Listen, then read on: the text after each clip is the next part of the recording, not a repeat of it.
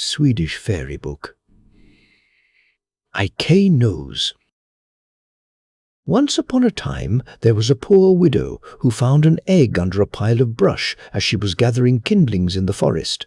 She took it and placed it under a goose, and when the goose had hatched it, a little boy slipped out of the shell. The widow had him baptized, KNœS, and such a lad was a rarity, for when no more than 5 years old he was grown, and taller than the tallest man. And he ate in proportion, for he would swallow a whole batch of bread at a single sitting, and at last the poor widow had to go to the commissioners for the relief of the poor in order to get food for him. But the town authorities said she must apprentice the boy at a trade, for he was big enough and strong enough to earn his own keep. So KNØS was apprenticed to a smith for 3 years. For his pay he asked a suit of clothes and a sword each year, a sword of 500 weights the first year, one of 1000 weights the second year, and one of 1500 weights the third year. But after he had been in the smithy only a few days, the smith was glad to give him all 3 suits and all 3 swords at once, for he smashed all his iron and steel to bits. KNØS received his suits and swords, went to a knight's estate, and hired himself out as a serving man. Once he was told to go to the forest to gather firewood with the rest of the men, but sat at the table eating long after the others had driven off. And when he had at last satisfied his hunger and was ready to start, he saw the 2 young oxen he was to drive waiting for him. But he let them stand and went into the forest, seized the 2 largest trees growing there, tore them out by the roots, took 1 tree under each arm, and carried them back to the estate. And he got there long before the rest, for they had to chop down the trees, saw them up, and load them on the carts. On the following day, KNØS had to thresh. First, he hunted up the largest stone he could find, and rolled it around on the grain, so that all the corn was loosened from the ears. Then he had to separate the grain from the chaff. So he made a hole in each side of the roof of the barn, and stood outside the barn and blew. And the chaff and straw flew out into the yard, and the corn remained lying in a heap on the floor. His master happened to come along, laid a ladder against the barn, climbed up and looked down into one of the holes. But KNØS was still blowing, and the wind caught his master, and he fell down and was nearly killed on the stone pavement of the court. "He's a dangerous fellow," thought his master. "It would be a good thing to be rid of him, otherwise he might do away with all of them." And besides, he ate, so that it was all one could do to keep him fed. So he called KNØS in, and paid him his wages for the full year, on condition that he leave. KNØS agreed, but said he must first be decently provisioned for his journey. So he was allowed to go into the storehouse himself, and there he hoisted a flitch of bacon on each shoulder, slid a batch of bread under each arm, and took leave. But his master loosed the vicious bull on him. KNØS, however, grasped him by the horns and flung him over his shoulder, and thus he went off.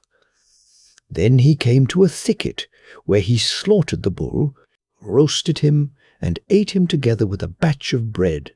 And when he had done this, he had about taken the edge off his hunger.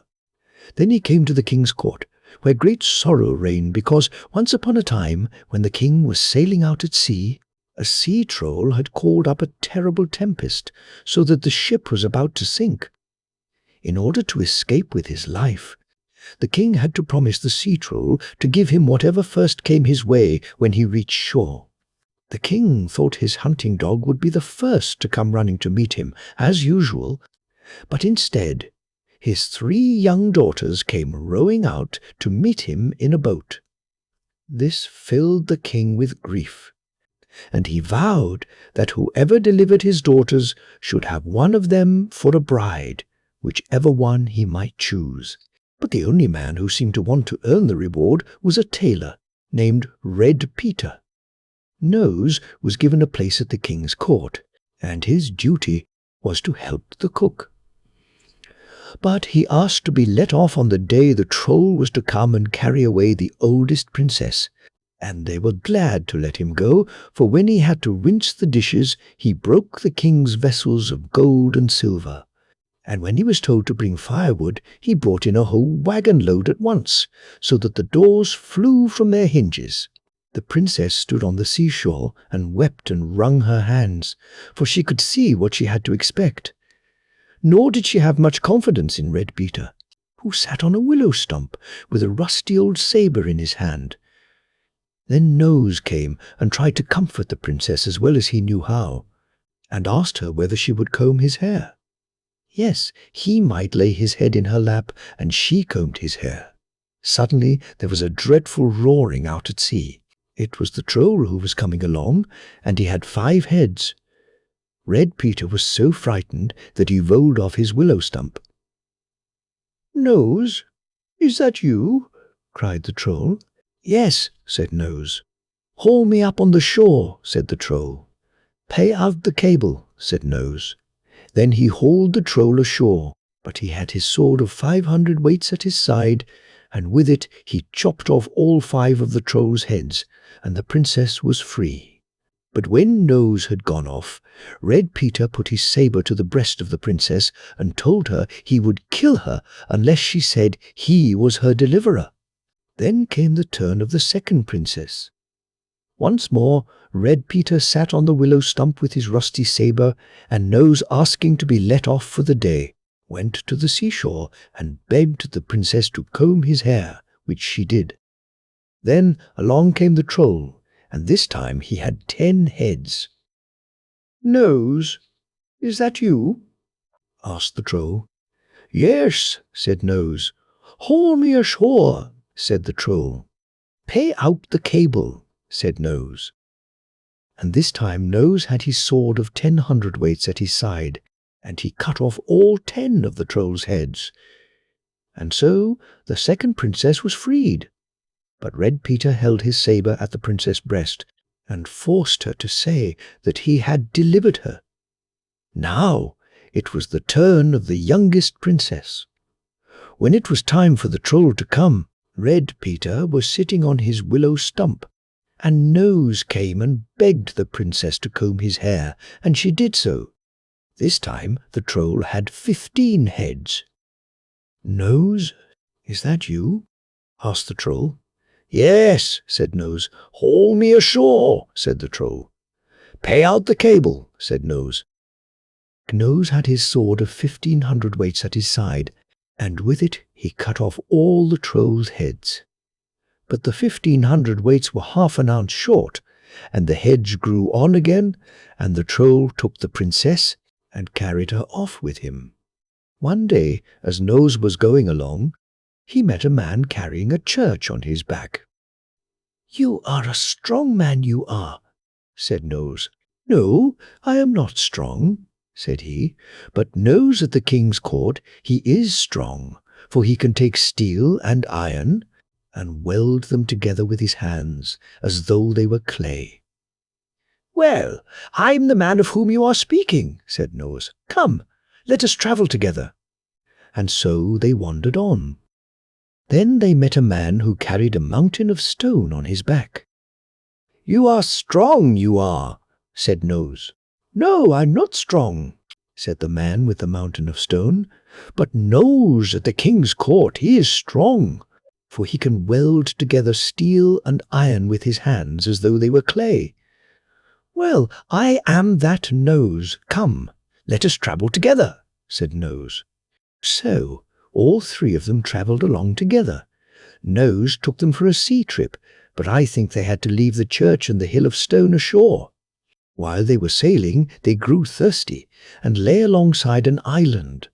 And there on the island stood a castle, to which they decided to go and ask for a drink. Now this was the very castle in which the troll lived. First the man with the church went, and when he entered the castle, there sat the troll with the princess on his lap, and she was very sad. He asked for something to drink. "Help yourself, the goblet is on the table," said the troll. But he got nothing to drink, for though he could move the goblet from its place, he could not raise it. Then the man with the hill of stone went into the castle and asked for a drink. "Help yourself, the goblet is on the table," said the troll, and he got nothing to drink either, for though he could move the goblet from its place, he could not raise it. Then KNœS himself went into the castle, and the princess was full of joy and leaped down from the troll's lap when she saw it was he. KNØS asked for a drink. "Help yourself," said the troll, "the goblet is on the table." And KNØS took the goblet and emptied it at a single draught. Then he hit the troll across the head with the goblet, so that he rolled from the chair and died. KNØS took the princess back to the royal palace, and oh, how happy everyone was! The other princesses recognized KNØS again, for they had woven silk ribbons into his hair when they had combed it. But he could only marry one of the princesses, whichever one he preferred, so he chose the youngest. And when the king died, KNØS inherited the kingdom. As for Red Peter, he had to go into the nail barrel. And now you know all that I know. Lasse My Thrall. Once upon a time there was a prince, or a duke, or whatever you choose to call him, but at any rate a noble, tremendously high-born, who did not want to stay at home. And so he travelled about the world, and wherever he went he was well received and hobnobbed with the very finest people, for he had an unheard-of amount of money. He at once found friends and acquaintances, no matter where he came, for whoever has a full trough can always find pigs to thrust their snouts into it. But since he handled his money as he did, it grew less and less, and at last he was left high and dry, without a red cent. And there was an end to all his many friends, for they did just as the pigs do. When he had been well fleeced, they began to snivel and grunt, and soon scattered, each about his own business. And there he stood, after having been led about by the nose, abandoned by all. All had been glad to help him get rid of his money, but none were willing to help him regain it. So there was nothing left for him to do but to wander back home again like a journeyman apprentice, and beg his way as he went. Late one evening, he found himself in a big forest, without any idea as to where he might spend the night. And as he was looking around, his glance happened to fall on an old hut, peeping out from among the bushes. Of course an old hut was no lodging for such a fine gentleman, but when we cannot have what we want, we must take what we can get, and since there was no help for it, he went into the hut.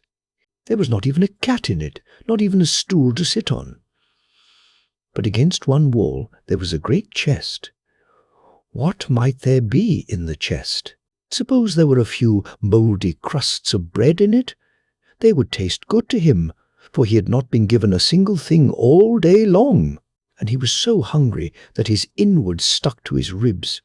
He opened the chest, but within the chest was another chest, and in that chest still another chest. And so it went, one always smaller than the other, until they were nothing but little boxes. And the more there were of them, the more trouble he took to open them, for whatever was hidden away so carefully must be something exceptionally beautiful, thought he. At last he came to a tiny box, and in the tiny box was a slip of paper, and that was all he had for his pains. At first he was much depressed, but all at once he saw that something was written on the piece of paper, and on closer examination he was even able to spell out the words, though they had a strange appearance. And he read, "Lasse My Thrall." No sooner had he spoken these words than something answered, close to his ear, "What does my master command?"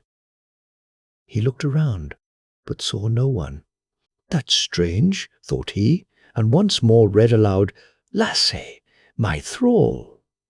And just as before came the answer, "What does my master command?" If there be someone about who hears what I say, he might be kind enough to get me a little something to eat," said he. And at that very moment a table, covered with all the good things to eat that one could imagine, was standing in the hut. He at once began to eat and drink, and did well by himself. "I have never had a better meal in my life," thought he. And when his hunger was completely satisfied, he grew sleepy and took up his scrap of paper again.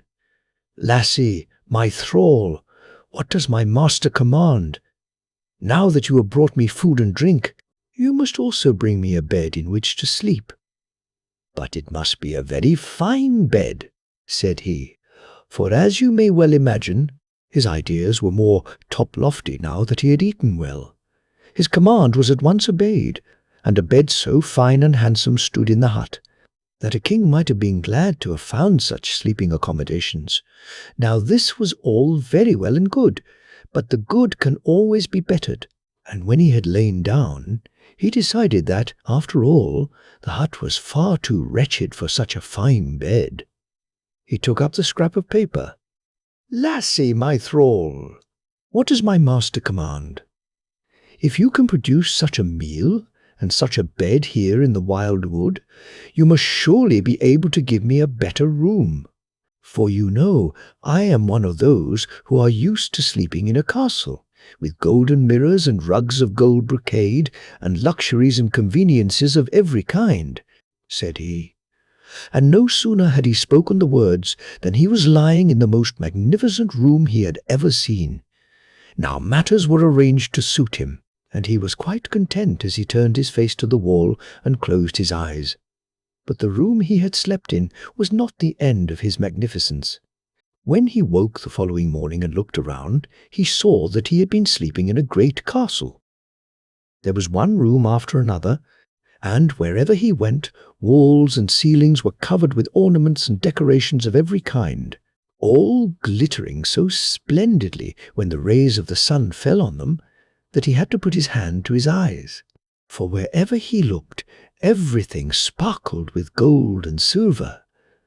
Then he glanced out of the window and first began to realize how really beautiful everything was.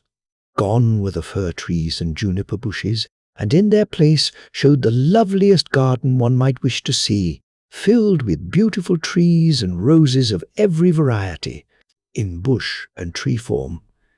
But there was not a human being in sight, not even a cat, yet he found it quite natural that everything should be so fine, and that he should once more have become a great lord. He took up the scrap of paper. "Lasse, my thrall, what does my master command? Now that you have provided me with food and a castle in which to dwell, I am going to stay here, because it suits me," said he.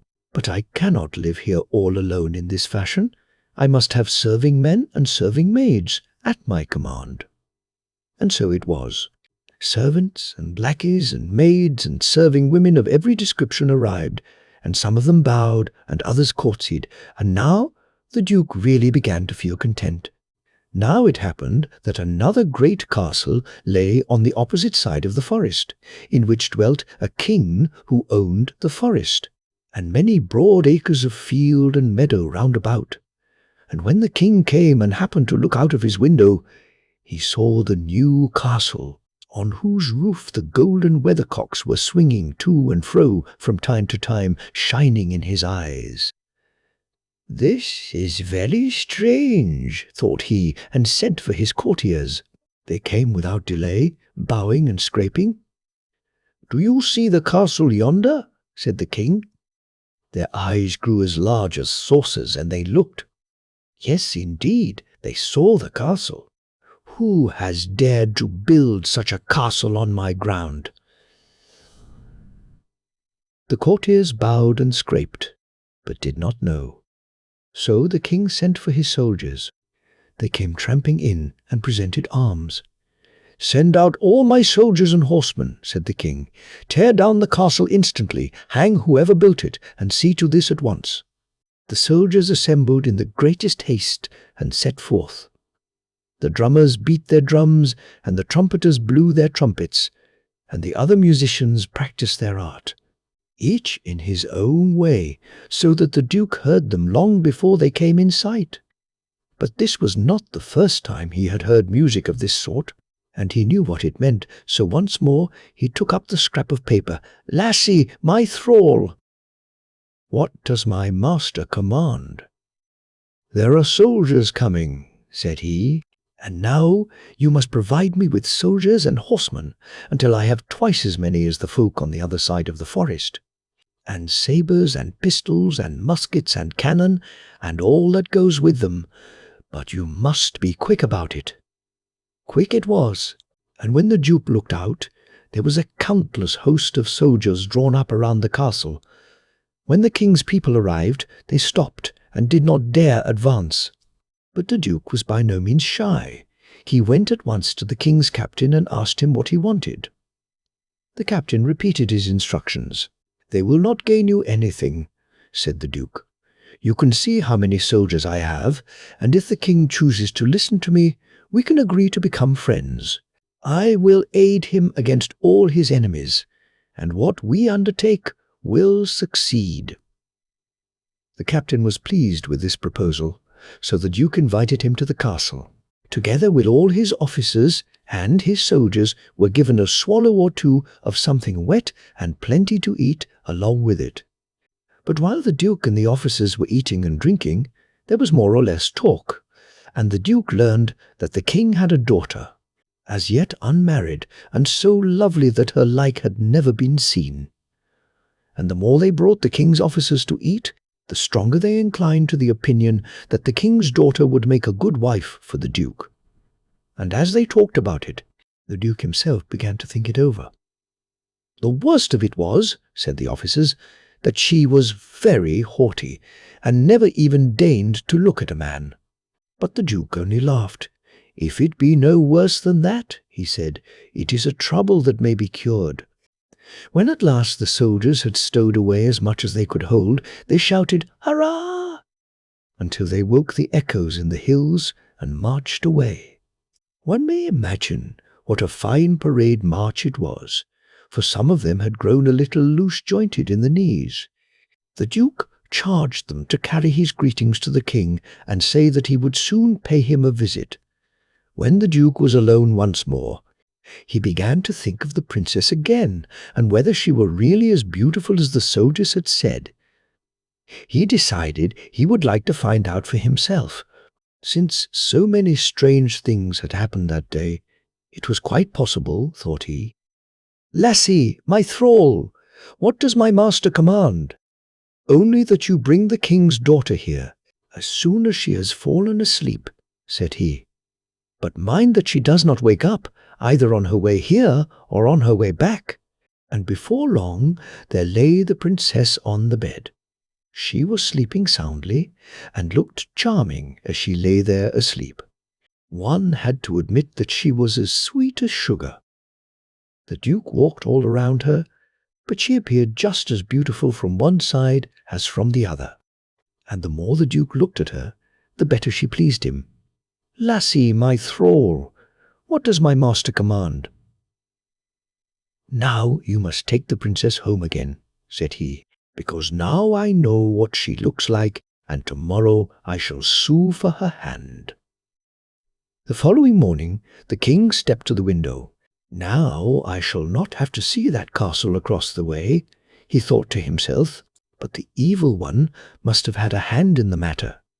There stood the castle just as before, and the sun was shining brightly on its roof, and the weather vanes were sending beams into his eyes.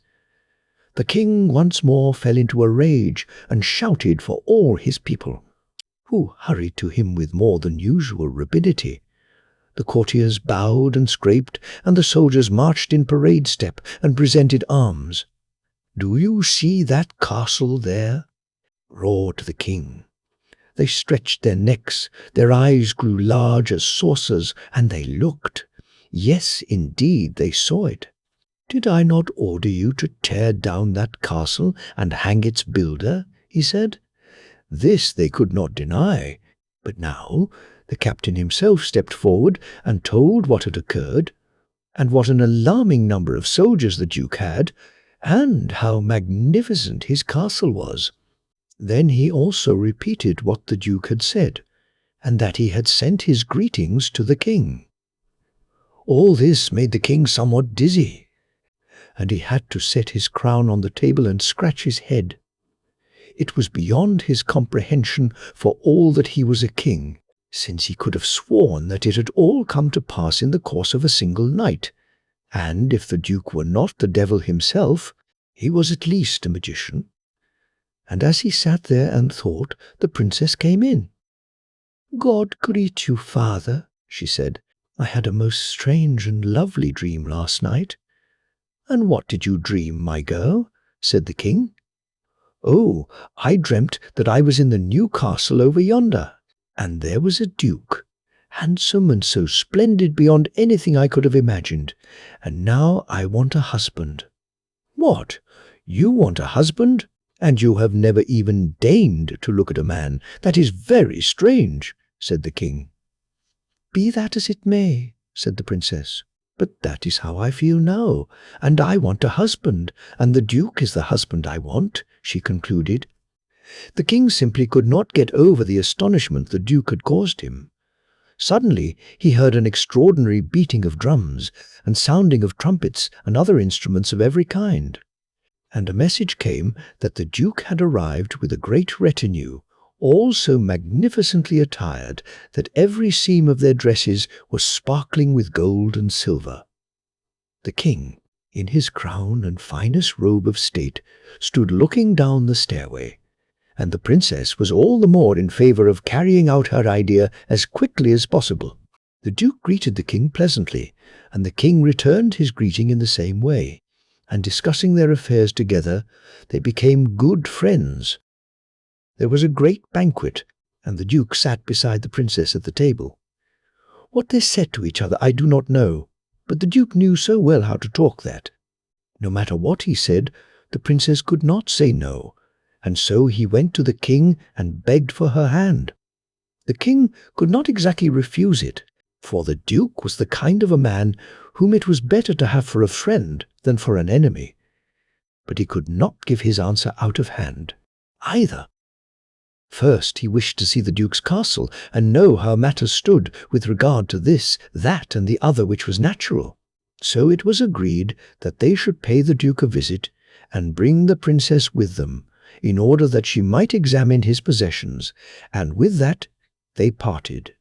When the Duke reached home, Lasse had a lively time of it, for he was given any number of commissions, but he rushed about, carrying them out, and everything was arranged so satisfactorily that when the king arrived with his daughter, 1,000 pens could not have described it.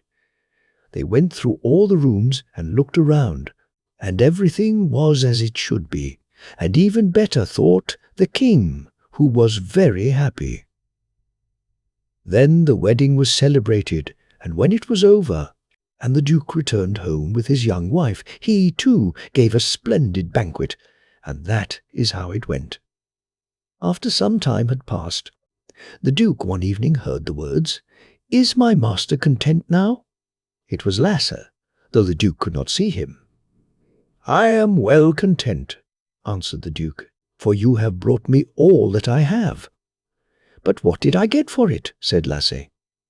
"Nothing," replied the Duke, "but, heaven above, what was I to give you, who are not flesh and blood, and whom I cannot even see?"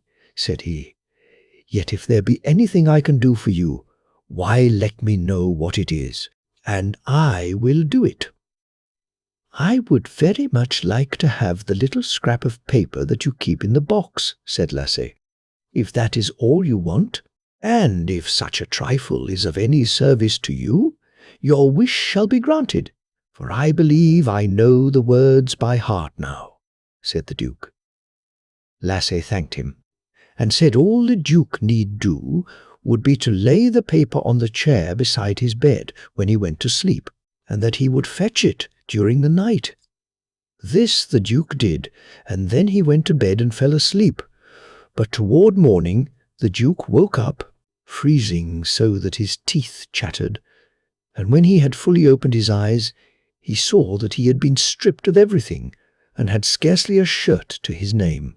And instead of lying in the handsome bed in the handsome bedroom in the magnificent castle, he lay on the big chest in the old hut. He at once called out, "Lasse, my thrall!" But there was no answer. Then he cried again, "Lassie, my thrall!" Again there was no answer. So he called out as loudly as he could, "Lasse, my thrall!" But this third call was also in vain. Now he began to realize what had happened, and that Lasse, when he obtained the scrap of paper, no longer had to serve him, and that he himself had made this possible. But now things were as they were, and there stood the Duke in the old hut, with scarcely a shirt to his name. The princess herself was not much better off, though she had kept her clothes, for they had been given her by her father, and Lasse had no power over them. Now the Duke had to explain everything to the princess and beg her to leave him, since it would be best if he tried to get along as well as he could himself, said he. But this the princess would not do. She had a better memory for what the pastor had said when he married them, she told him, and that she was never, never to leave him. At length the king awoke in his castle, and when he looked out of the window, he saw not a single stone of the other castle in which his son-in-law and his daughter lived. He grew uneasy and sent for his courtiers. They came in, bowing and scraping. "Do you see the castle there, on the other side of the forest?" he asked. They stretched their necks and opened their eyes, but they could see nothing. "What has become of it?" said the king. But this question they were unable to answer. In a short time the king and his entire court set out, passed through the forest, and when they came to the place where the castle, with its great gardens, should have been standing, they saw nothing but juniper bushes and scrub pines. And then they happened to see the little hut amid the brush. He went in, and, oh, the poor king! What did he see? There stood his son-in-law, with scarcely a shirt to his name, and his daughter, and she had none too much to wear, and was crying and snivelling at a fearful rate. "For heaven's sake, what is the trouble here?" said the king. But he received no answer, for the Duke would rather have died than have told him the whole story. The king urged and pressed him, first amiably, then in anger, but the Duke remained obstinate and would have nothing to say. Then the king fell into a rage, which is not very surprising, for now he realized that this fine Duke was not what he purported to be, and he therefore ordered him to be hung, and hung on the spot. It is true that the princess pleaded earnestly for him, but tears and prayers were useless now, for he was a rascal, and should die a rascal's death. Thus spake the king. And so it was. The king's people set up a gallows and put a rope around the Duke's neck. But as they were leading him to the gallows, the princess got hold of the hangman and gave him a gratuity, for which they were to arrange matters in such wise that the Duke need not die. And toward evening they were to cut him down, and he and the princess would disappear. So the bargain was made. In the meantime they strung him up, and then the king, together with his court, and all the people, went away. Now the Duke was at the end of his rope, yet he had time enough to reflect about his mistake in not contenting himself with an inch, instead of reaching out at once for an ell, and that he had so foolishly given back the scrap of paper to Lasse annoyed him most of all. "If I only had it again, I would show everyone that adversity has made me wise," he thought to himself. "But when the horse is stolen, we close the stable door. And that is the way of the world." And then he dangled his legs, since for the time being there was nothing else for him to do. It had been a long, hard day for him, and he was not sorry when he saw the sun sinking behind the forest. But just as the sun was setting, he suddenly heard a most tremendous "Yo-ho!" And when he looked down, there were 7 carts of worn-out shoes coming along the road, and atop the last cart was a little old man in grey with a nightcap on his head. He had the face of some horrible spectre, and was not much better to look at in other respects. He drove straight up to the gallows, and stopped when he was directly beneath them, looked up at the Duke, and laughed, a horrible old creature. "And is this the measure of your stupidity?" he said. "But then, what is a fellow of your sort to do with his stupidity if he does not put it to some use?" And then he laughed again. "Yes, there you hang, and here I am carting off all the shoes I wore out, going about on your silly errands. I wonder sometimes whether you can actually read what is written on that scrap of paper, and whether you recognize it," said he, laughing again, indulging in all sorts of horseplay, and waving the scrap of paper under the Duke's nose. "But all who are hanging on the gallows are not dead." And this time Lasse was the greater fool of the two. The Duke snatched and tore the scrap of paper from his hand. "Lasse My Thrall, what does my master command? Cut me down from the gallows at once, and restore the castle, and everything else just as it was before. Then, when it is dark, bring the princess back to it." Everything was attended to with alarming rapidity, and soon all was exactly as it had been before Lasse had decamped.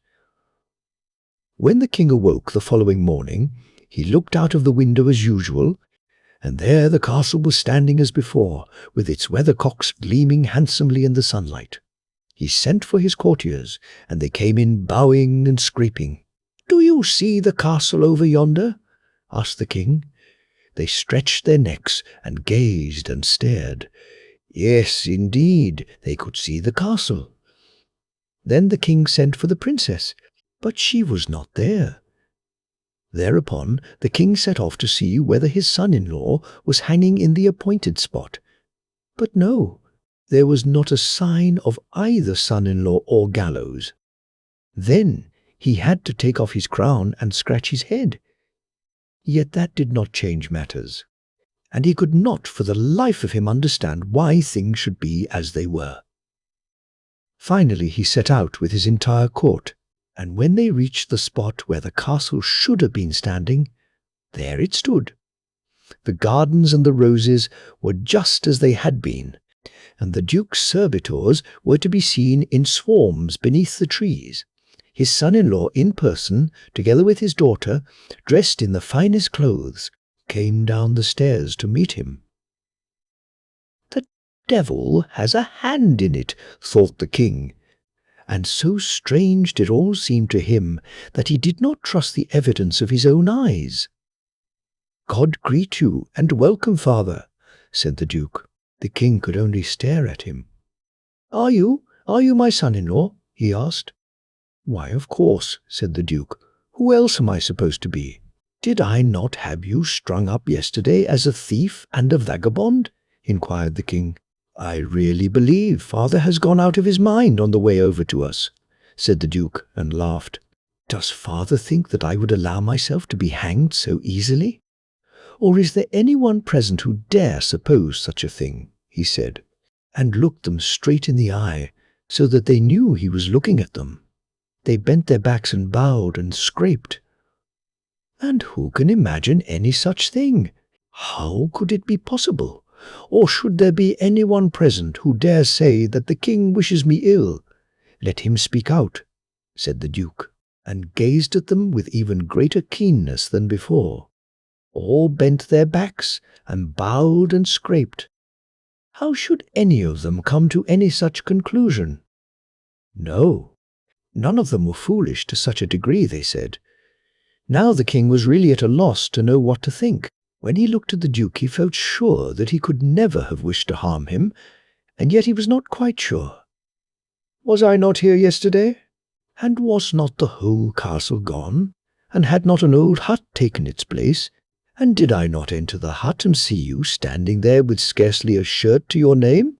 he asked. "How father talks," said the Duke.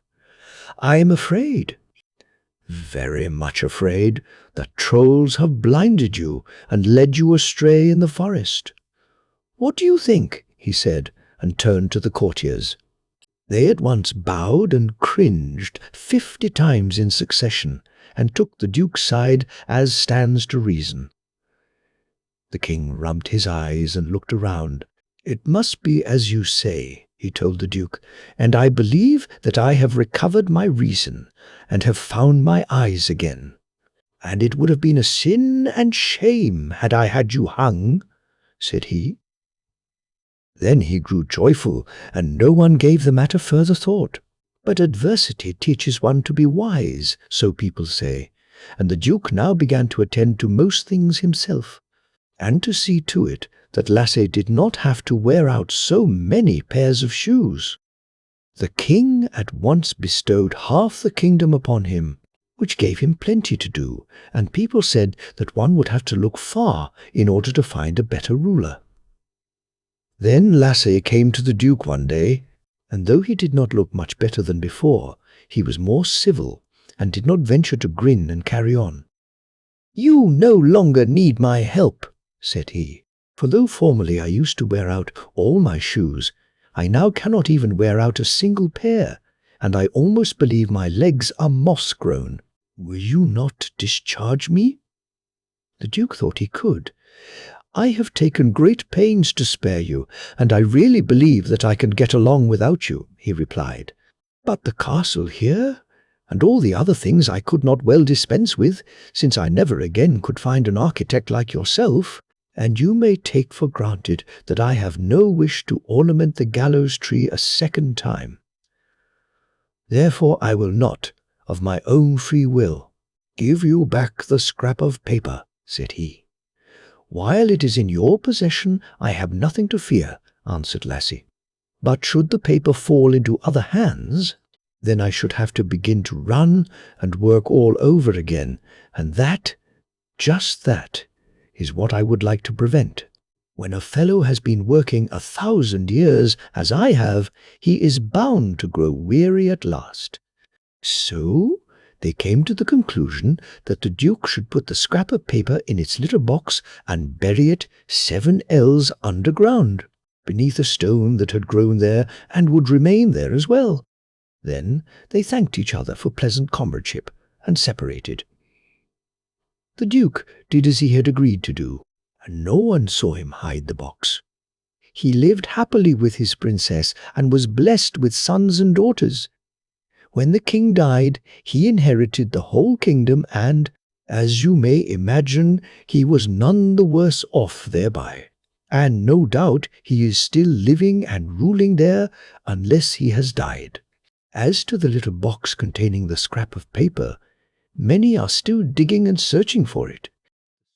Finn, the Giant, and the Minster of Lund. There stands in the university town of Schonen, the town of Lund, the seat of the first archbishopric in all Scandinavia, a stately Romanic minster with a large handsome crypt beneath the choir.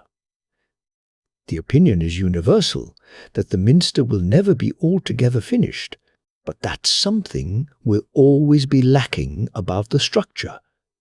The reason is said to be as follows. When St. Lawrence came to Lund to preach the gospel, he wanted to build a church, but did not know how he was to obtain the means to do so. While he was cudgelling his brains about it, a giant came to him and offered to build the church on condition that St. Lawrence tell him his name before the church was completed. But should St. Lawrence be unable to do so, the giant was to receive either the sun, the moon, or St. Lawrence's eyes. The saint agreed to his proposal. The building of the church made rapid progress, and ere long it was nearly finished. St. Lawrence thought ruefully about his prospects, for he did not know the giant's name, yet at the same time he did not relish losing his eyes. And it happened that while he was walking without the town, much concerned about the outcome of the affair, he grew weary and sat down on a hill to rest. As he sat there, he heard a child crying within the hill, and a woman's voice began to sing, "Sleep, sleep, my baby dear, tomorrow your father Finn will be here. Then sun and moon you shall have from the skies to play with, or else St. Lawrence's eyes." When St. sees, Lawrence heard that he was happy, for now he knew the giant's name. He ran back quickly to town and went to the church. There sat the giant on the roof, just about to set the last stone in place, when at that very moment the saint called out, "Finn, Finn, take care how you put the stone in." Then the giant flung the stone from him, full of rage, said that the church should never be finished, and with that he disappeared. Since then, something has always been missing from the church. Others say that the giant and his wife rushed down into the crypt in their rage, and each, seizing a column, were about to tear down the church when they were turned into stone, and may be seen to this day standing beside the columns they had grasped. The Skalunda Giant. In the Skalunda mountain, near the church, there once lived a giant in the early days, who no longer felt comfortable after the church had been built there. At length he decided that he could no longer stand the ringing of the church bells, so he emigrated and settled down on an island far out in the North Sea. Once upon a time, a ship was wrecked on this island, and among those saved were several people from Skalunda. "Whence do you hail?" asked the giant, who by now had grown old and blind, and sat warming himself before a log fire. "We are from Skalunda, if you wish to know," said one of the men saved. "Give me your hand, so that I may feel whether there is still warm blood to be found in the Swedish land," said the giant. The man, who feared to shake hands with the giant, drew a red-hot bar of iron from the fire and handed it to him. He seized it firmly and pressed it so hard that the molten iron ran down between his fingers. "Yes, there is still warm blood to be found in Sweden," said he. "And tell me," he continued, "is Skalunda Mountain still standing?" "No, the hens have scratched it away," the man answered.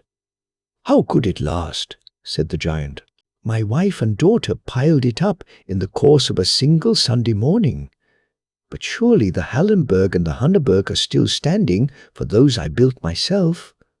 When the man had confirmed this, the giant wanted to know whether Karin was still living in Stommen. And when they told him that she was, he gave them a girdle, and with it the message that Karin was to wear it in remembrance of him. The men took the girdle and gave it to Karin upon their return home, but before Karin put it on, she clasped it around the oak tree that grew in the court. No sooner had she done so than the oak tore itself out of the ground and flew to the north, borne away by the storm wind. In the place where it had stood was a deep pit, and the roots of the tree were so enormous that one of the best springs in Stommen flows from one of the root holes to this very day. Yuletide Specters. Once upon a time there lived two peasants on a homestead called Vaderas, just as there are two peasants living on it now. In those days the roads were good, and the women were in the habit of riding when they wanted to go to church. One Christmas, the two women agreed that they would ride to Christmas night mass, and whichever one of them woke up at the right time was to call the other. For in those days there was no such thing as a watch. It was about midnight when one of the women thought she heard a voice from the window, calling, "I am going to set out now." She got up hurriedly and dressed herself so that she might be able to ride with the other woman. But since there was no time to eat, she took a piece of bread from the table along with her. In those times, it was customary to bake the bread in the shape of a cross. It was a piece of this kind that the woman took and put in her pocket, in order to eat it under way. She rode as fast as she could to catch up with her friend, but could not overtake her. The way led over a little stream which flows into Videstern Lake, and across the stream was a bridge, known as the Earth Bridge, and on the bridge stood 2 witch trolls, busy washing. As the woman came riding across the bridge, one of the witch trolls called out to the other, "Hurry, and tear her head from her shoulders." "That I cannot do," returned the other, "because she has a bit of bread in the form of a cross in her pocket." The woman, who had been unable to catch up with her neighbour, reached the church at Hanger alone. The church was full of lights, as was always the case when the Christmas Mass was said. As quickly as ever she could, the woman tied up her horse and hurriedly entered the church. It seemed to her that the church was crowded with people, but all of them were headless, and at the altar stood the priest in full canonicals, but without a head. In her haste, she did not at once see how things were, but sat down in her accustomed place. As she sat down, it seemed to her that someone said, "If I had not stood godfather to you when you were christened, I would do away with you as you sit there, and now hurry and make yourself scarce, or it will be the worse for you." Then she realized that things were not as they should be, and ran out hastily. When she came into the churchyard, it seemed to her as though she was surrounded by a great crowd of people. In those days, people wore broad mantles of unbleached wool, woven at home and white in colour. She was wearing one of these mantles, and the spectres seized it, but she flung it away from her and managed to escape from the churchyard and run to the poorhouse and wake the people there. It is said it was then 1 o'clock at night. So she sat and waited for the early Mass at 4 o'clock in the morning. And when day finally dawned, they found a little piece of her mantle on every grave in the churchyard. A similar experience befell a man and his wife who lived in a hut known as Inger's, below Mosled. They were no more than an hour ahead of time, but when they reached the church at Hanger, they thought the service had already begun, and wanted to enter at once, but the church was barred and bolted, and the phantom service of the dead was nearing its end. And when the actual Mass began, there was found lying at every place some of the earth from the graves of those who shortly before had been worshipping. The man and his wife thereupon fell grievously ill, because they had disturbed the dead. Silverwhite and Lillwacker. Once upon a time there was a king who had a queen whom he loved with a great love. But after a time the queen died, and all he had left was an only daughter. And now that the king was a widower, his whole heart went out to the little princess, whom he cherished as the apple of his eye. And the king's young daughter grew up into the most lovely maiden ever known. When the princess had seen the snows of 15 winters, it happened that a great war broke out, and that her father had to march against the foe. But there was no one to whom the king could entrust his daughter while he was away at war, so he had a great tower built out in the forest, provided it with a plenteous store of supplies, and in it shut up his daughter and a maid. And he had it proclaimed that every man, no matter who he might be, was forbidden to approach the tower in which he had placed his daughter and the maid, under pain of death. Now the king thought he had taken every precaution to protect his daughter, and went off to war. In the meantime the princess and her maid sat in the tower, but in the city there were a number of brave young sons of kings, as well as other young men, who would have liked to have talked to the beautiful maiden. And when they found that this was forbidden them, they conceived a great hatred for the king. At length they took counsel with an old woman who was wiser than most folk, and told her to arrange matters in such wise that the king's daughter and her maid might come into disrepute without their having anything to do with it. The old hag promised to help them, enchanted some apples, laid them in a basket, and went to the lonely tower in which the maidens lived.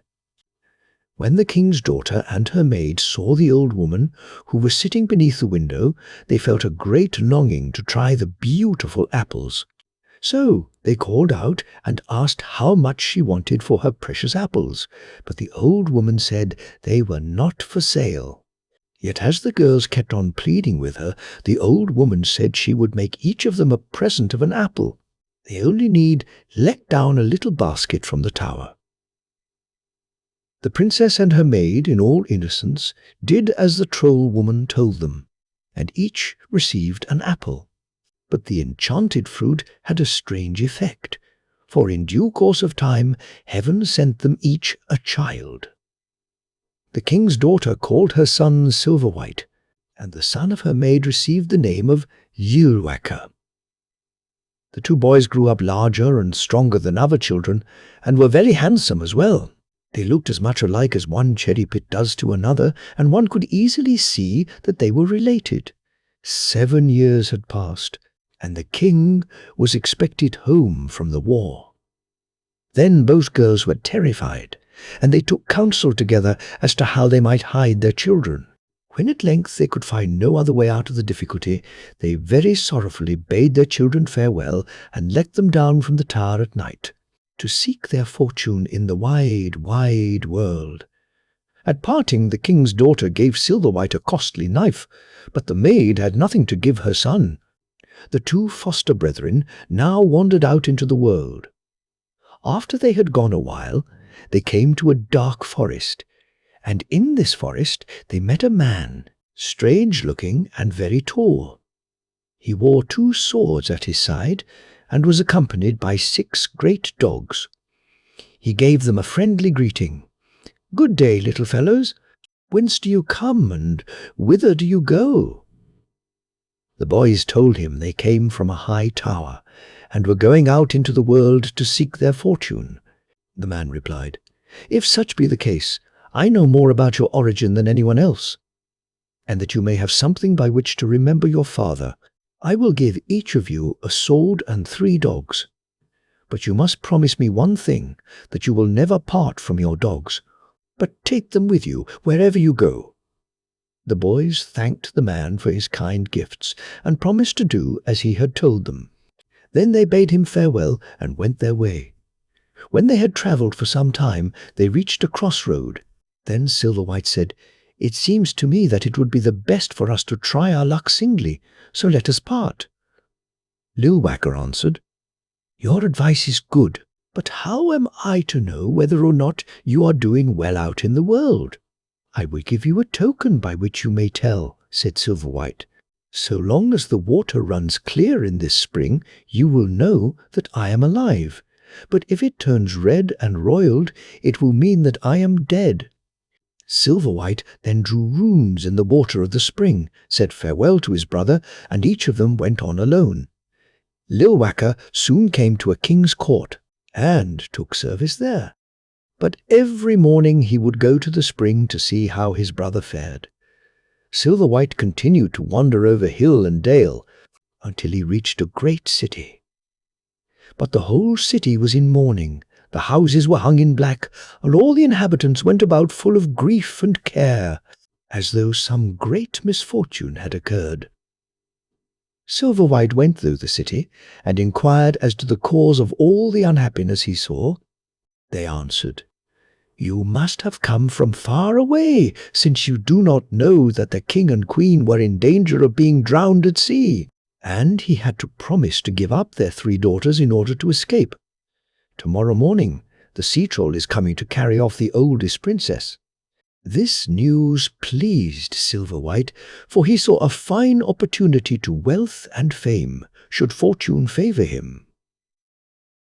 The next morning Silverwhite hung his sword at his side, called his dogs to him, and wandered down to the seashore alone. And as he sat on the strand, he saw the king's daughter led out of the city, and with her went a courtier, who had promised to rescue her. But the princess was very sad, and cried bitterly.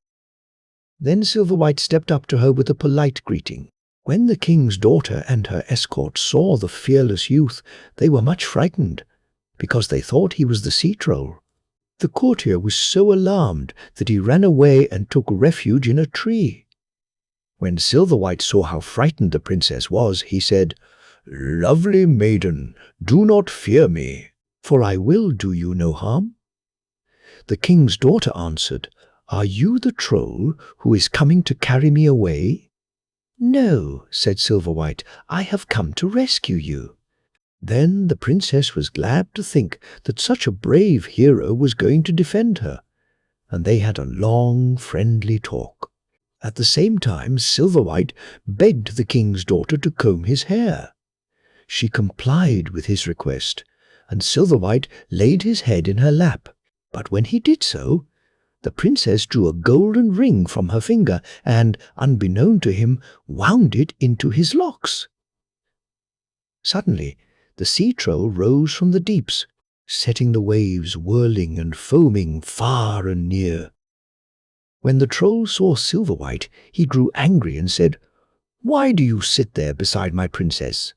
The youth replied, "It seems to me that she is my princess, not yours."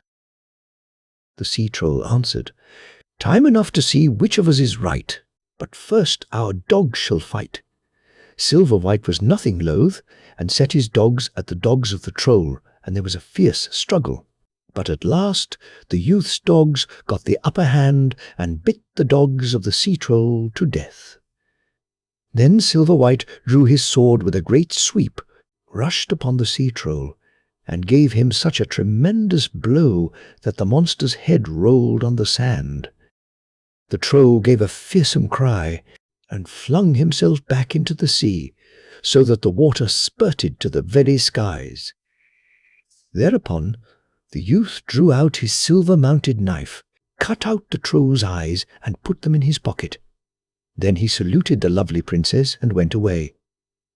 Now when the battle was over and the youth had disappeared, the courtier crawled down from his tree and threatened to kill the princess if she did not say before all the people that he, and none other, had rescued her.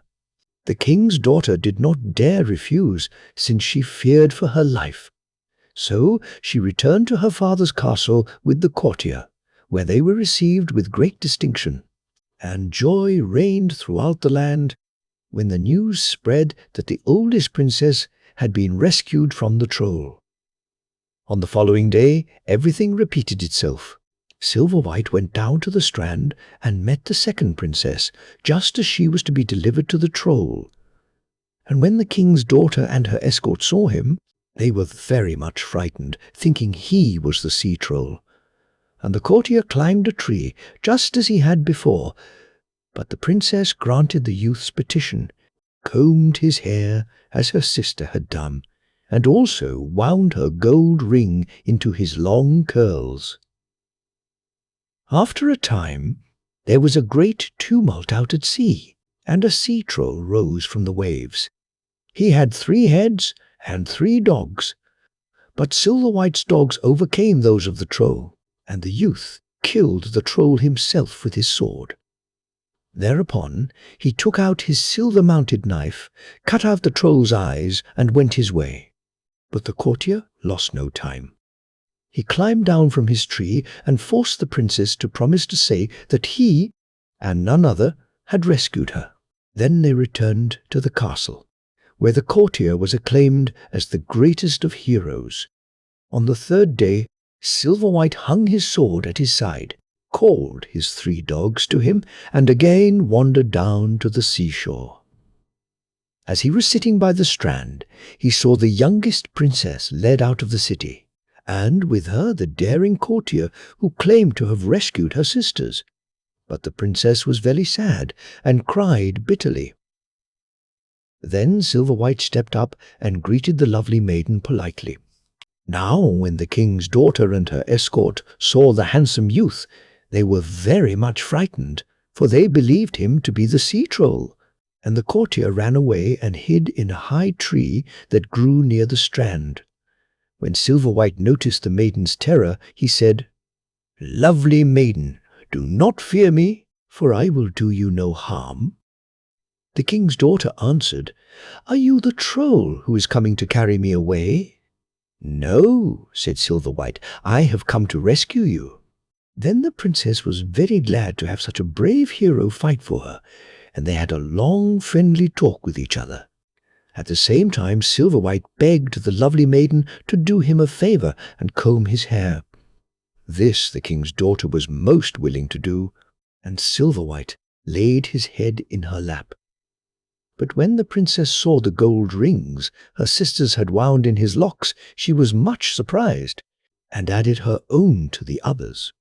Suddenly the sea troll came shooting up out of the deep with a terrific noise, so that waves and foam spurted to the very skies. This time the monster had 6 heads and 9 dogs. When the troll saw Silverwhite sitting with the king's daughter, he fell into a rage and cried, "What are you doing with my princess?" The youth answered, "It seems to me that she is my princess rather than yours." Thereupon the troll said, "Time enough to see which of us is right, but first our dogs shall fight each other." Silverwhite did not delay, but set his dogs at the sea dogs, and they had a battle royal. But in the end the youth's dogs got the upper hand and bit all 9 of the sea dogs to death. Finally Silverwhite drew out his bare sword, flung himself upon the sea troll, and stretched all 6 of his heads on the sand with a single blow. The monster uttered a terrible cry and rushed back into the sea, so that the water spurted to the heavens. Then the youth drew his silver-mounted knife, cut out all 12 of the troll's eyes, saluted the king's young daughter, and hastily went away. Now that the battle was over, and the youth had disappeared, the courtier climbed down from his tree, drew his sword, and threatened to kill the princess unless she promised to say that he had rescued her from the troll, as he had her sisters. The king's daughter did not dare refuse, since she feared for her life. So they went back to the castle together, and when the king saw that they had returned in safety, without so much as a scratch, he and the whole court were full of joy, and they were accorded great honours. And at court, the courtier was quite another fellow from the one who had hid away in the tree. The king had a splendid banquet prepared, with amusements and games, and the sound of string music and dancing, and bestowed the hand of his youngest daughter on the courtier in reward for his bravery. In the midst of the wedding festivities, when the king and his whole court were seated at table, the door opened, and in came Silverwhite with his dogs. The youth stepped boldly into the hall of state and greeted the king. And when the 3 princesses saw who it was, they were full of joy, leaped up from their places, and ran over to him, much to the king's surprise, who asked what it all meant. Then the youngest princess told him all that had happened, from beginning to end, and that Silverwhite had rescued them, while the courtier sat in a tree. To prove it beyond any chance of doubt, each of the king's daughters showed her father the ring she had wound in Silverwhite's locks. But the king still did not know quite what to think of it all, until Silverwhite said, "My lord king, in order that you need not doubt what your daughters have told you, I will show you the eyes of the sea trolls whom I slew." Then the king and all the rest saw that the princesses had told the truth. The traitorous courtier received his just punishment, but Silverwhite was paid every honour, and was given the youngest daughter and half of the kingdom with her. After the wedding, Silverwhite established himself with his young bride in a large castle belonging to the king, and there they lived quietly and happily. One night, when all were sleeping, it chanced that he heard a knocking at the window and a voice which said, "Come, Silverwhite, I have to talk to you." The king, who did not want to wake his young wife, rose hastily, girded on his sword, called his dogs, and went out. When he reached the open air, there stood a huge and savage-looking troll. The troll said, "Silverwhite, you have slain my 3 brothers, and I have come to bid you go down to the seashore with me, that we may fight with one another." This proposal suited the youth, and he followed the troll without protest. When they reached the seashore, there lay 3 great dogs belonging to the troll. Silverwhite at once set his dogs as the troll dogs, and after a hard struggle, the latter had to give in. The young king drew his sword, bravely attacked the troll, and dealt him many a mighty blow. It was a tremendous battle. But when the troll noticed he was getting the worst of it, he grew frightened, quickly ran to a high tree, and clambered into it. Silverwhite and the dogs ran after him, the dogs barking as loudly as they could. Then the troll begged for his life and said, "Dear Silverwhite, I will take Wergild for my brothers. Only bid your dogs be still, so that we may talk." The king bade his dogs be still, but in vain. They only barked the more loudly. Then the troll tore 3 hairs from his head, handed them to Silverwhite and said, "Lay a hair on each of the dogs, and then they will be as quiet as can be." The king did so, and at once the dogs fell silent and lay motionless, as though they had grown fast to the ground. Now Silverwhite realized that he had been deceived, but it was too late. The troll was already descending from the tree, and he drew his sword and again began to fight. But they had exchanged no more than a few blows before Silverwhite received a mortal wound and lay on the earth in a pool of blood. But now we must tell about Lillwacker. The next morning he went to the spring by the crossroad and found it red with blood. Then he knew that Silverwhite was dead. He called his dogs, hung his sword at his side, and went on until he came to a great city. And the city was in festal array. The streets were crowded with people, and the houses were hung with scarlet cloths and splendid rugs.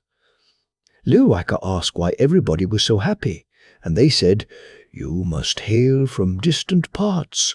Since you do not know that a famous hero has come here by the name of Silverwhite, who has rescued our 3 princesses and is now the king's son-in-law."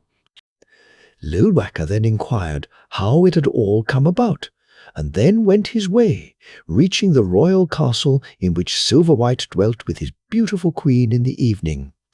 When Lillwacker entered the castle gate, all greeted him as though he had been the king, for he resembled his foster brother so closely that none could tell one from the other. When the youth came to the queen's room, she also took him for Silverwhite. She went up to him and said, "My lord king, where have you been so long? I have been awaiting you with great anxiety." Lillwacker said little and was very taciturn. Then he lay down on a couch in a corner of the queen's room.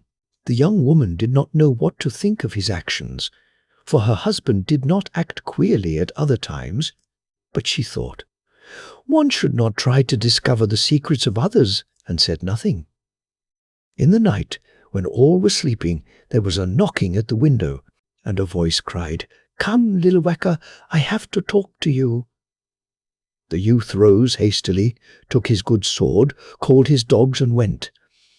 When he reached the open air, there stood the same troll who had slain Silverwhite. He said, "Come with me, Lillwacker, and then you shall see your foster brother." To this Lillwacker at once agreed, and the troll led the way. When they came to the seashore, there lay the 3 great dogs whom the troll had brought with him. Somewhat further away, where they had fought, lay Silverwhite in a pool of blood, and beside him his dogs were stretched out on the ground as though they had taken root in it. Then Lillwacker saw how everything had happened, and thought that he would gladly venture his life if he might in some way call his brother back from the dead. He at once set his dogs at the troll dogs, and they had a hard struggle, in which Lillwacker's dogs won the victory. Then the youth drew his sword and attacked the troll with mighty blows. But when the troll saw that he was getting the worst of it, he took refuge in a lofty tree. Lillwacker and his dogs ran after him, and the dogs barked loudly. Then the troll humbly begged for his life and said, "Dear Lillwacker, I will give you Wergild for your brother. Only bid your dogs be still so that we may talk." At the same time, the troll handed him 3 hairs from his head and added, "Lay one of these hairs on each of your dogs, and then they will soon be quiet." But Lillwacker saw through his cunning scheme, took the 3 hares and laid them on the troll dogs, which at once fell on the ground and lay like dead. When the troll saw that his attempt had failed, he was much alarmed and said, "Dearest Lillwacker, I will give you Wergild for your brother, if you will only leave me alone." But the youth answered, "What is there you can give me that will compensate for my brother's life?" The troll replied, "Here are 2 flasks. In one is a liquid which, if you anoint a dead man with it, it will restore him to life. But as to the liquid in the other flask, if you moisten anything with it, and someone touches the place you have moistened, he will be unable to move from the spot. I think it would be hard to find anything more precious than the liquid in these flasks." Lillwacker said, "Your proposal suits me, and I will accept it. But there is something else you must promise to do, that you will release my brother's dogs." The troll agreed, climbed down from the tree, breathed on the dogs, and thus freed them. Then Lillwacker took the 2 flasks and went away from the seashore with the troll. After they had gone a while, they came to a great flat stone lying near the highway. Lillwacker hastened on in advance and moistened it with liquid from the 2nd flask. Then, as he was going by, Lillwacker suddenly set all 6 of his dogs at the troll, who stepped back and touched the stone. There he stuck, and could move neither forward nor backward. After a time, the sun rose and shone on the stone, and when the troll saw the sun, he burst and was as dead as a doornail. Lillwacker now ran back to his brother and sprinkled him with the liquid in the other flask, so that he came to life again, and they were both very happy, as may well be imagined. The 2 foster brothers then returned to the castle, recounting the story of their experiences and adventures on the way. Lillwacker told how he had been taken for his brother. He even mentioned that he had lain down on a couch in a corner of the Queen's room, and that she had never suspected that he was not her rightful husband. But when Silverwhite heard that, he thought that Lillwacker had offended against the Queen's dignity, and he grew angry and fell into such a rage that he drew his sword and thrust it into his brother's breast. Lillwacker fell to earth dead, and Silverwhite went home to the castle alone. But Lillwacker's dogs would not leave their master, and lay around him, whining and licking his wound. In the evening, when the young king and his wife retired, the Queen asked him why he had been so taciturn and serious the evening before. Then the Queen said, "I am very curious to know what has befallen you during the last few days, but what I would like to know most of all is why you lay down on a couch in a corner of my room the other night." Now it was clear to Silverwhite that the brother he had slain was innocent of all offence, and he felt bitter regret at having repaid his faithfulness so badly. So King Silverwhite at once rose and went to the place where his brother was lying. He poured the water of life from his flask and anointed his brother's wound, and in a moment Lillwacker was alive again, and the 2 brothers went joyfully back to the castle. When they got there, Silverwhite told his queen how Lillwacker had rescued him from death, and all the rest of their adventures, and all were happy at the royal court, and they paid the youth the greatest honours and compliments. After he had stayed there a time, he sued for the hand of the 2nd princess and obtained it. Thereupon the wedding was celebrated with great pomp, and Silverwhite divided his half of the kingdom with his foster brother. The 2 brothers continued to live together in peace and unity, and if they have not died, they are living still. Stompe Pilt, not far from Balsberg, near Fjelkstad in the Willand Sherrad, there is a hill in which a giant named Stompe Pilt once used to live. It happened one day that a goat-herd was driving his flock up the hill in which Stompe Pilt dwelt. "Who is there?" cried the giant, and rushed out of his hill with a hunk of flint rock in his fist. I am, if that's what you want to know," shouted the shepherd lad, and continued driving his goats up the hill. "If you come here, I will squash you as I squash this stone," cried the giant, and he crushed it into fine sand between his fingers. "And I will squash you till the water runs out, just as I squash this stone," answered the shepherd lad, drawing a fresh cheese from his pocket and pressing it hard, so that the water ran from his fingers. "Are you not frightened?" asked the giant. "Of you? Certainly not," was the youth's reply. "Then we will fight with one another," proposed the giant. "As you choose," replied the shepherd, "but first we must abuse each other, so that we can get into a proper rage, because as we abuse each other, we will grow angry, and when we are angry we will fight." "But I shall begin by abusing you," said the giant. "As you choose," said the youth, "but then it will be my turn." "May a troll with a crooked nose take you," yelled the giant. "May a flying devil carry you off," answered the shepherd, and he shot a sharp arrow against the giant's body with his bow. "What was that?" asked the giant, and tried to pull the arrow out of his body. "That was a word of abuse," said the shepherd. "How does it come to have feathers?" asked the giant.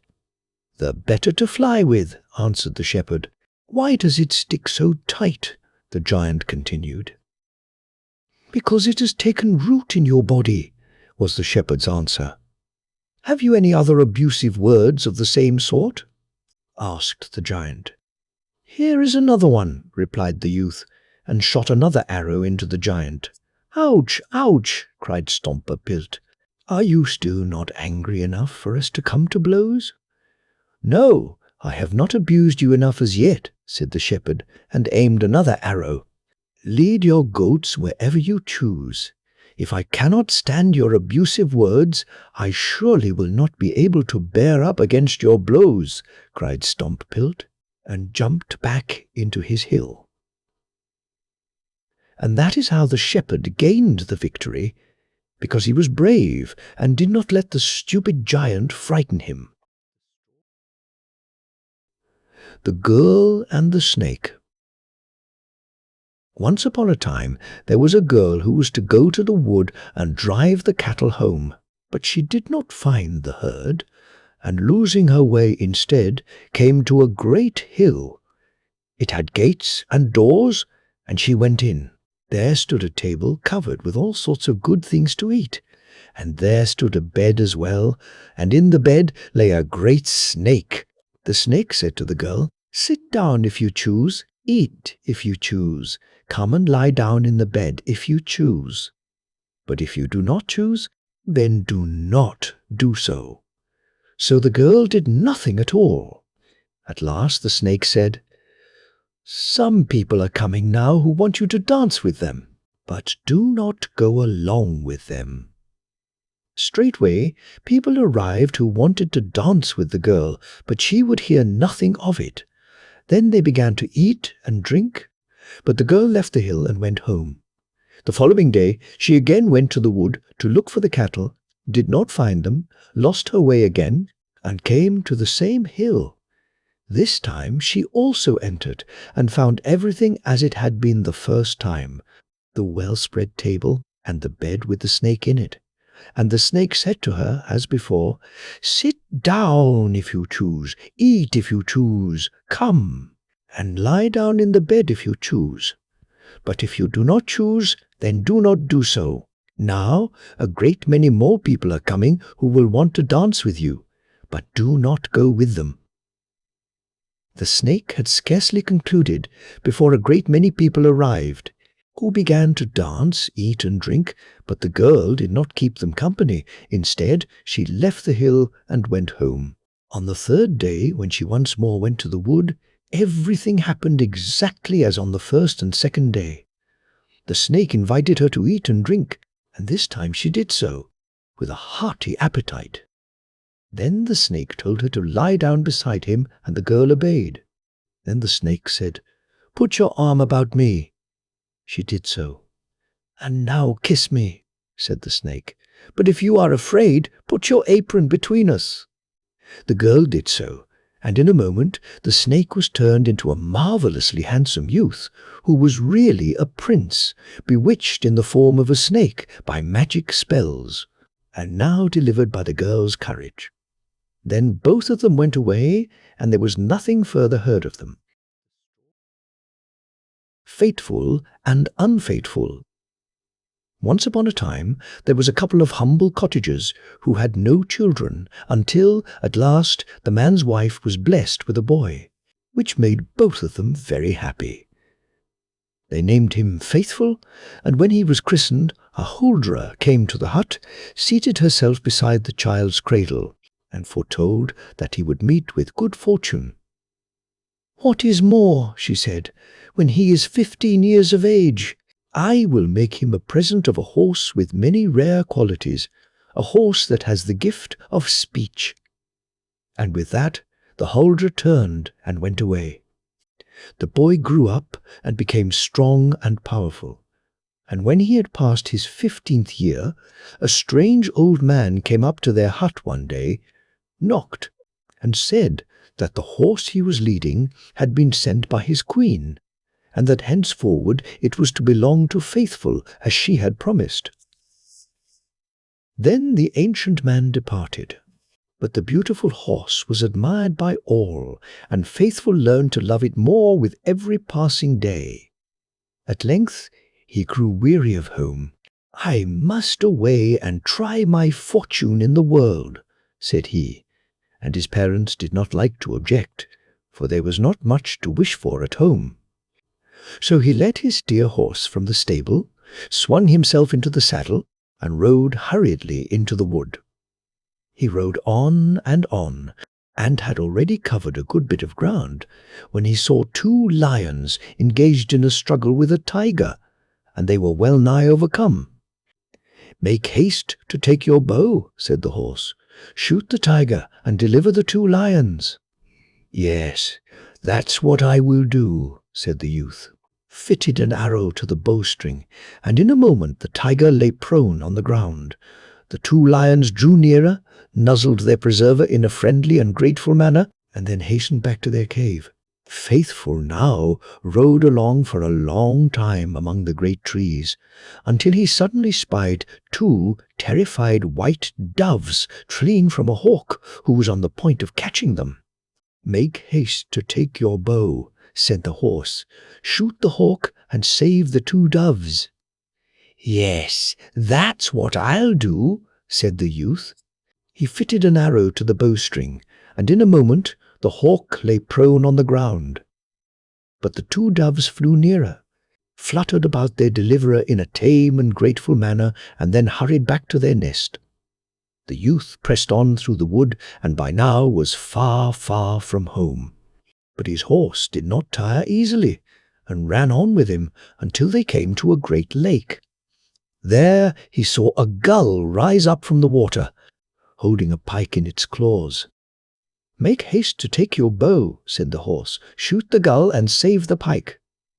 "Yes, that's what I'll do," answered the youth, fitted an arrow to his bowstring, and in a moment the gull was threshing the ground with its wings, mortally wounded. But the pike who had been saved swam nearer, gave his deliverer a friendly, grateful glance, and then dove down to join his fellows beneath the waves. Faithful rode on again, and before evening came to a great castle. He at once had himself announced to the king, and begged that the latter would take him into his service. "What kind of a place do you want?" asked the king, who was inclined to look with favour on the bold horseman. "I should like to be a groom," was Faithful's answer, "but first of all I must have stable room and fodder for my horse." "That you shall have," said the king, and the youth was taken on as a groom, and served so long and so well that everyone in the castle liked him, and the king in particular praised him highly.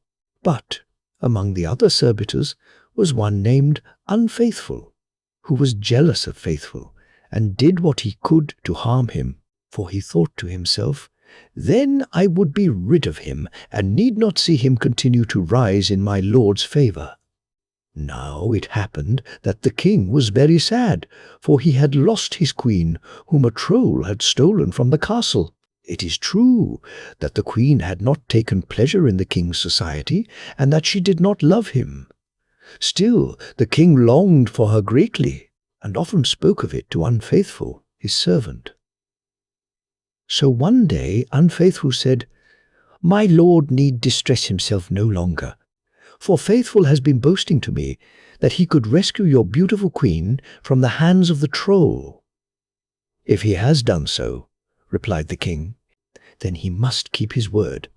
He straightway ordered Faithful to be brought before him, and threatened him with death if he did not at once hurry into the hill and bring back the wife of whom he had been robbed. If he was successful, great honour should be his reward. In vain, Faithful denied what Unfaithful had said of him. The king stuck to his demand, and the youth withdrew, convinced that he had not long to live. Then he went to the stable to bid farewell to his beautiful horse, and stood beside him and wept. "What grieves you so?" asked the horse. Then the youth told him of all that had happened, and said that this was probably the last time he would be able to visit him. "If it be no more than that," said the horse, "there is a way to help you. Up in the garret of the castle there is an old fiddle. Take it with you, and play it when you come to the place where the queen is kept. And fashion for yourself armour of steel wire, and set knives into it everywhere. And then, when you see the troll open his jaws, descend into his maw, and thus slay him. But you must have no fear, and must trust me to show you the way." These words filled the youth with fresh courage. He went to the king and received permission to leave, secretly fashioned his steel armour, took the old fiddle from the garret of the castle, led his dear horse out of the stable, and without delay set forth for the Troll's Hill. Before long he saw it, and rode directly to the Troll's abode. When he came near, he saw the Troll, who had crept out of his castle, lying stretched out at the entrance to his cave, fast asleep, and snoring so powerfully that the whole hill shook. But his mouth was wide open, and his maw was so tremendous that it was easy for the youth to crawl into it. He did so, for he was not afraid, and made his way into the Troll's inwards, where he was so active that the Troll was soon killed. Then Faithful crept out again, laid aside his armour, and entered the Troll's castle. Within the great golden hall sat the captive queen, fettered with 7 strong chains of gold.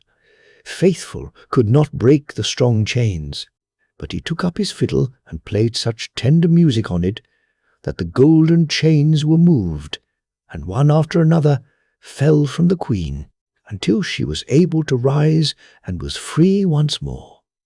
She looked at the courageous youth with joy and gratitude, and felt very kindly toward him, because he was so handsome and courteous, and the queen was perfectly willing to return with him to the king's castle.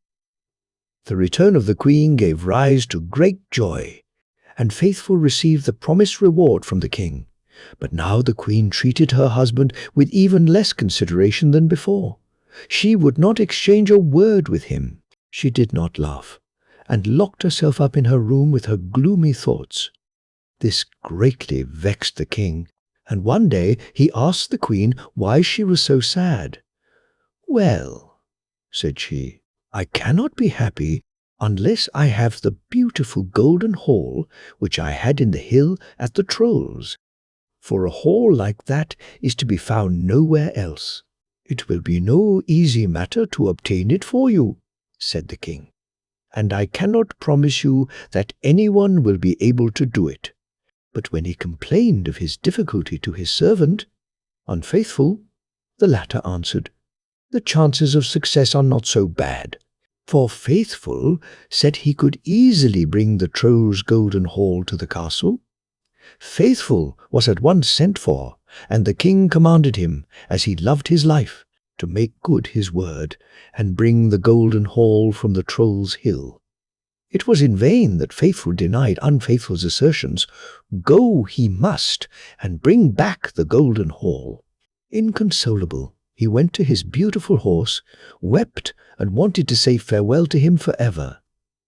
"What troubles you?" asked the horse. And the youth replied, "Unfaithful has again been telling lies about me, and if I do not bring the Troll's golden hall to the Queen, my life will be forfeited." "Is it nothing more serious than that?" said the horse. "See that you obtain a great ship. Take your fiddle with you and play the golden hall out of the hill. Then hitch the Troll's horses before it, and you will be able to bring the glistening hall here without trouble." Then Faithful felt somewhat better, did as the horse had told him, and was successful in reaching the great hill. And as he stood there playing the fiddle, the golden hall heard him, and was drawn to the sounding music, and it moved slowly, slowly, until it stood outside the hill. It was built of virgin gold, like a house by itself, and under it were many wheels. Then the youth took the Troll's horses, put them to the golden hall, and thus brought it aboard his ship. Soon he had crossed the lake, and brought it along safely, so that it reached the castle without damage, to the great joy of the Queen. Yet, despite the fact, she was as weary of everything as she had been before, never spoke to her husband, the king, and no one ever saw her laugh. Now the king grew even more vexed than he had been, and again asked her why she seemed so sad. "Ah, how can I be happy unless I have the 2 colts that used to belong to me when I stayed at the Troll's? Such handsome steeds are to be seen nowhere else." "It will be anything but easy to obtain for you what you want," declared the king, "for they were untamed, and long ago must have run far away into the wild wood." Then he left her sadly, and did not know what to do. But Unfaithful said, "Let my lord give himself no concern, for Faithful has declared he could easily secure both of the Troll's colts." Faithful was at once sent for, and the king threatened him with death if he did not show his powers in the matter of the colts. But should he succeed in catching them, then he would be rewarded. Now Faithful knew quite well that he could not hope to catch the Troll's wild colts, and he once more turned to the stable in order to bid farewell to the Huldre's gift. "Why do you weep over such a trifle?" said the horse. "Hurry to the wood, play your fiddle, and all will be well." Faithful did as he was told, and after a while the 2 lions whom he had rescued came leaping toward him, listened to his playing, and asked him whether he was in distress. "Yes, indeed," said Faithful, and told them what he had to do. They at once ran back into the wood, one to one side and the other to the other, and returned quickly, driving the 2 colts before them. Then Faithful played his fiddle, and the colts followed him, so that he soon reached the king's castle in safety, and could deliver the steeds to the Queen. The king now expected that his wife would be gay and happy, but she did not change, never addressed a word to him, and only seemed a little less sad when she happened to speak to the daring youth. Then the king asked her to tell him what she lacked, and why she was so discontented. She answered, "I have secured the colts of the Troll, and I often sit in the glittering hall of gold, but I can open none of the handsome chests that are filled to the brim with my valuables, because I have no keys, and if I do not get the keys again, how can I be happy?" "And where may the keys be?" asked the king. "In the lake by the Troll's hill," said the queen, "for that is where I threw them when Faithful brought me here." "This is a ticklish affair, this business of those keys you want," said the king, "and I can scarcely promise that you will ever see them again." In spite of this, however, He was willing to make an attempt and talked it over with his servant, Unfaithful. "Why, that is easily done," said the latter, "for Faithful boasted to me that he could get the Queen's keys without any difficulty if he wished." "Then I shall compel him to keep his word," said the king, and he at once ordered Faithful, on pain of death, to get the Queen's keys out of the lake by the Troll's Hill without delay. This time the youth was not so depressed, for he thought to himself, "My wise horse will be able to help me." And so he was, for he advised him to go along playing his fiddle, and to wait for what might happen. After the youth had played for a while, the pike he had saved thrust his head out of the water, recognized him, and asked whether he could be of any service to him. "Yes, indeed," said the youth, and told him what it was he wanted. The pike at once dived, quickly rose to the surface of the water with the golden keys in his mouth, and gave them to his deliverer. The latter hastened back with them, and now the Queen could open the great chests in the golden hall to her heart's content. Notwithstanding, the king's wife was as sorrowful as ever, and when the king complained about it to Unfaithful, the latter said, "No doubt it is because she loves Faithful. I would therefore advise that my lord have him beheaded. Then there will be a change." This advice suited the king well, and he determined to carry it out shortly. But one day Faithful's horse said to him, "The king is going to have your head chopped off, so hurry to the wood, play your fiddle, and beg the 2 doves to bring you a bottle of the water of life. Then go to the Queen and ask her to set your head on your body and to sprinkle you with the water when you have been beheaded." Faithful did so. He went to the wood that very day with his fiddle, and before long the 2 doves were fluttering around him, and shortly after brought back the bottle filled with the water of life. He took it back home with him and gave it to the Queen, so that she might sprinkle him with it after he had been beheaded. She did so, and at once Faithful rose again, as full of life as ever, but far better looking. The king was astonished at what he had seen, and told the Queen to cut off his own head and then sprinkle him with the water. She at once seized the sword, and in a moment the king's head rolled to the ground.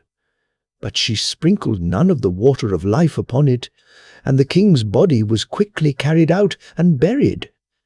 Then the Queen and Faithful celebrated their wedding with great pomp, but Unfaithful was banished from the land and went away in disgrace. The wise horse dwelt contentedly in a wonderful chamber, and the king and queen kept the magic fiddle, the golden hall, and the troll's other valuables, and lived in peace and happiness day after day. Starkad. The hero of the legends, the bravest warrior in the army of the north, had fallen into disgrace with the king because of a certain princess. So he wandered up into Norland and settled down at Rude in Tuna, where he was known as the Thrall of the Alders, or the Red Fellow. In Balbo, 9 miles from Rude, dwelt another hero, Bale, a good friend and companion at arms of Starkad. One morning Starkad climbed the Clefberg in Tuna, and called over to Bale, "Bale in Balbo, are you awake?" "Red Fellow," answered Bale 9 miles away, "the sun and I wake together. But how goes it with you?" "None too well. I eat salmon morning, noon, and night. Come over with a bit of meat." "I'll come," Bale called back, and in a few hours' time he was down in Tuna with an elk under each arm. The following morning Bale in Balbo stood on a hill in Borgjo and called, "Red Fellow, are you awake?" "The sun and I wake together," answered Starkad. "And how goes it with you?" "Alas, I have nothing to eat but meat. Elk in the morning, elk at noon, and elk at night. Come over and bring a fish-tail along with you." "I'm coming," called out Starkad. And in a short time He had joined his friend with a barrel of salmon under each arm. In this fashion the two friends provided themselves with all the game to be found in the woods and in the water, and spread terror and destruction throughout the countryside. But one evening, when they were just returning to the sea from an excursion, a black cloud came up, and a tempest broke. They hurried along as fast as they could, but got no further than Vatrom, where a flash of lightning struck Starkad and flung him to the ground. His friend and companion-at-arms buried him beneath a stone cairn, about which he set 5 rocks, 2 at his feet, 2 at his shoulders, and 1 at his head. And that grave, measuring 20 ells in length, may still be seen near the river. The Werewolf. Once upon a time there was a king who reigned over a great kingdom. He had a queen, but only a single daughter, a girl. In consequence, the little girl was the apple of her parents' eyes. They loved her above everything else in the world, and their dearest thought was the pleasure they would take in her when she was older. But the unexpected often happens, for before the king's daughter began to grow up, the queen, her mother, fell ill and died. It is not hard to imagine the grief that reigned, not alone in the royal castle, but throughout the land, for the queen had been beloved of all.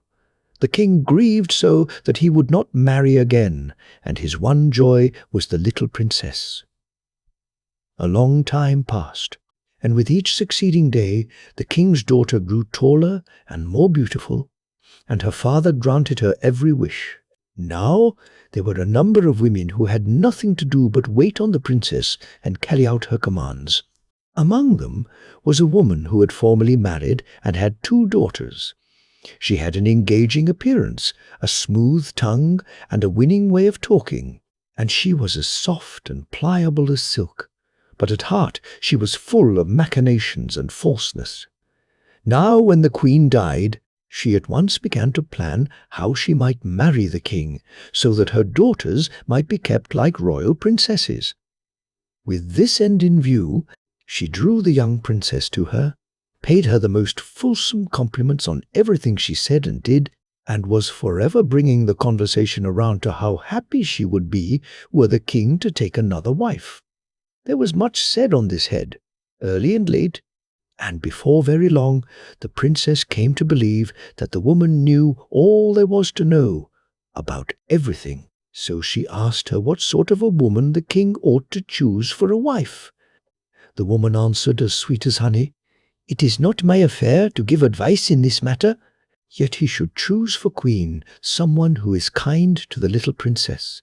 For one thing I know, and that is, were I fortunate enough to be chosen, my one thought would be to do all I could for the little princess, and if she wished to wash her hands, one of my daughters would have to hold the wash bowl, and the other hand her the towel.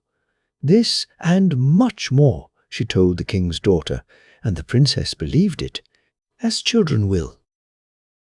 From that day forward, the princess gave her father no peace, and begged him again and again to marry the good court lady. Yet he did not want to marry her.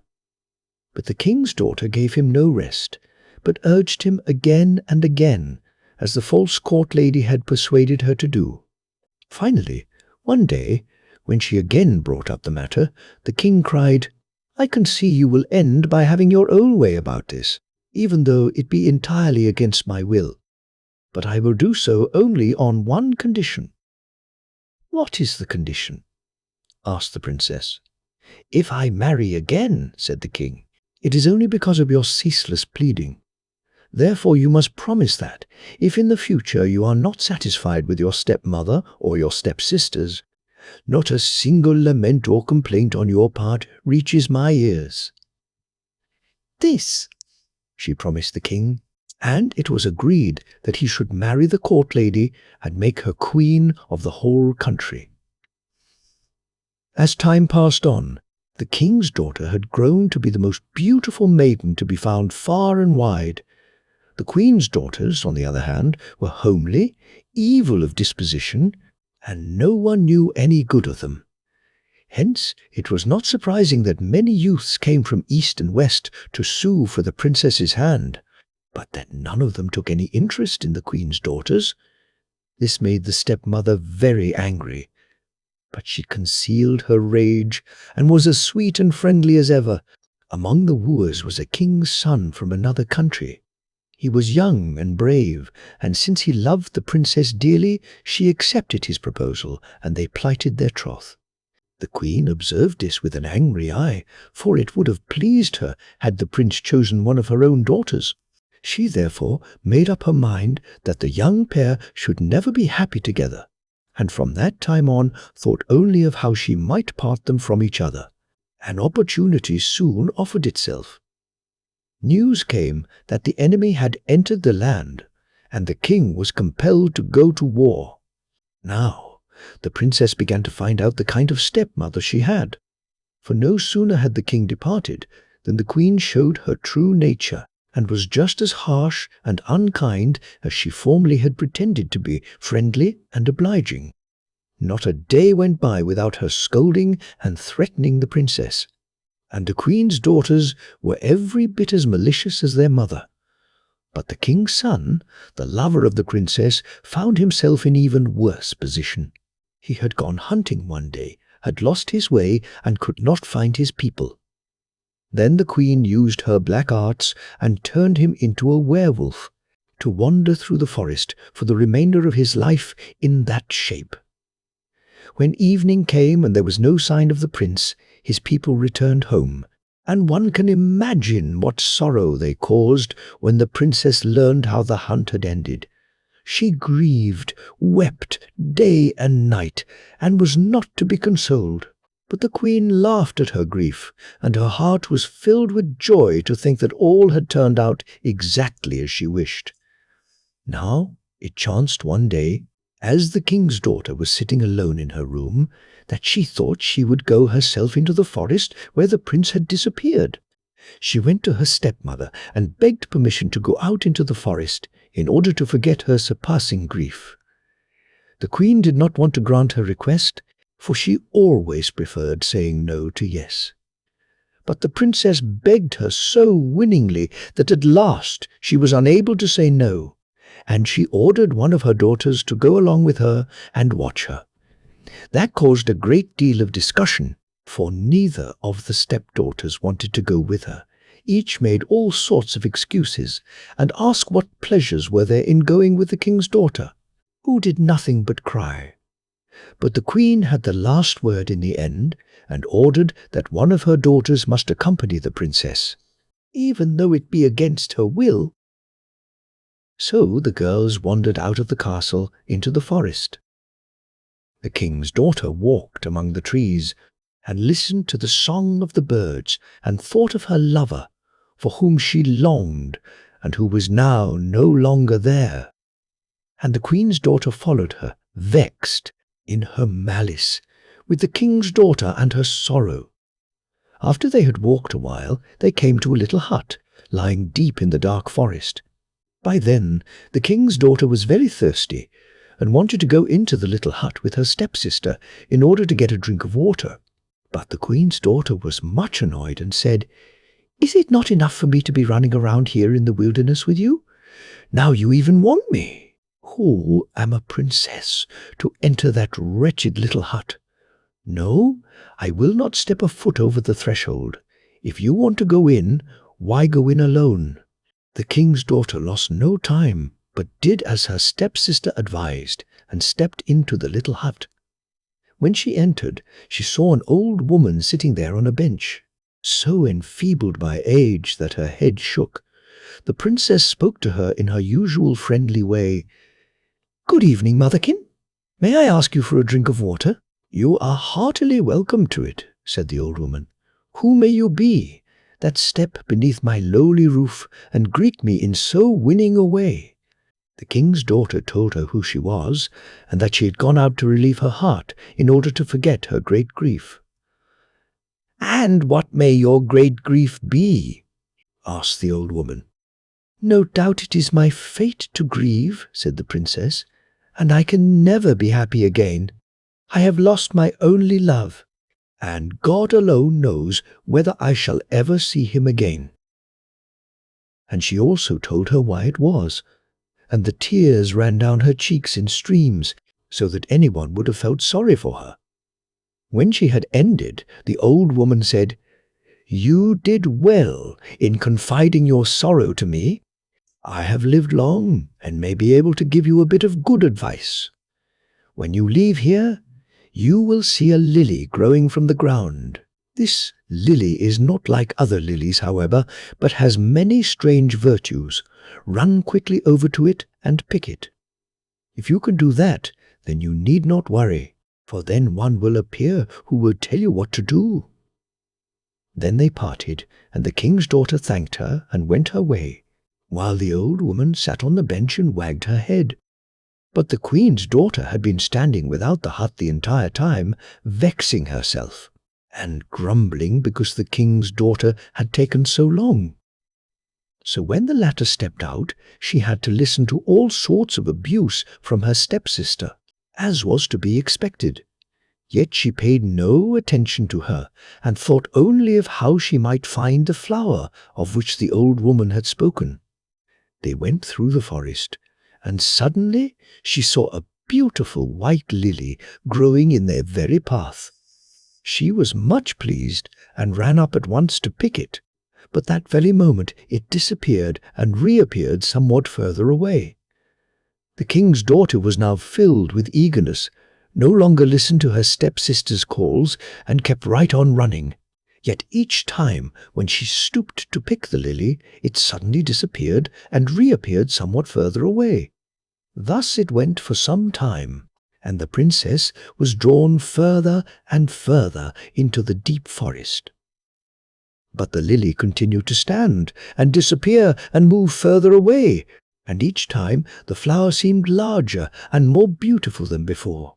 At length the princess came to a high hill, and as she looked toward its summit, there stood the lily high on the naked rock, glittering as white and radiant as the brightest star.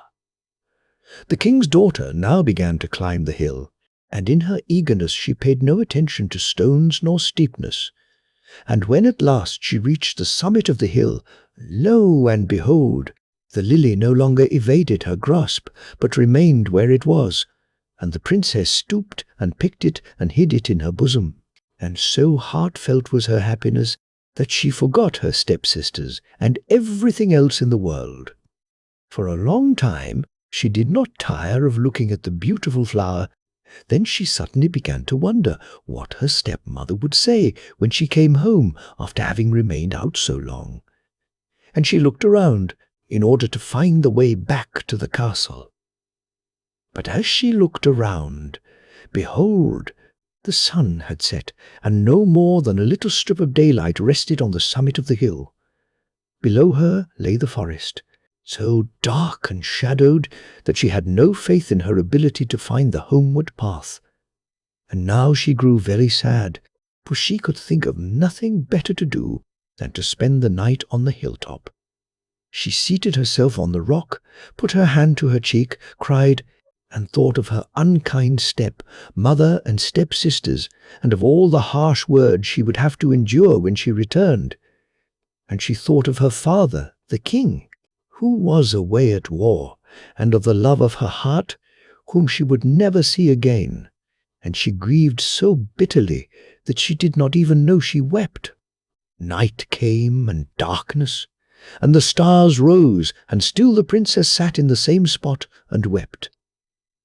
And while she sat there, lost in her thoughts, she heard a voice say, "Good evening, lovely maiden. Why do you sit here so sad and lonely?" She stood up hastily and felt much embarrassed, which was not surprising. When she looked around, there was nothing to be seen but a tiny old man, who nodded to her and seemed to be very humble. She answered, "Yes, it is no doubt my fate to grieve and never be happy again. I have lost my dearest love, and now I have lost my way in the forest, and am afraid of being devoured by wild beasts." "As to that," said the old man, "you need have no fear. If you will do exactly as I say, I will help you." This made the princess happy, for she felt that all the rest of the world had abandoned her. Then the old man drew out flint and steel and said, "Lovely maiden, you must first build a fire." She did as he told her, gathered moss, brush, and dry sticks, struck sparks, and lit such a fire on the hilltop that the flame blazed up to the skies. That done, the old man said, "Go on a bit, and you will find a kettle of tar, and bring the kettle to me." This the king's daughter did. The old man continued, "Now put the kettle on the fire." And the princess did that as well. When the tar began to boil, the old man said, "Now throw your white lily into the kettle." The princess thought this a harsh command, and earnestly begged to be allowed to keep the lily. But the old man said, "Did you not promise to obey my every command? Do as I tell you, or you will regret it." The king's daughter turned away her eyes, and threw the lily into the boiling tar. But it was altogether against her will, so fond had she grown of the beautiful flower. The moment she did so, a hollow roar, like that of some wild beast, sounded from the forest. It came nearer and turned into such a terrible howling that all the surrounding hills re-echoed it. Finally, there was a cracking and breaking among the trees. The bushes were thrust aside, and the princess saw a great grey wolf come running out of the forest and straight up the hill. She was much frightened, and would gladly have run away, had she been able. But the old man said, "Make haste, run to the edge of the hill, and the moment the wolf comes along, upset the kettle on him." The princess was terrified, and hardly knew what she was about. Yet she did as the old man said, took the kettle, ran to the edge of the hill, and poured its contents over the wolf, just as he was about to run up. And then a strange thing happened. No sooner had she done so than the wolf was transformed, cast off his thick grey pelt, and in place of the horrible wild beast there stood a handsome young man, looking up to the hill. And when the king's daughter collected herself and looked at him, she saw that it was really and truly her lover, who had been turned into a werewolf. It is easy to imagine how the princess felt. She opened her arms and could neither ask questions nor reply to them, so moved and delighted was she. But the prince ran hastily up the hill, embraced her tenderly, and thanked her for delivering him. Nor did he forget the little old man, but thanked him with many civil expressions for his powerful aid. Then they sat down together on the hilltop and had a pleasant talk. The prince told how he had been turned into a wolf, and of all he had suffered while running about in the forest, and the princess told of her grief, and the many tears she had shed while he had been gone. So they sat the whole night through, and never noticed it until the stars grew pale and it was light enough to see. When the sun rose, they saw that a broad path led from the hilltop straight to the royal castle, for they had a view of the whole surrounding country from the hilltop.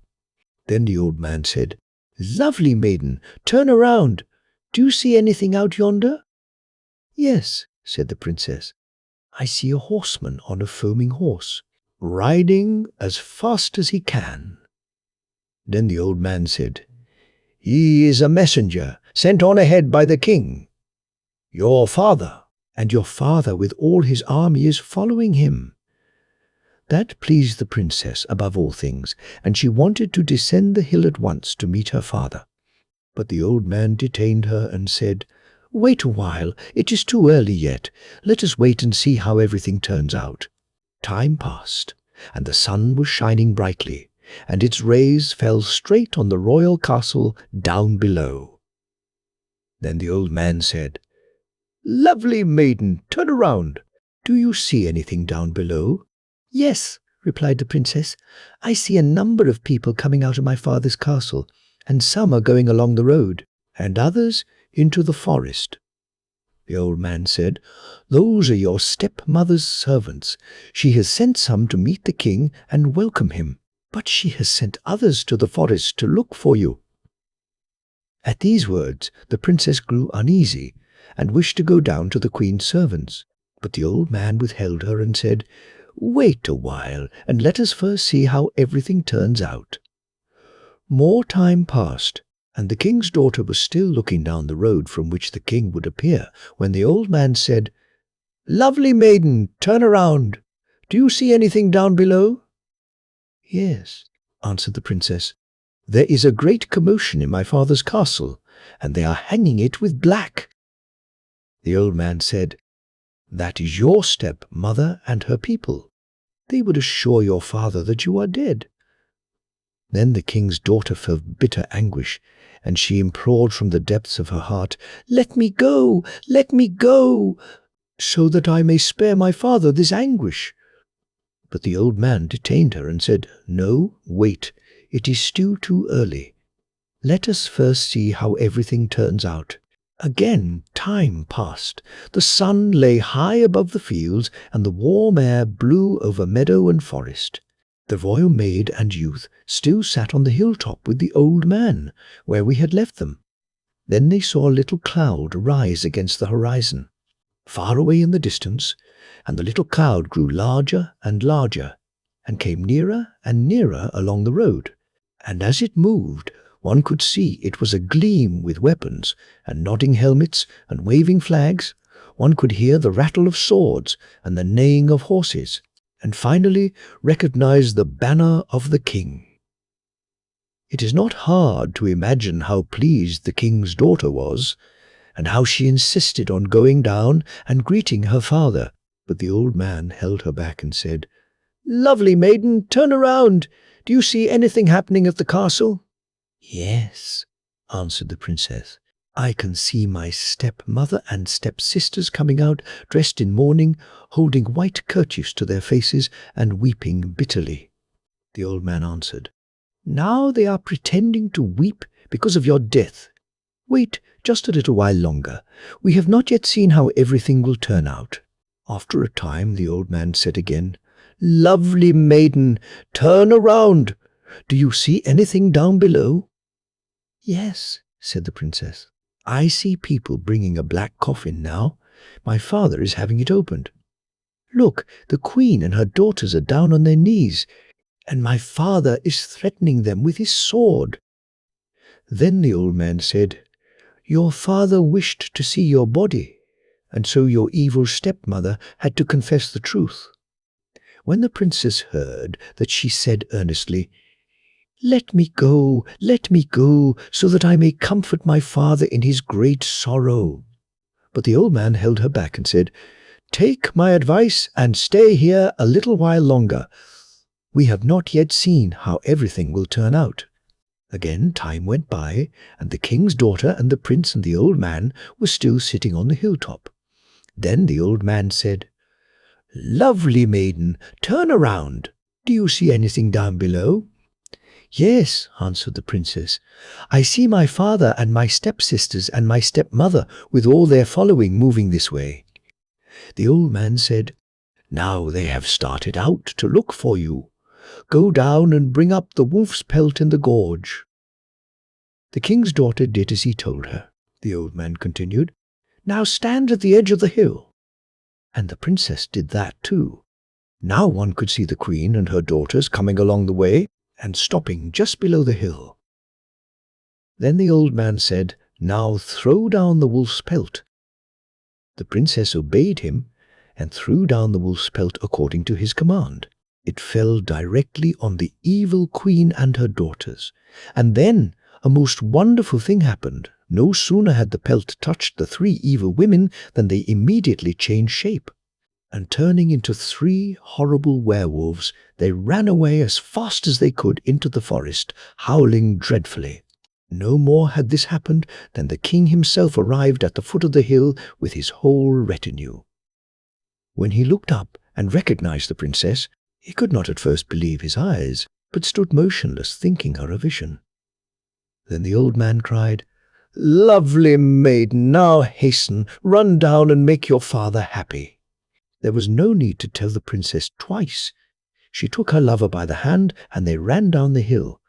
When they came to the king, The princess ran on ahead, fell on her father's neck, and wept with joy. And the young prince wept as well, and the king himself wept, and their meeting was a pleasant sight for everyone.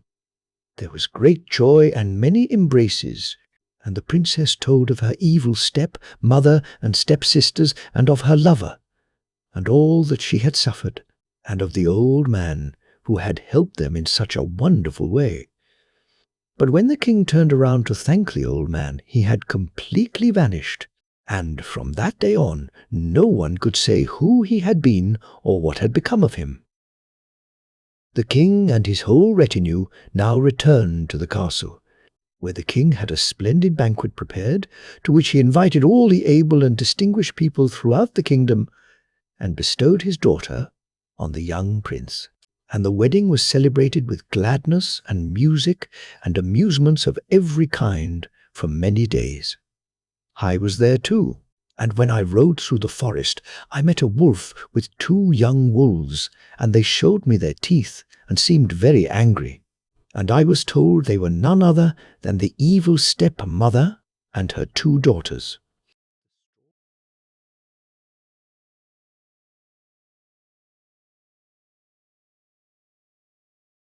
Once upon a time there was a king who had a 3-year-old son and was obliged to go to war against another king.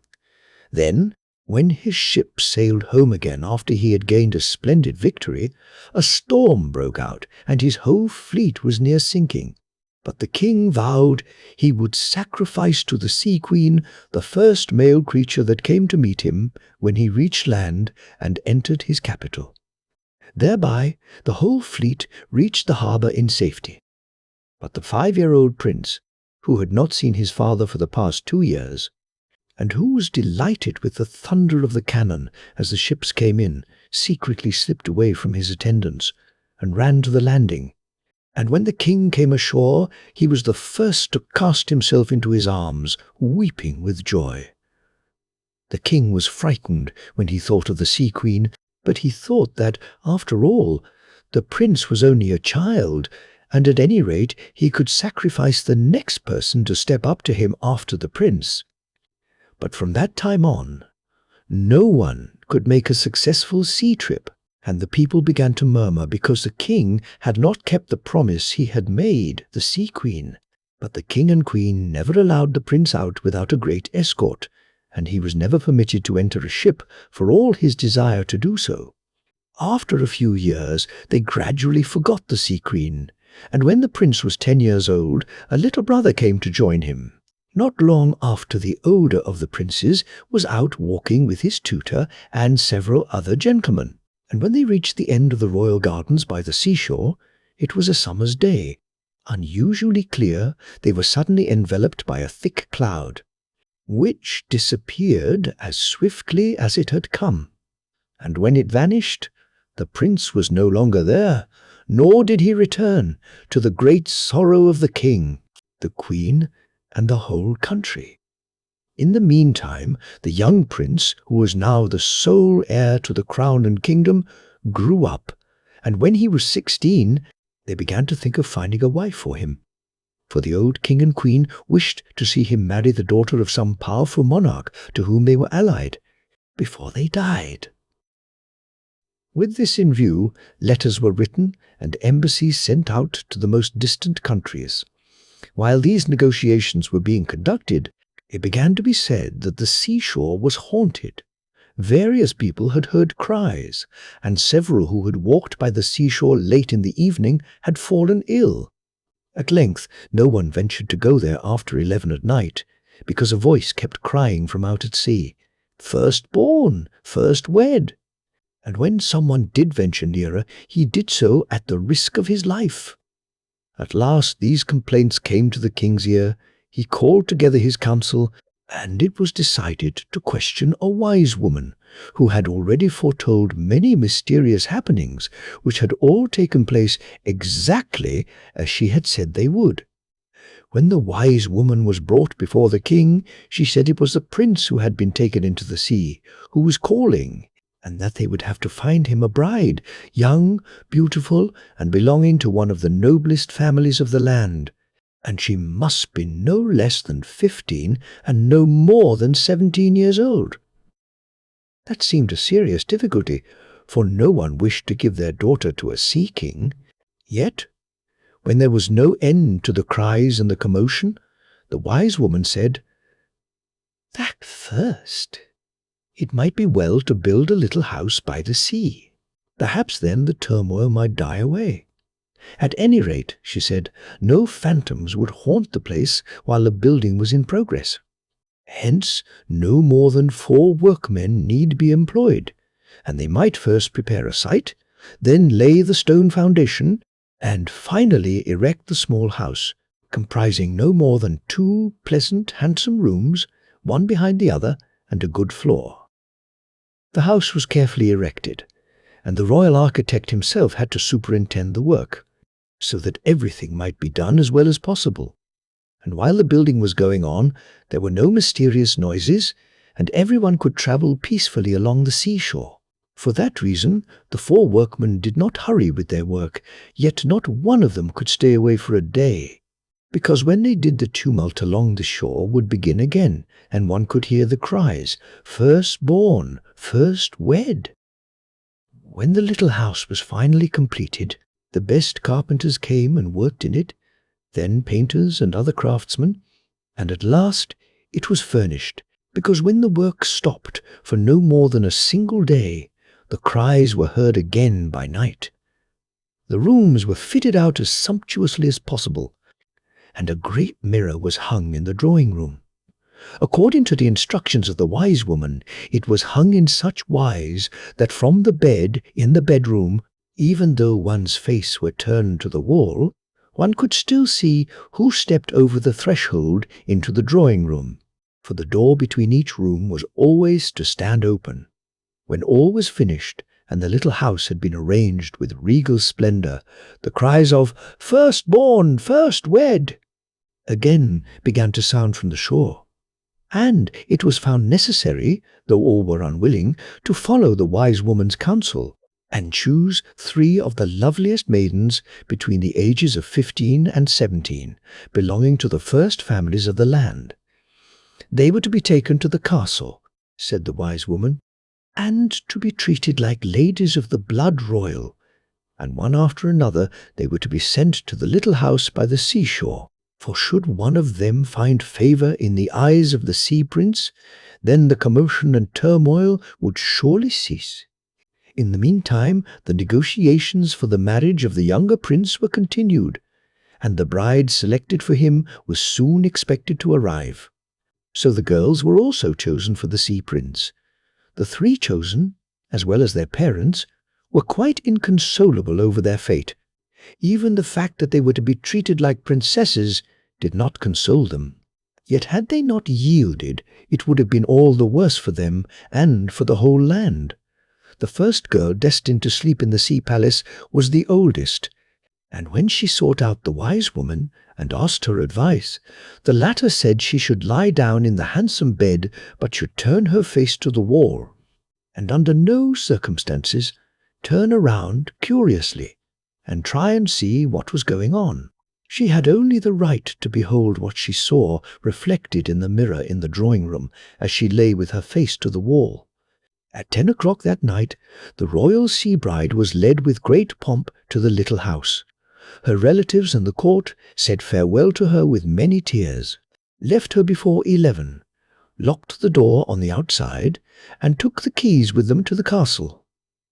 The wise woman was also there, consoled the people, and assured them that if the maiden only forbore to speak, and did not turn around, she would come out in the morning fresh and blooming. The poor girl prayed and wept until she grew sleepy, but toward 12 o'clock the outer door suddenly opened, and then the door of the drawing-room. She was startled and filled with fear when, her face turned toward the wall, she saw in the great mirror how a tall, well-built youth entered, from whose garments the water ran in streams to the floor. He shook himself as though freezing, and said, "Oh, ho!" Then he went to the window, and there laid down an unusually large and handsome apple, and hung a bottle in the casement. Next he stepped to the bed, bent over the sleeping girl and looked at her, strode up and down a few times, shaking the water from his clothes and saying, "Oh!" Then he went back to the bed, undressed hurriedly, lay down and fell asleep. The poor girl had not been sleeping, but had only closed her eyes when the prince bent over her. Now she was glad to think he was fast asleep, and forgot the wise woman's warning not to turn around. Her curiosity got the better of her, and she wanted to find out if this were a real human being.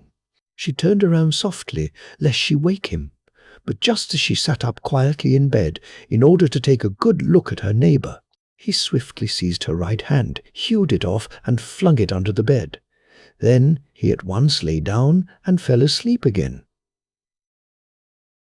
As soon as it was day, he rose, dressed without casting even a glance at the bed, took the bottle and the apple from the window, went hastily out, and locked the door after him. One can imagine how the poor girl suffered in the meantime, and when her friends and relatives came to fetch her, they found her weeping and robbed of her hand.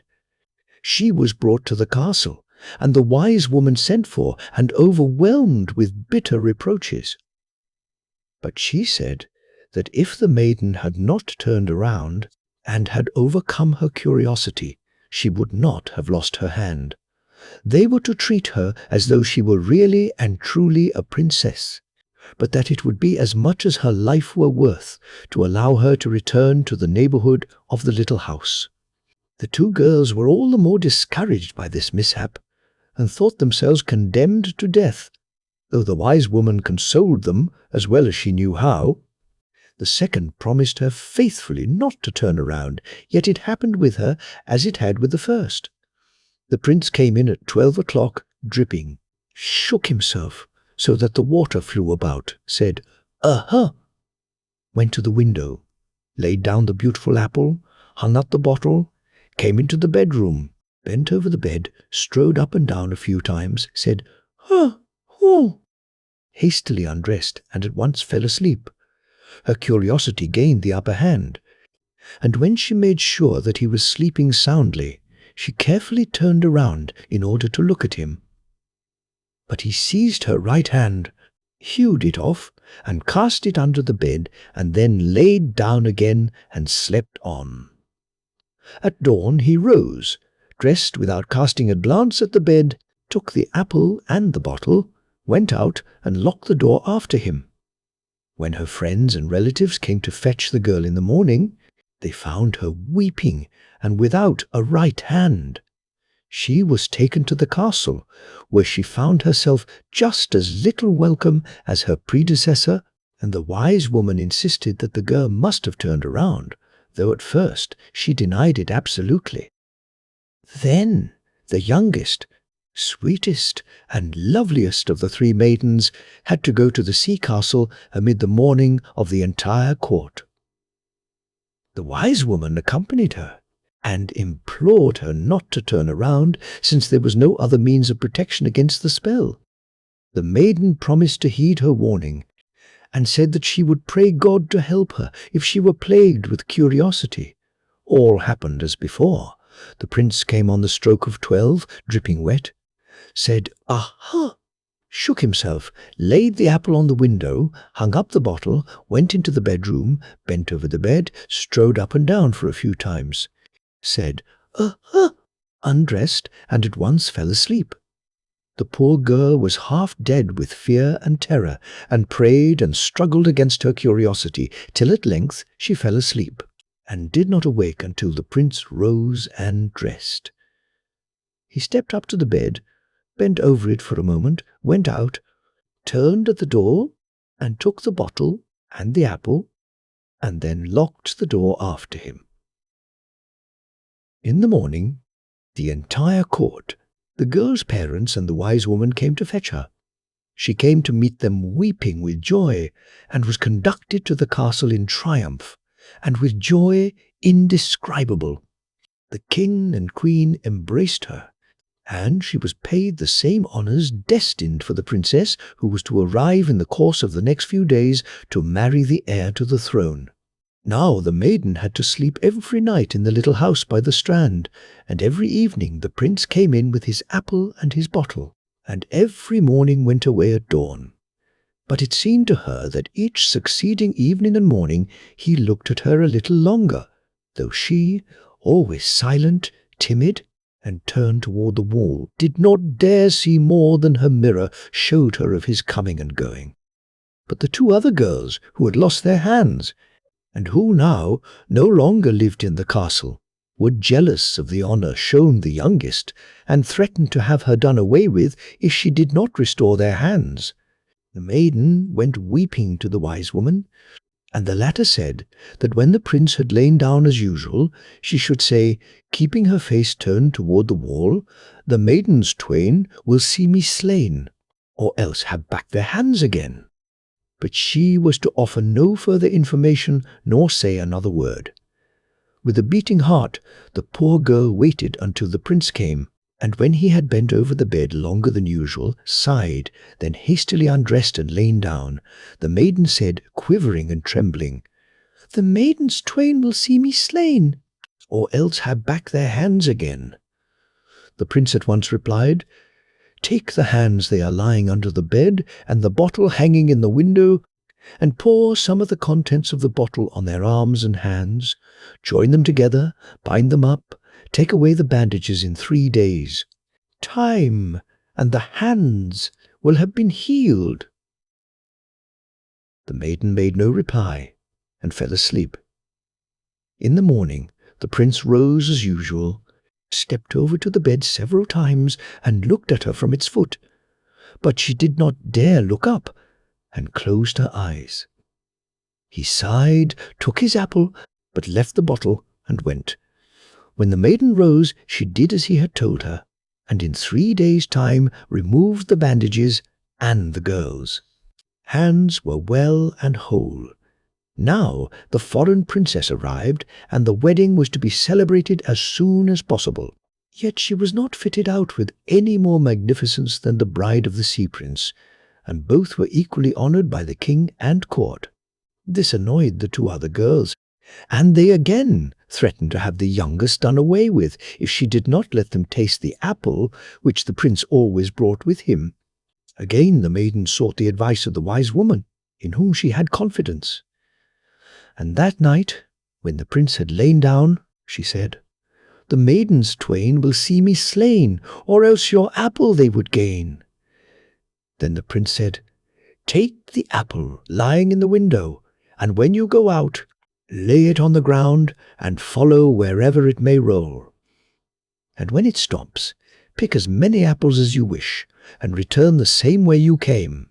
The maiden made no reply, and fell asleep. On the following morning it seemed harder than ever for the prince to resolve to go away. He appeared excited and restless, sighed often, bent over the maiden several times, went into the living room, then turned around and looked at her once more. Finally, when the sun rose, he hurried out and locked the door after him.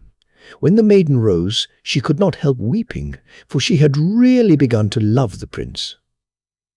Then she took the apple, and when she was outside the door, laid it on the ground, and it rolled and rolled, and she followed it a long, long way to a region unknown to her. There she came to a high garden wall, over which hung the branches of trees, loaded with beautiful fruit. Finally she reached a great portal, adorned with gold and splendid ornaments, which opened of its own accord as the apple rolled up to it.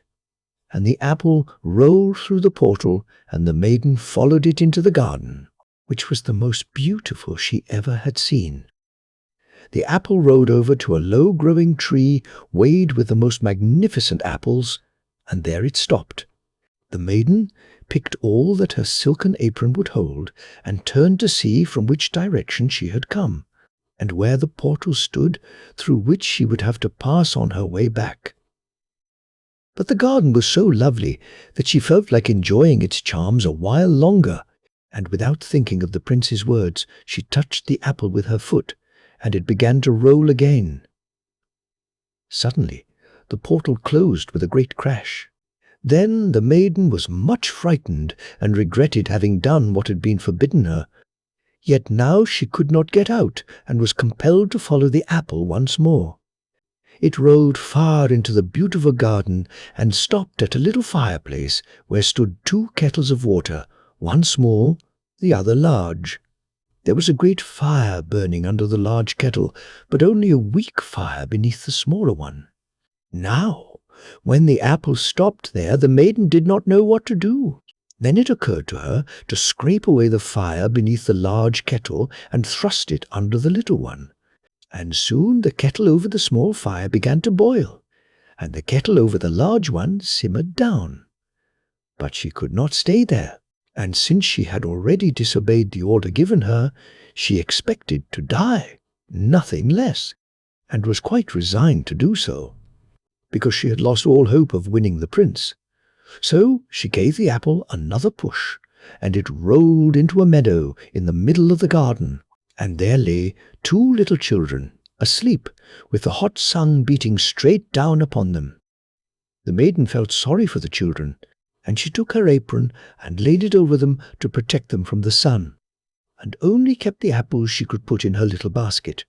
But she could not stay here either, so again she touched the apple, and it rolled on, and before she knew it, the girl found herself by the seashore. There, under a shady tree, lay the prince asleep, while beside him sat the sea queen.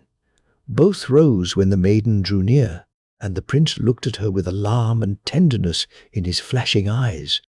Then he leaped into the sea, and the white foam closed over him. But the sea queen was enraged and seized the girl, who thought that her last moment had struck, and begged for a merciful death. The sea queen looked at her, and asked her who had given her permission to pass beyond the apple tree. The maiden confessed her disobedience, and said that she had done so without meaning any harm, whereupon the sea queen said she would see how she had conducted herself and punish her accordingly. Thereupon the sea queen gave the apple a push, and it rolled back through the portal to the apple tree. The sea queen saw that the apple tree was uninjured, again pushed the apple, and it rolled on to the little fireplace. But when the sea queen saw the small kettle boiling furiously, while the large one was growing cold, she became very angry, seized the girl's arm savagely, and rising to her full height, asked, "What have you dared do here? How dared you take the fire from under my kettle and put it under your own?" The maiden did not know that she had done anything wrong, and said that she did not know why. Then the sea queen replied, "The large kettle signified the love between the prince and myself, the small one, the love between the prince and you. Since you have taken the fire from under my kettle and laid it under your own, the prince is now violently in love with you, while his love for me is well nigh extinguished. Look," she cried angrily, "now my kettle has stopped boiling altogether, and yours is boiling over. But I will see what other harm you have done, and punish you accordingly." And the sea queen again pushed the apple with her foot, and it rolled to the sleeping children, who had been covered with the apron. Then the sea queen said, "Did you do that?"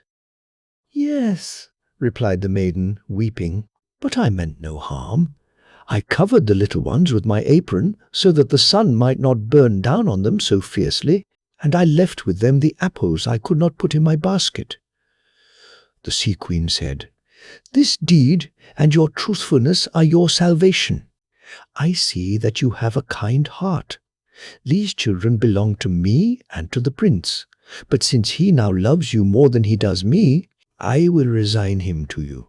Go back to the castle, and there say what I tell you, that your wedding with my prince is to be celebrated at the same time as that of his younger brother, and all your jewels, your ornaments, your wedding dress, and your bridal chair are to be exactly like those of the other princess, from the moment on that the priest blesses the prince and yourself.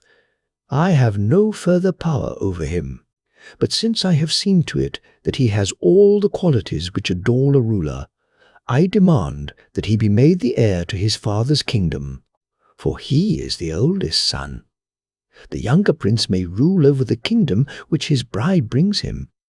All this you must tell them, for only under these conditions will I release the prince. And when you are arrayed in your bridal finery, come to me here, without anyone's knowledge, so that I may see how they have adorned you. Here is the apple which will show you the way without anyone being able to tell where you go." With that, the Sea Queen parted from her and gave the apple a push.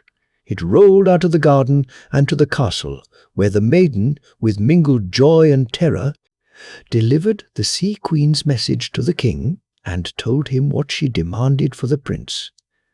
The king gladly promised all that was desired, and great preparations were at once made for the double wedding. 2 bridal chairs were set up side by side, 2 wedding gowns, and 2 sets of jewels exactly similar were made ready. When the maiden had been dressed in her bridal finery, she pretended to have forgotten something, which she had to fetch from a lower floor, went downstairs with her apple, and laid it on the ground. It at once rolled to the spot by the seashore where she had found the Sea Queen and the prince, and where the Sea Queen was now awaiting her. "It is well that you have come," said the Sea Queen, "for the slightest disobedience would have meant misfortune for you. But how do you look? Are you dressed just as the princess is? And has the princess no better clothes or jewels?" The maiden answered timidly that they were dressed exactly alike. Then the Sea Queen tore her gown from her body, unclasped the jewels from her hair, and flinging them on the ground, cried, "Is that the way the bride of my prince should look? Since I have given him to you, I will give you my bridal outfit as well." And with that, she raised up a sod beneath the great tree, and a shrine adorned with gold and precious stones appeared, from which she drew out her bridal outfit, which fitted the maiden as though made for her. And it was so costly and so covered with gems that the maiden was almost blinded by its radiance. The crown, too, glowed with light, and was set with the most wonderful emeralds, and all was magnificent beyond what any princess had ever worn. "Now," said the Sea Queen, when she had finished adorning the maiden, "now go back to the castle, and show them how I was dressed when I wedded the prince. All this I give as a free gift to you and your descendants. But you must always conduct yourself so that the prince will be content with you, and you must make his happiness your first thought all your life long." This the maiden promised, with honest tears, and the Sea Queen bade her go. When she was again in the castle, all were astonished at the beauty and costliness of her dress and jewels, in comparison to which those of the other princess were as nothing. The treasures of the whole kingdom would not have sufficed to pay for such a bridal outfit, and none any longer dared envy the lovely maiden, for never had a princess brought a richer bridal dower into the country. Now all went in solemn procession to the church, and the priests stood before the bridal chairs with their books open and waited for the prince who, according to the Sea Queen's word, would not come until the blessing was to be spoken. They waited impatiently, and the king finally told one of the greatest nobles to seat himself in the bridal chair in the prince's place, which he did. But the very moment the priest began to pray, the 2 wings of the church portal quickly flew open, and a tall, strong, handsome man with flashing eyes, royally clad, came in, stepped up to the bridal chair, thrust his proxy out so hastily that he nearly fell, and cried, "This is my place. Now, priest, speak the blessing." While the blessing was spoken, the prince became quiet again, and then greeted his parents and the whole court with joy, and before all embraced his wife, who now for the first time ventured to take a good look at him. Thenceforward the prince was like any other human being, and in the end he inherited his father's kingdom, and became a great and world-renowned ruler, beloved by his subjects and adored by his wife. They lived long and happily, and their descendants are still the rulers of the land over which he reigned. The Lame Dog. Once upon a time there lived a king, like many others. He had 3 daughters, who were young and beautiful to such a degree that it would have been difficult to have found handsomer maidens. Yet there was a great difference among them, for the 2 older sisters were haughty in their thoughts and manners, while the youngest was sweet and friendly, and everyone liked her. Besides, she was fair as the day and delicate as the snow, and far more beautiful than either of her sisters. One day the king's daughters were sitting together in their room, and their talk happened to turn on their husbands-to-be. The oldest said, "If I ever marry, my husband must have golden hair and a golden beard." And the second exclaimed, "And mine must have silver hair and a silver beard." But the youngest princess held her tongue and said nothing. Then her sisters asked her whether she did not want to wish for a husband. "No," she answered, "but if fate should give me a husband, I will be content to take him as he is, and were he no more than a lame dog." Then the 2 other princesses laughed and joked about it, and told her the day might easily come when she would change her mind. But many speak truth and do not know it. Thus it chanced with the king's daughters, since before the year had come to an end, each had the suitor for whom she had wished. A man with golden hair and golden beard sued for the oldest princess and won her consent to his suit. And a man with silver hair and a silver beard sued for the second, and she became his bride. But the youngest princess had no other suitor than a lame dog. Then she recalled her talk with her sisters in their room, and thought to herself, "May God aid me in the marriage into which I must enter." Yet she would not break the word she had once passed, but followed her sister's example, and accepted the dog. The wedding lasted a number of days, and was celebrated with great pomp and splendor. But while the guests danced and amused themselves, the youngest princess sat apart and wept, and when the others were laughing, her tears flowed till it made one sad to see them. After the wedding, the newly married pairs were each to drive off to their castle, and the 2 older princesses each drove off in a splendidly decorated coach, with a large retinue and all sorts of honours. But the youngest had to go afoot, since her husband, the dog, had neither coach nor driver. When they had wandered long and far, they came to a great forest, so great that it seemed endless. But the dog limped along in advance, and the king's daughter followed after, weeping. And as they went along, she suddenly saw a magnificent castle lying before them, and round about it were beautiful meadows and green woods, all of them most enjoyable to see.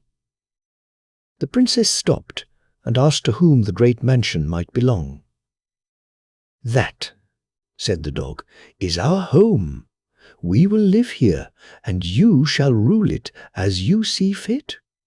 Then the maiden laughed amid her tears, and could not overcome her surprise at all she saw.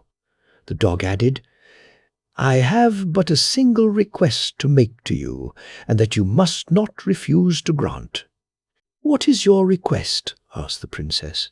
"You must promise me," said the dog, "that you will never look at me while I am asleep. Otherwise you are free to do whatever you wish." The princess gladly promised to grant his request, and so they went to the great castle. And if the castle was magnificent from without, it was still more magnificent within. It was so full of gold and silver that the precious metals gleamed from every corner, and there was such abundance of supplies of every kind, and of so many other things, that everything in the world one might have wished to have was already there. The princess spent the livelong day running from one room to another, and each was handsomer than the one she had just entered. But when evening came and she went to bed, the dog crept into his own, and then she noticed that he was not a dog, but a human being. Yet she said not a word, because she remembered her promise and did not wish to cross her husband's will. Thus, some time passed. The princess dwelt in the beautiful castle and had everything her heart might desire, but every day the dog ran off and did not reappear until it was evening and the sun had set. Then he returned home, and was always so kind and friendly that it would have been a fine thing had other men done half as well. The princess now began to feel a great affection for him, and quite forgot he was only a lame dog, for the proverb says, "Love is blind." Yet time passed slowly, because she was so much alone, and she often thought of visiting her sisters and seeing how they were. She spoke of it to her husband, and begged his permission to make the journey. No sooner had the dog heard her wish than he at once granted it, and even accompanied her some distance, in order to show her the way out of the wood. When the king's daughters were once reunited, they were naturally very happy, and there were a great many questions asked about matters old and new. And marriage was also discussed. The oldest princess said, "It was silly of me to wish for a husband with golden hair and golden beard, for mine is worse than the veriest troll, and I have not known a happy day since we married." And the second went on, "Yes, and I am no better off, for although I have a husband with silver hair and a silver beard, he dislikes me so heartily that he begrudges me a single hour of happiness." Then her sisters turned to the youngest princess and asked how she fared.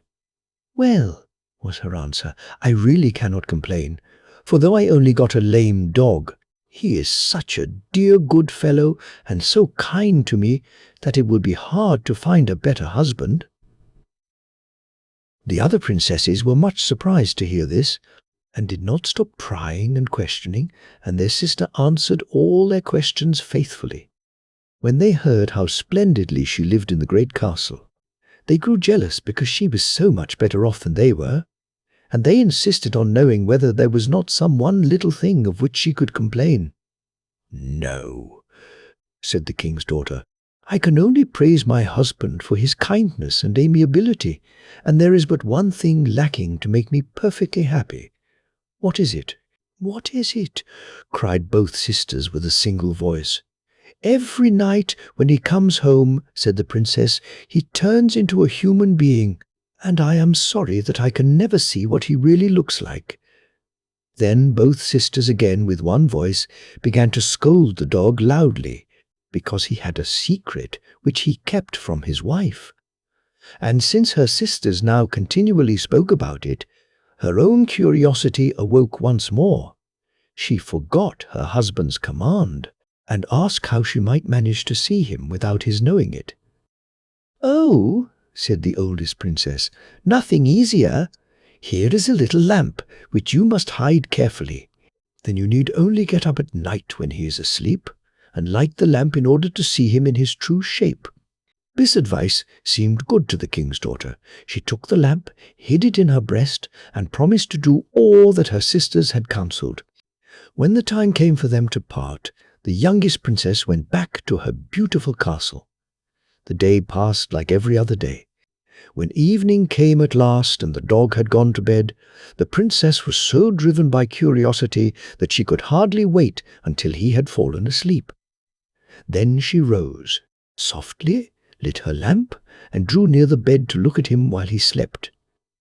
But no one can describe her astonishment when, throwing the light on the bed, she saw no lame dog lying there, but the handsomest youth her eyes had ever beheld. She could not stop looking at him, but sat up all night bending over his pillow, and the more she looked at him, the handsomer he seemed to grow, until she forgot everything else in the world. At last the morning came, and as the first star began to pale in the dawn, the youth began to grow restless and awaken. The princess, much frightened, blew out her lamp and lay down in her bed. The youth thought she was sleeping and did not wish to wake her, so he rose quietly, assumed his other shape, went away, and did not appear again all day long. And when evening came and it grew late, everything happened as before. The dog came home from the forest and was very tired. But no sooner had he fallen asleep than the princess rose carefully, lit her lamp, and came over to look at him. And when she cast the light on his bed, it seemed to her as though the youth had grown even handsomer than the day before, and the longer she looked, the more handsome he became, until she had to laugh and weep from sheer love and longing. She could not take her eyes from him, and sat all night long bent over his pillow, forgetful of her promise and all else, only to be able to look at him. With the first ray of dawn the youth began to stir and awake. Then the princess was again frightened, quickly blew out her lamp, and lay down in her bed.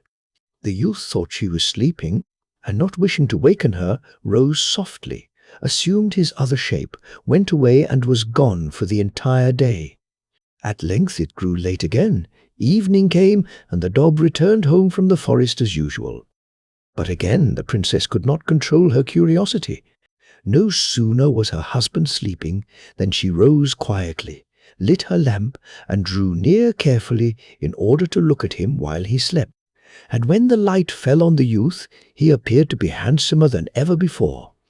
And the longer she looked, the more handsome he grew, until her heart burned in her breast, and she forgot all else in the world looking at him. She could not take her eyes from him, and sat up all night bending over his pillow. And when morning came and the sun rose, the youth began to move and awaken. Then the princess was much frightened, because she had paid no heed to the passing of time, and she tried to put out her lamp quickly. But her hand trembled, and a warm drop of oil fell on the youth, and he awoke. When he saw what she had done, he leaped up, terrified, instantly turned into a lame dog, and limped out into the forest. But the princess felt so remorseful that she nearly lost her senses, and she ran after him, wringing her hands and weeping bitterly, and begging him to return. But he did not come back. The king's daughter now wandered over hill and dale, along many a road new to her, in order to find her husband, and her tears flowed the while till it would have moved a stone. But the dog was gone, and stayed gone, though she looked for him north and south. When she saw that she could not find him, she thought she would return to her handsome castle. But there she was, just as unfortunate. The castle was nowhere to be seen, and wherever she went, she was surrounded by a forest black as coal. Then she came to the conclusion that the whole world had abandoned her, sat down on a stone, wept bitterly, and thought how much rather she would die than live without her husband. At that a little toad hopped out from under the stone and said, "Lovely maiden, why do you sit here and weep?" And the princess answered, "It is my hard fate to weep and never be happy again. First of all, I have lost the love of my heart, and now I can no longer find my way back to the castle. So I must perish of hunger here, or else be devoured by wild beasts." "Oh," said the toad, "if that is all that troubles you, I can help you. If you will promise to be my dearest friend, I will show you the way." But that the princess did not want to do. She replied, "Ask of me what you will, save that alone. I have never loved anyone more than my lame dog, and so long as I live will never love anyone else better." With that she rose, wept bitterly, and continued her way. But the toad looked after her in a friendly manner, laughed to himself, and once more crept under his stone. After the king's daughter had wandered on for a long, long way, and still saw nothing but forest and wilderness, she grew very tired. She once more sat down on a stone, rested her chin on her hand, and prayed for death, since it was no longer possible for her to live with her husband. Suddenly there was a rustling in the bushes, and she saw a big grey wolf coming directly toward her. She was much frightened, since her one thought was that the wolf intended to devour her. But the wolf stopped, wagged his tail and said, "Proud maiden, why do you sit here and weep so bitterly?" The princess answered, "It is my hard fate to weep and never be happy again. First of all, I have lost my heart's dearest, and now I cannot find my way back to the castle, and must perish of hunger or be devoured by wild beasts." "Oh," said the wolf, "if that is all that troubles you, I can help you. Let me be your best friend, and I will show you the way." But that did not suit the princess, and she replied, "Ask of me what you will, save that alone. I have never loved anyone more than my lame dog, and so long as I live, I will never love anyone else better." With that she rose, weeping bitterly, and continued on her way. But the wolf looked after her in a friendly manner, laughed to himself, and ran off hastily. After the princess had once more wandered for a long time in the wilderness, she was again so wearied and exhausted that she could not go on. She sat down on a stone, wrung her hands, and wished for death, since she could no longer live with her husband. At that moment she heard a hollow roaring that made the earth tremble, and a monstrous big lion appeared and came directly toward her. Now she was much frightened, for what else could she think but that the lion would tear her to pieces? But the beast was so weighed down with heavy iron chains that he could scarcely drag himself along, and the chains clashed at either side when he moved. When the lion finally reached the princess, he stopped, wagged his tail, and asked, "Beautiful maiden, why do you sit here and weep so bitterly?" The princess answered, "It is my hard fate to weep and never be happy again. First of all, I have lost my heart's dearest, and now I cannot find my way to the castle, and must perish of hunger or be devoured by wild beasts." "Oh," said the lion, "if that is all that troubles you, I can help you. If you will loose my chains and make me your best friend, I will show you the way."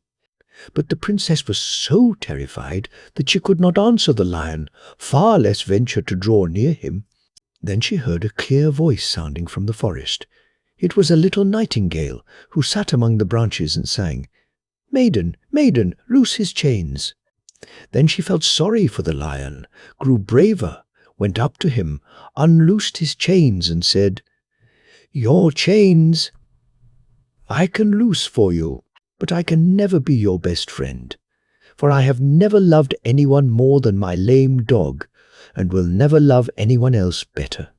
And then a wondrous thing took place. At the very moment the last chain fell from him, the lion turned into a handsome young prince, and when the princess looked at him more closely, it was none other than her heart's dearest, who before had been a dog. She sank to the ground, clasped his knees, and begged him not to leave her again. But the prince raised her with deep affection, took her in his arms, and said, "No, now we shall never more be parted, for I am released from my enchantment, and have proved your faith toward me in every way." Then there was joy indescribable, and the prince took his young wife home to the beautiful castle, and there he became king, and she was his queen. And if they have not died, they are living there to this very day. The Mount of the Golden Queen. Once upon a time, a lad who tended the cattle in the wood was eating his noontide meal in a clearing in the forest. As he was sitting there, he saw a rat run into a juniper bush. His curiosity led him to look for it, but as he bent over, down he went, head over heels, and fell asleep. And he dreamed that he was going to find the princess on the Mount of the Golden Queen, but that he did not know the way. The following day he once more pastured his cattle in the wood, when he came to the same clearing, and again ate his dinner there. And again he saw the rat, and went to look for it, and again when he bent down he went head over heels, and fell fast asleep. And again he dreamed of the princess on the Mount of the Golden Queen, and that in order to get her he would need 70 pounds of iron and a pair of iron shoes. He awoke, and it was all a dream, but by now he had made up his mind to find the Mount of the Golden Queen, and he went home with his herd. On the third day, when he led out his cattle, he could not reach the clearing of his happy dream too soon. Again the rat showed itself, and when he went to look for it, he fell asleep, as he had done each preceding day. And again he dreamed of the princess on the Mount of the Golden Queen, and that she came to him and laid a letter and a band of gold in his pocket. Then he awoke, and to his indescribable surprise, he found in his pocket both of the things of which he had dreamed, the letter and the band. Now he had no time to attend to the cattle any longer, but drove them straight home. Then he went into the stable, led out a horse, sold it, and bought 70 pounds of iron and a pair of iron shoes with the money. He made the thole pins out of the iron, put on his iron shoes, and set forth. For a time he travelled by land, but at last he came to the lake which he had to cross. He saw naught but water before and behind him, and rowing so long and steadily that he wore out one thole pin after another, he at length reached land and a green meadow where no trees grew. He walked all around the meadow, and at last found a mound of earth from which smoke was rising. When he looked more closely, out came a woman who was 9 yards long. He asked her to tell him the way to the Mount of the Golden Queen, but she replied, "That I do not know. Go ask my sister, who is 9 yards taller than I am, and who lives in an earth mound which you can find without any trouble." So he left her, and came to a mound of earth that looked just like the first, and from which smoke was also rising. A woman at once came out, who was tremendously tall, and of her he asked the way to the Mount of the Golden Queen. "That I do not know," said she. "Go ask my brother, who is 9 yards taller than I am, and who lives in a hill a little further away." So he came to the hill, from which smoke was also rising, and knocked. A man at once came out who was a veritable giant, for he was 27 yards in length, and of him he asked the way to the Mount of the Golden Queen. Then the giant took a whistle and whistled in every direction, to call together all the animals to be found on the earth. And all the animals came from the woods, foremost among them a bear. The giant asked him about the Mount of the Golden Queen, but he knew nothing of it. Again the giant blew his whistle in every direction to call together all the fishes to be found in the waters. They came at once, and he asked them about the Mount of the Golden Queen, but they knew nothing of it. Once more the giant blew his whistle in every direction, and called together all the birds of the air. They came, and he asked the eagle about the Mount of the Golden Queen, and whether he knew where it might be. The eagle said, "Yes." "Well then, take this lad there," said the giant, "but do not treat him unkindly." This the eagle promised, allowed the youth to seat himself on his back, and then off they were through the air, over fields and forests, hill and dale, and before long they were above the ocean, and could see nothing but sky and water. Then the eagle dipped the youth in the ocean up to his ankles, and asked, "Are you afraid?" "No," said the youth. Then the eagle flew on a while, and again dipped the youth into the water up to his knees, and said, "Are you afraid?" "Yes," answered the youth, "but the giant said you were not to treat me unkindly." "Are you really afraid?" asked the eagle once more. "Yes," answered the youth. Then the eagle said, "The fear you now feel is the very same fear I felt when the princess thrust the letter and the golden band into your pocket." And with that they had reached a large, high mountain, in one side of which was a great iron door. They knocked, and a serving-maid appeared to open the door and admit them. The youth remained and was well received, but the eagle said farewell and flew back to his native land. The youth asked for a drink, and he was at once handed a beaker containing a refreshing draught. When he had emptied it and returned the beaker, he let the golden band drop into it, and when the maid brought back the beaker to her mistress, who was the princess of the Mount of the Golden Queen, the latter looked into the beaker, and behold, there lay a golden band which she recognized as her own. So she asked, "Is there someone here?" And when the maid answered in the affirmative, the princess said, "Bid him come in." And as soon as the youth entered, she asked him if he chanced to have a letter. The youth drew out the letter he had received in so strange a manner, and gave it to the princess. And when she had read it, she cried, full of joy, "Now I am delivered." And at that very moment, the mountain turned into a most handsome castle, with all sorts of precious things, servants, and every sort of convenience, each for its own purpose. Whether the princess and the youth married the story does not say, yet we must take for granted that a wedding is the proper end for the fairy tale. Hopgiant. Once upon a time there were two neighbours, one of them rich and the other poor. They owned a great meadow in common, which they were supposed to mow together and then divide the hay. But the rich neighbour wanted the meadow for himself alone, and told the poor one that he would drive him out of house and home if he did not come to an agreement with him that whichever one of them mowed the largest stretch of the meadowland in a single day should receive the entire meadow. Now the rich neighbour got together as many mowers as ever he could, but the poor one could not hire a single man. At last he despaired altogether and wept, because he did not know how he could manage to get so much as a bit of hay for the cow.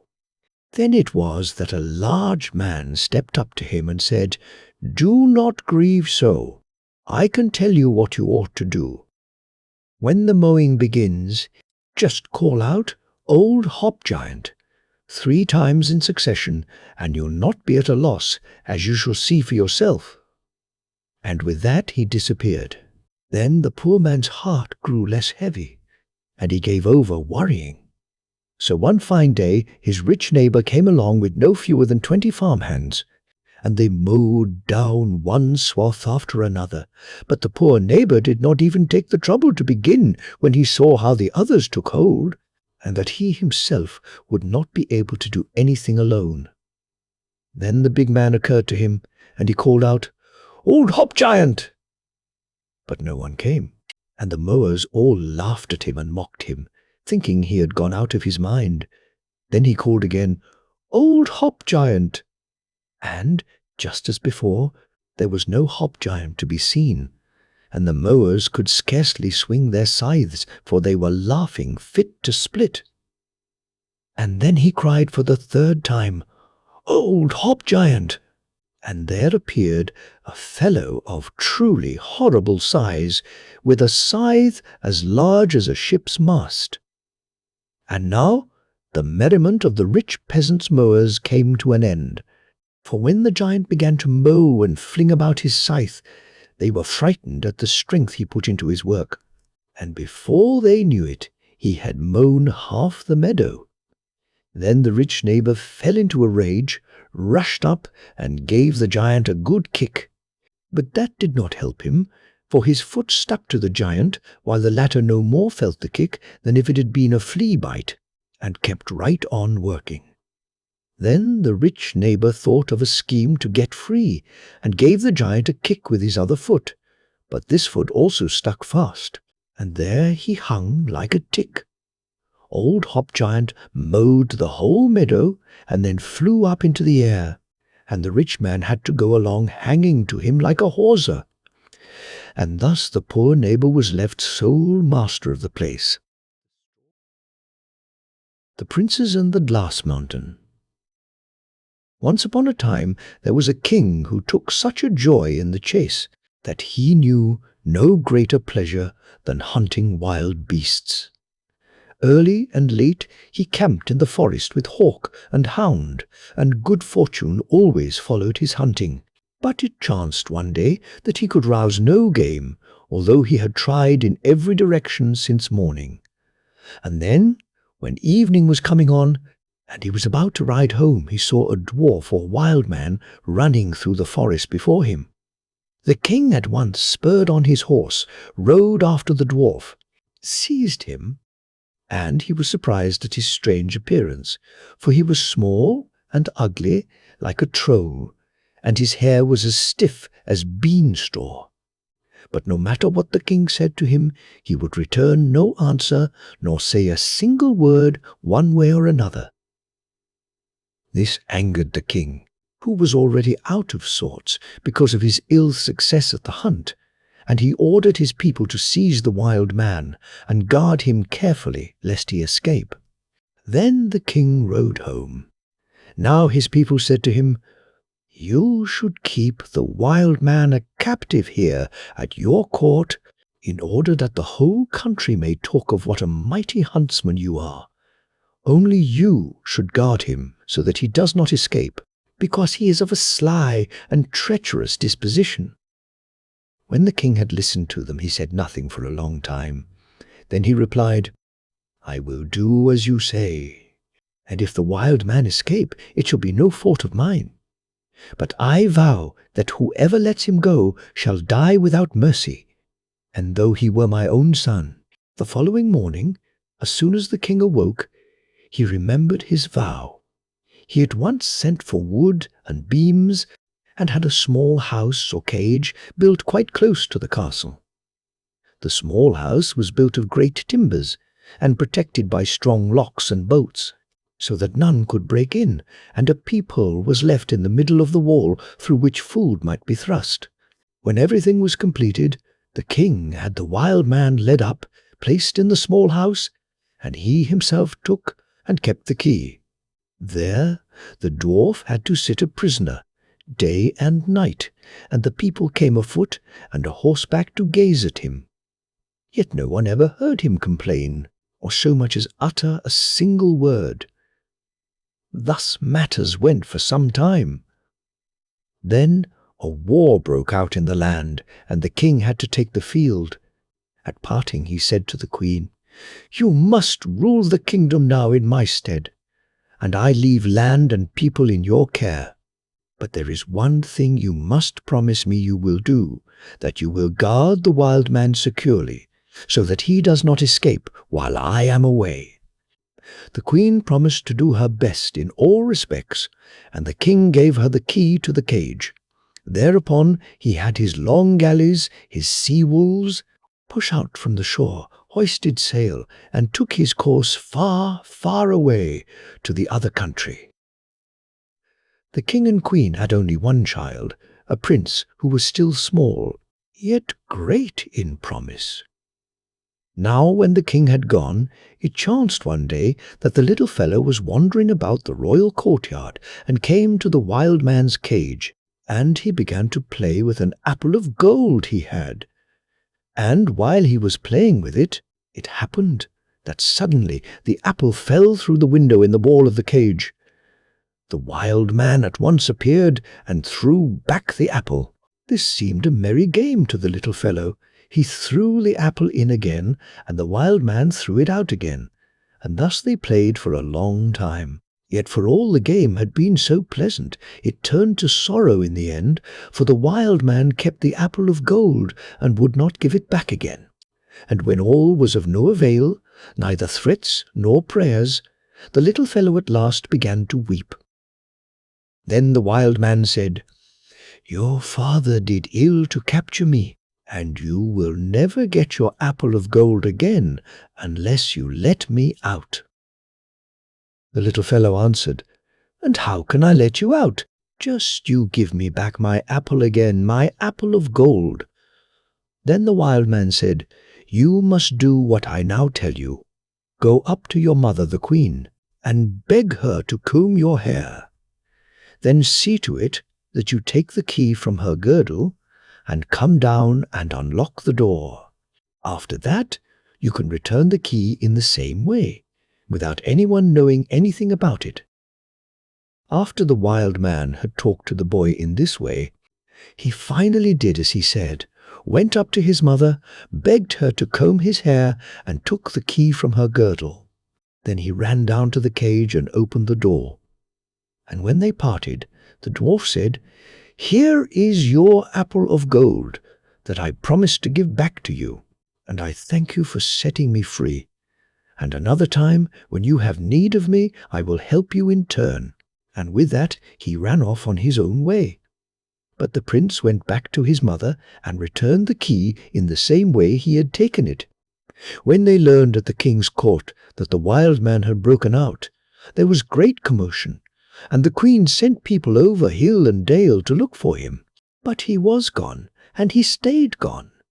Thus matters went for a while, and the queen grew more and more unhappy, for she expected her husband to return every day. And when he did reach shore, his first question was whether the wild man had been well guarded.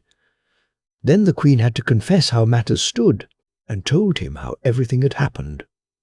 But the king was enraged beyond measure, and said he would punish the malefactor, no matter who he might be. And he ordered a great investigation at his court, and every human being in it had to testify. But no one knew anything. At last the little prince also had to come forward, and as he stood before the king he said, "I know that I have deserved my father's anger.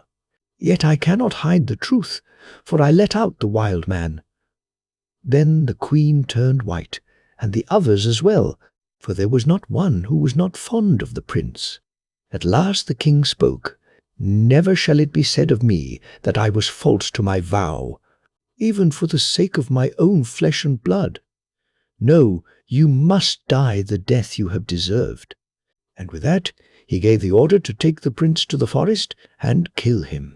And they were to bring back the boy's heart as a sign that his command had been obeyed. Now, sorrow unheard of reigned among the people, and all pleaded for the little prince. But the king's word could not be recalled.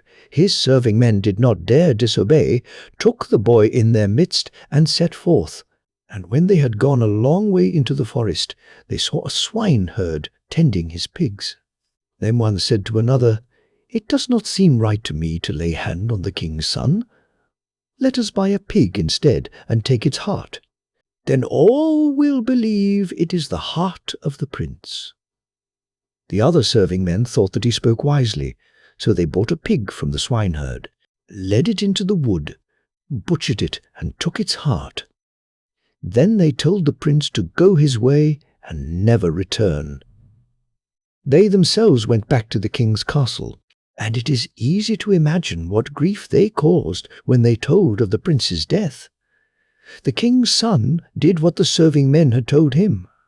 He kept on wandering as far as he could, and never had any other food than the nuts and wild berries that grow in the forest.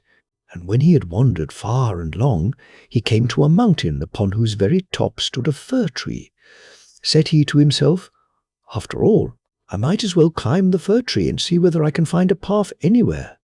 No sooner said than done. He climbed the tree, and as he sat in the very top of its crown, and looked about on every side, he saw a large and splendid royal castle rising in the distance, and gleaming in the sun. Then he grew very happy, and at once set forth in that direction.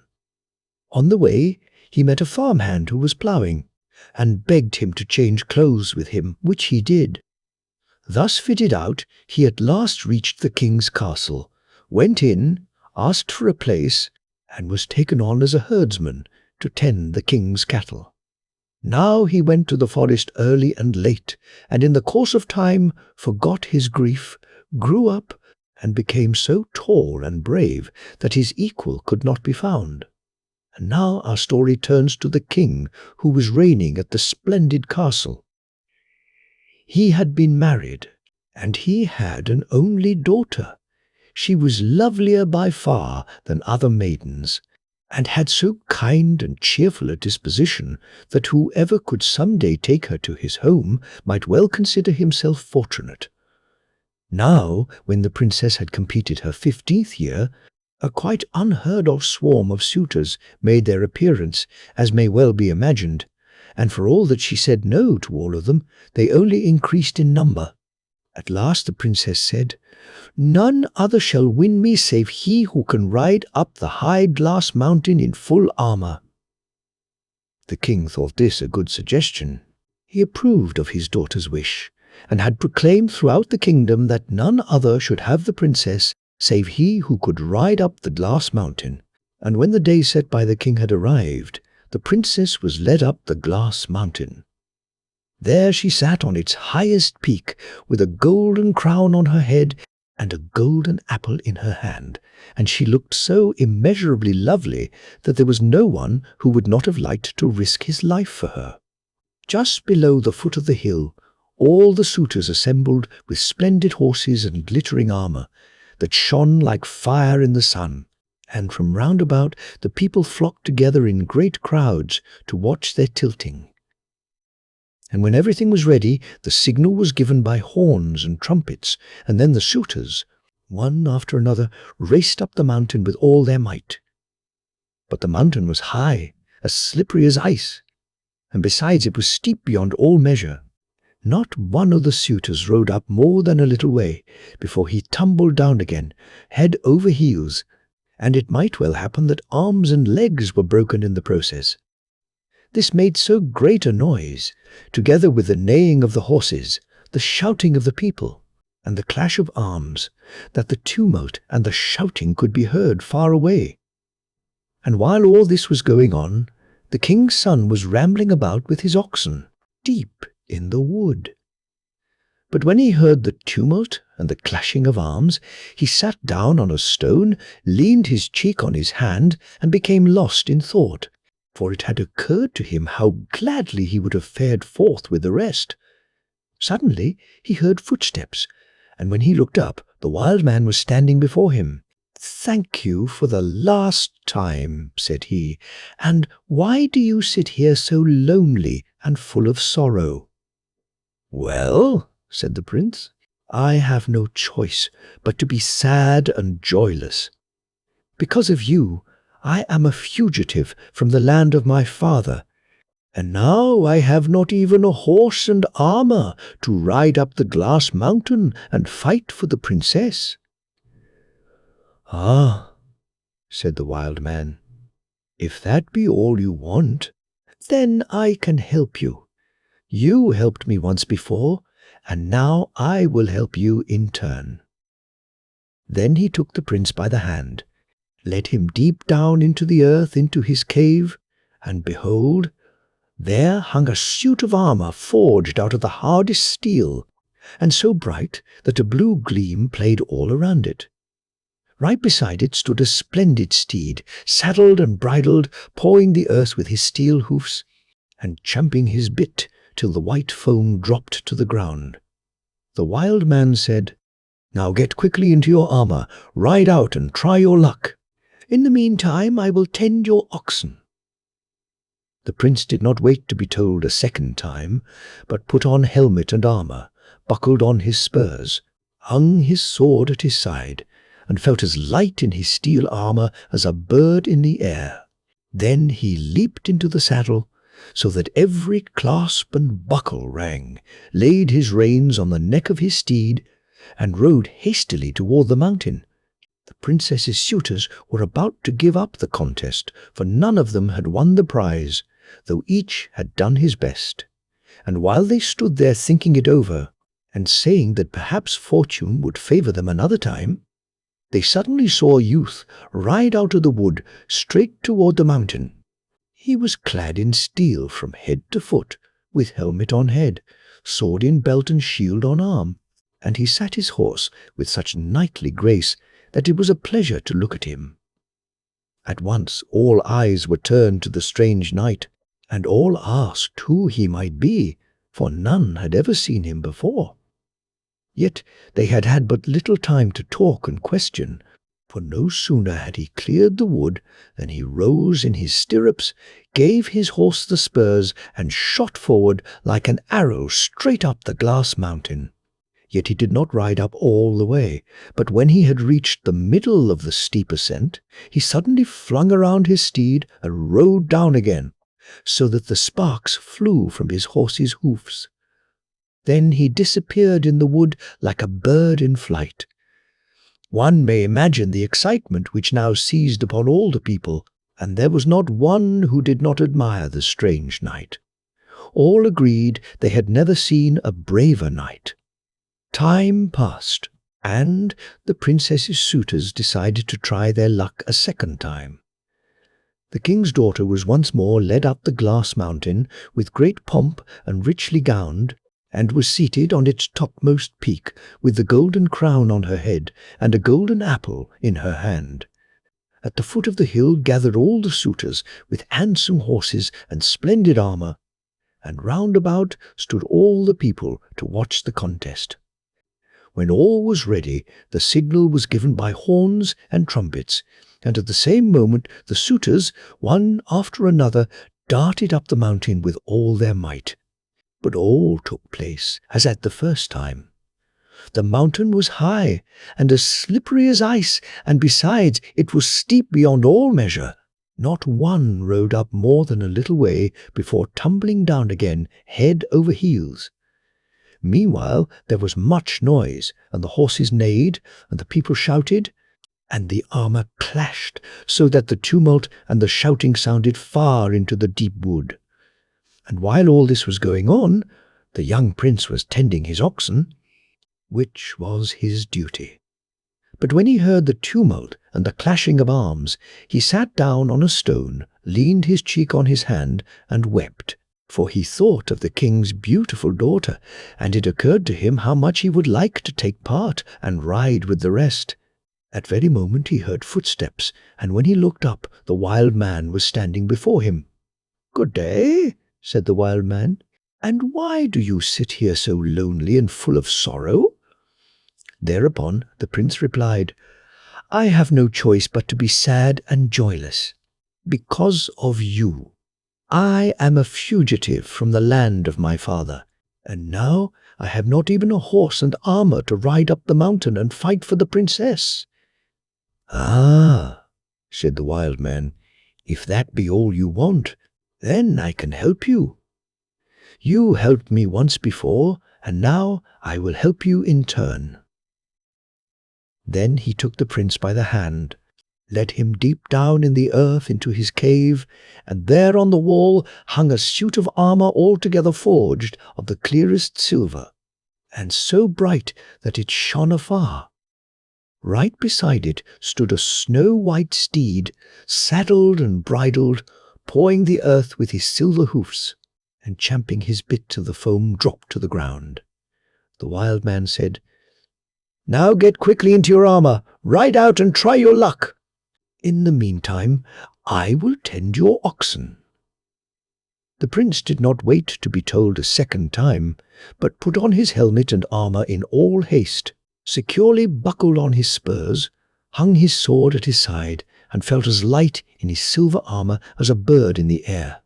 Then he leaped into the saddle so that every clasp and buckle rang, laid his reins on the neck of his steed, and rode hastily toward the glass mountain. The princess's suitors were about to give over the contest, for none of them had won the prize, though each had played a man's part. And while they stood there thinking it over, and saying that perhaps fortune would favour them the next time, they suddenly saw a youth ride out of the wood, straight toward the mountain. He was clad in silver from head to foot, with helmet on head, shield on arm, and sword at side, and he sat his horse with such knightly grace that a braver-looking youth had probably never been seen. At once all eyes were turned toward him, and the people noticed that he was the same knight who had appeared before. But the prince did not leave them much time for wonderment, for no sooner had he reached the plain than he rose in his stirrups, spurred on his horse, and rode like fire straight up the steep mountain. Yet he did not ride quite up to the top, but when he had come to its crest, he greeted the princess with great courtesy, flung about his steed, and rode down the mountain again, till the sparks flew about his horse's hoofs. Then he disappeared into the wood as the storm flies. As one may imagine, the people's excitement was even greater than the first time, and there was not one who did not admire the strange knight. And all were agreed that a more splendid steed or a handsomer youth were nowhere to be found. Time passed, and the king set a day when his daughter's suitors were to make a third trial. The princess was now once more led to the glass mountain, and seated herself on its highest peak, with the golden crown and the golden apple as she had before. At the foot of the mountain gathered the whole swarm of suitors, with splendid horses and polished armour, handsome beyond anything seen thus far, and round about the people flocked together to watch the contest. When all was ready, the suitors, one after another, darted up the mountain with all their might. The mountain was as smooth as ice, and besides, it was steep beyond all measure, so that not one rode up more than a little way before tumbling down again head over heels. This made a great noise, the horses neighed, the people shouted, and the armour clashed, till the tumult and the shouting echoed far into the wood. While this was all taking place, the king's son was busy tending his oxen as usual, and when he once more heard the noise and the clash of arms, he sat down on a stone, leaned his cheek on his hand, and wept bitterly. Then he thought of the lovely princess, and would gladly have ventured his life to win her. That very moment the wild man was standing before him. "Good day," said the wild man, "and why do you sit here so lonely and full of sorrow?" "I have no choice but to be sad and joyless," said the prince. "Because of you, I am a fugitive from the land of my father, and now I have not even a sword and armour to ride up the mountain and fight for the princess." "Ah," said the wild man, "if that be all that troubles you, I can help you. You helped me once before, and now I will help you in turn." With that he took the prince by the hand, led him into his cave deep down under the earth, and showed him a suit of armour, all forged of the purest gold, and gleaming so brightly that its golden glow shone far and wide. Beside it stood a magnificent steed, saddled and bridled, pawing the earth with its golden hoofs, and champing its bit until the foam fell to the ground. The wild man said, "Now get quickly into your armour, ride out, and try your luck. In the meantime I will tend your oxen." And to tell the truth, the prince was not lazy, but put on his helmet and armour, buckled on his golden spurs, hung his sword at his side, and felt as light in his golden armour as a bird in the air. Then he leaped into the saddle, so that every clasp and buckle rang, laid his reins on the neck of his steed, and rode hastily toward the mountain. The princess's suitors were about to give up the contest, for none of them had won the prize, though each had done his best. And while they stood there thinking over what was to be done, they suddenly saw a youth come riding out of the wood straight toward the mountain. He was clad in gold from head to foot, with the golden helmet on his head, the golden shield on his arm, and the golden sword at his side. And so knightly was his bearing that a bolder warrior could not have been met with in all the wide world. At once all eyes were turned toward him, and one could see that he was the same youth who had already appeared at different times. But the prince gave them but little time to question and wonder, for no sooner had he reached the plain than he gave his horse the spurs, and shot up the steep mountain like a flash of lightning. When he had reached its highest peak, he greeted the beautiful princess with great courtesy, kneeled before her, and received the golden apple from her hand. Then he flung about his steed, and rode down the glass mountain again, so that the sparks flew about the golden hoofs of his horse, and a long ribbon of golden light gleamed behind him. At last he disappeared in the wood like a star. What a commotion now reigned about the mountain! The people broke forth into cheers that could be heard far away. Horns sounded, trumpets called, horses neighed, arms clashed, and the king had proclaimed far and near that the unknown golden knight had won the prize. Now all that was wanting was some information about the golden knight, for no one knew him, and all the people expected that he would at once make his appearance at the castle. But he did not come. This caused great surprise, and the princess grew pale and ill. But the king was put out, and the suitors murmured and found fault day by day. And at length, when they were all at their wits' end, the king had a great meeting announced at his castle, which every man, high and low, was to attend, so that the princess might choose among them herself. There was no one who was not glad to go for the princess's sake, and also because it was a royal command, and a countless number of people gathered together.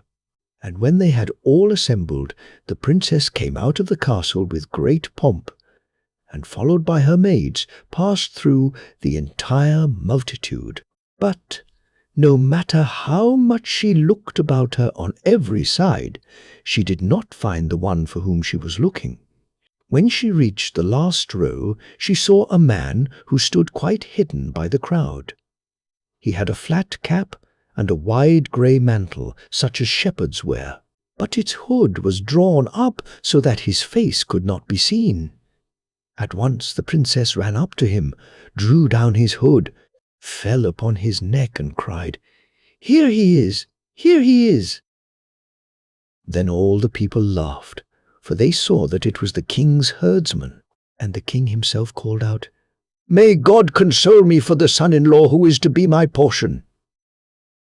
The man, however, was not at all abashed, but replied, "Oh, you need not worry about that at all. I am just as much a king's son as you are a king." With that he flung aside his wide mantle, and there were none left to laugh, for instead of the grey herdsman there stood a handsome prince, clad in gold from head to foot, and holding the princess's golden apple in his hand, and all could see that it was the same youth who had ridden up the glass mountain. Then they prepared a feast whose like had never before been seen, and the prince received the king's daughter, and with her half of the kingdom. Thenceforward they lived happily in their kingdom, and if they have not died, they are living there still.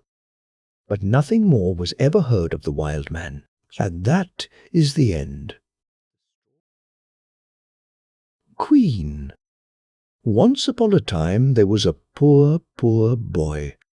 He went to the king and begged to be taken into service as a shepherd, and all called him Sheep Peter. While he was herding his sheep, he used to amuse himself with his crossbow.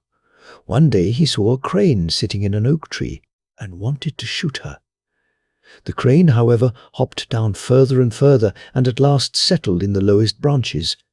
Then she said, "If you promise not to shoot me, I will help you whenever you are in trouble. You need only to call out, 'God aid me,' and 'Queen Crane, stay by me,' and I will succeed." With that, the bird flew away. At length, war broke out, and the king had to take the field.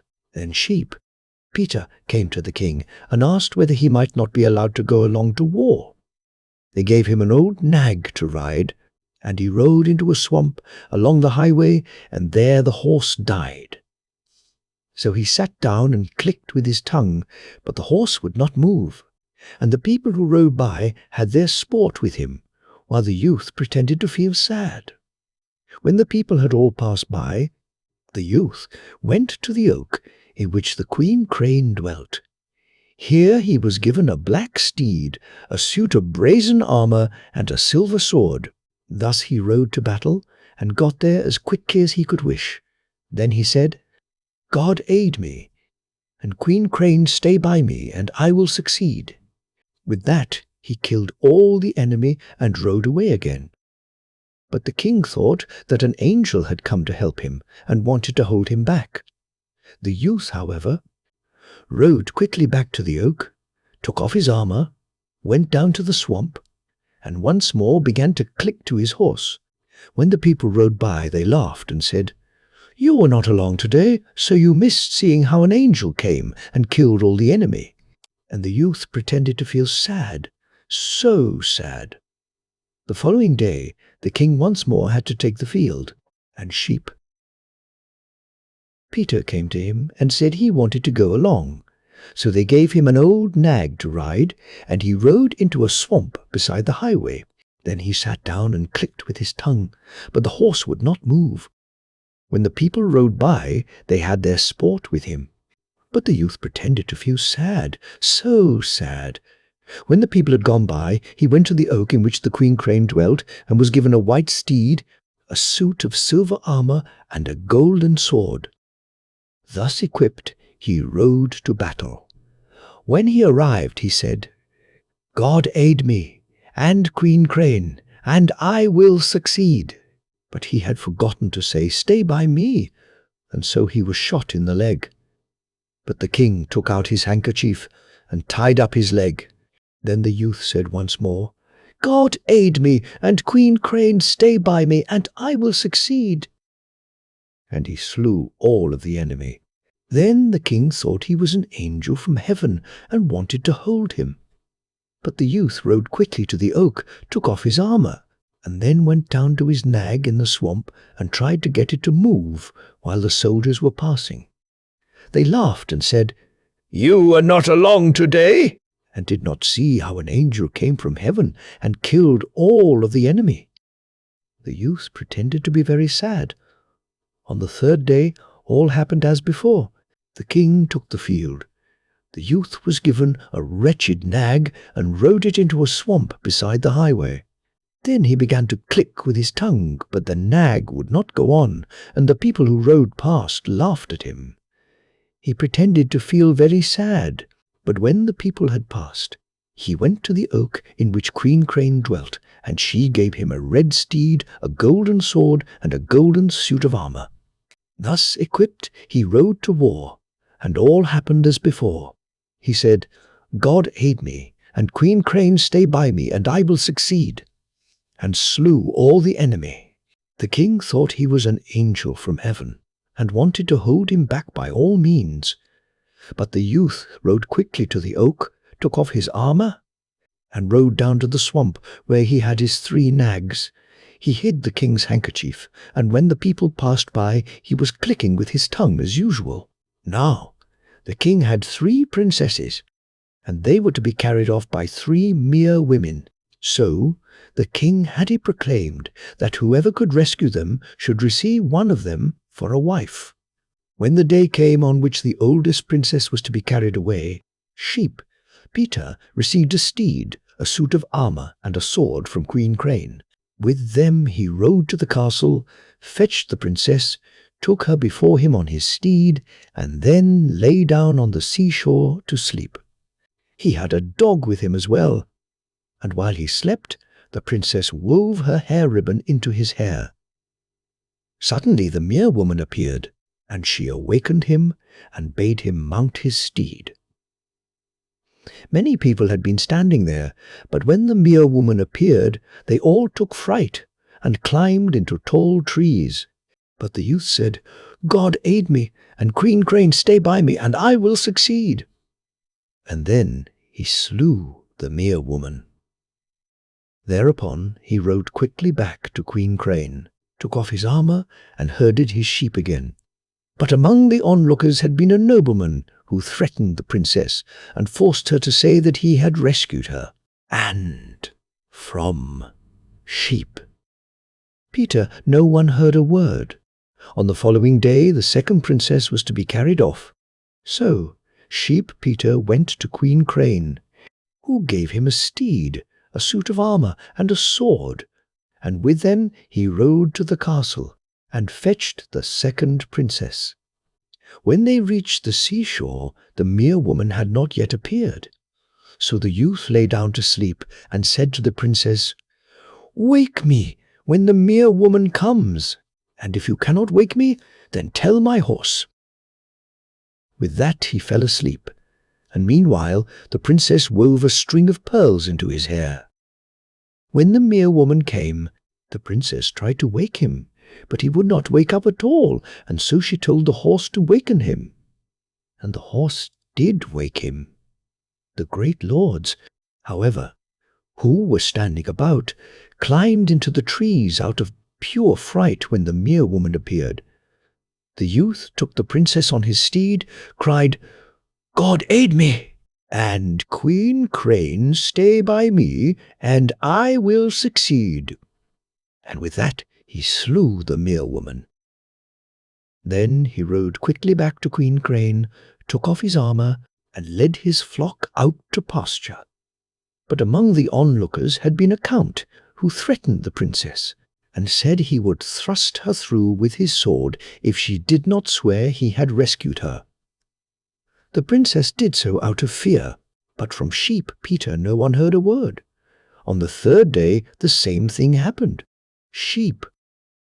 Peter was given a suit of armour, a sword, and a steed by Queen Crane, and fetched the youngest princess. When he lay down on the seashore to sleep, he said to her, "When the mere woman comes, wake me, and if you cannot wake me, then tell the horse to wake me, and if the horse cannot wake me, then ask the dog to wake me." When the mere woman came, neither the princess nor the horse was able to wake him, and they had to call the dog to help them. At last he woke up, took the princess on his horse, cried, "God aid me, and Queen Crane, stay by me, and I will succeed," and slew the mere woman. Then he rode back again to Queen Crane, took off his armour, and let his flock out to pasture. Not long after, the deliverers of the princesses were to come to the castle and be married. But first the king asked his daughters which of the three each wanted to have. So the oldest said, "The gentleman from court," and the second said, "The count," but the third said, "Sheep Peter." Then the king was very angry with his youngest daughter, for he did not believe for a moment that Sheep Peter had delivered her. But she insisted and said she would take no one else. The king then presented an apple of pure gold to the count and the court gentleman, but Sheep Peter got nothing. Now all three of them were to hold a 3 days shooting match, in order to see which was the best shot, for the king hoped that Sheep Peter would make a proper laughing-stock of himself, and drop far behind the others without any effort on their part. But Sheep Peter was so good a marksman that he hit everything at which he aimed, and the very first day he shot a great deal, while the others shot but little. Then they bought the game he had shot from him, and gave him a golden apple for it. The same thing happened the second day, and thus he got the other gold apple. But when Peter came home on the evening of the first and second day, he had only a crow dangling from his blunderbuss.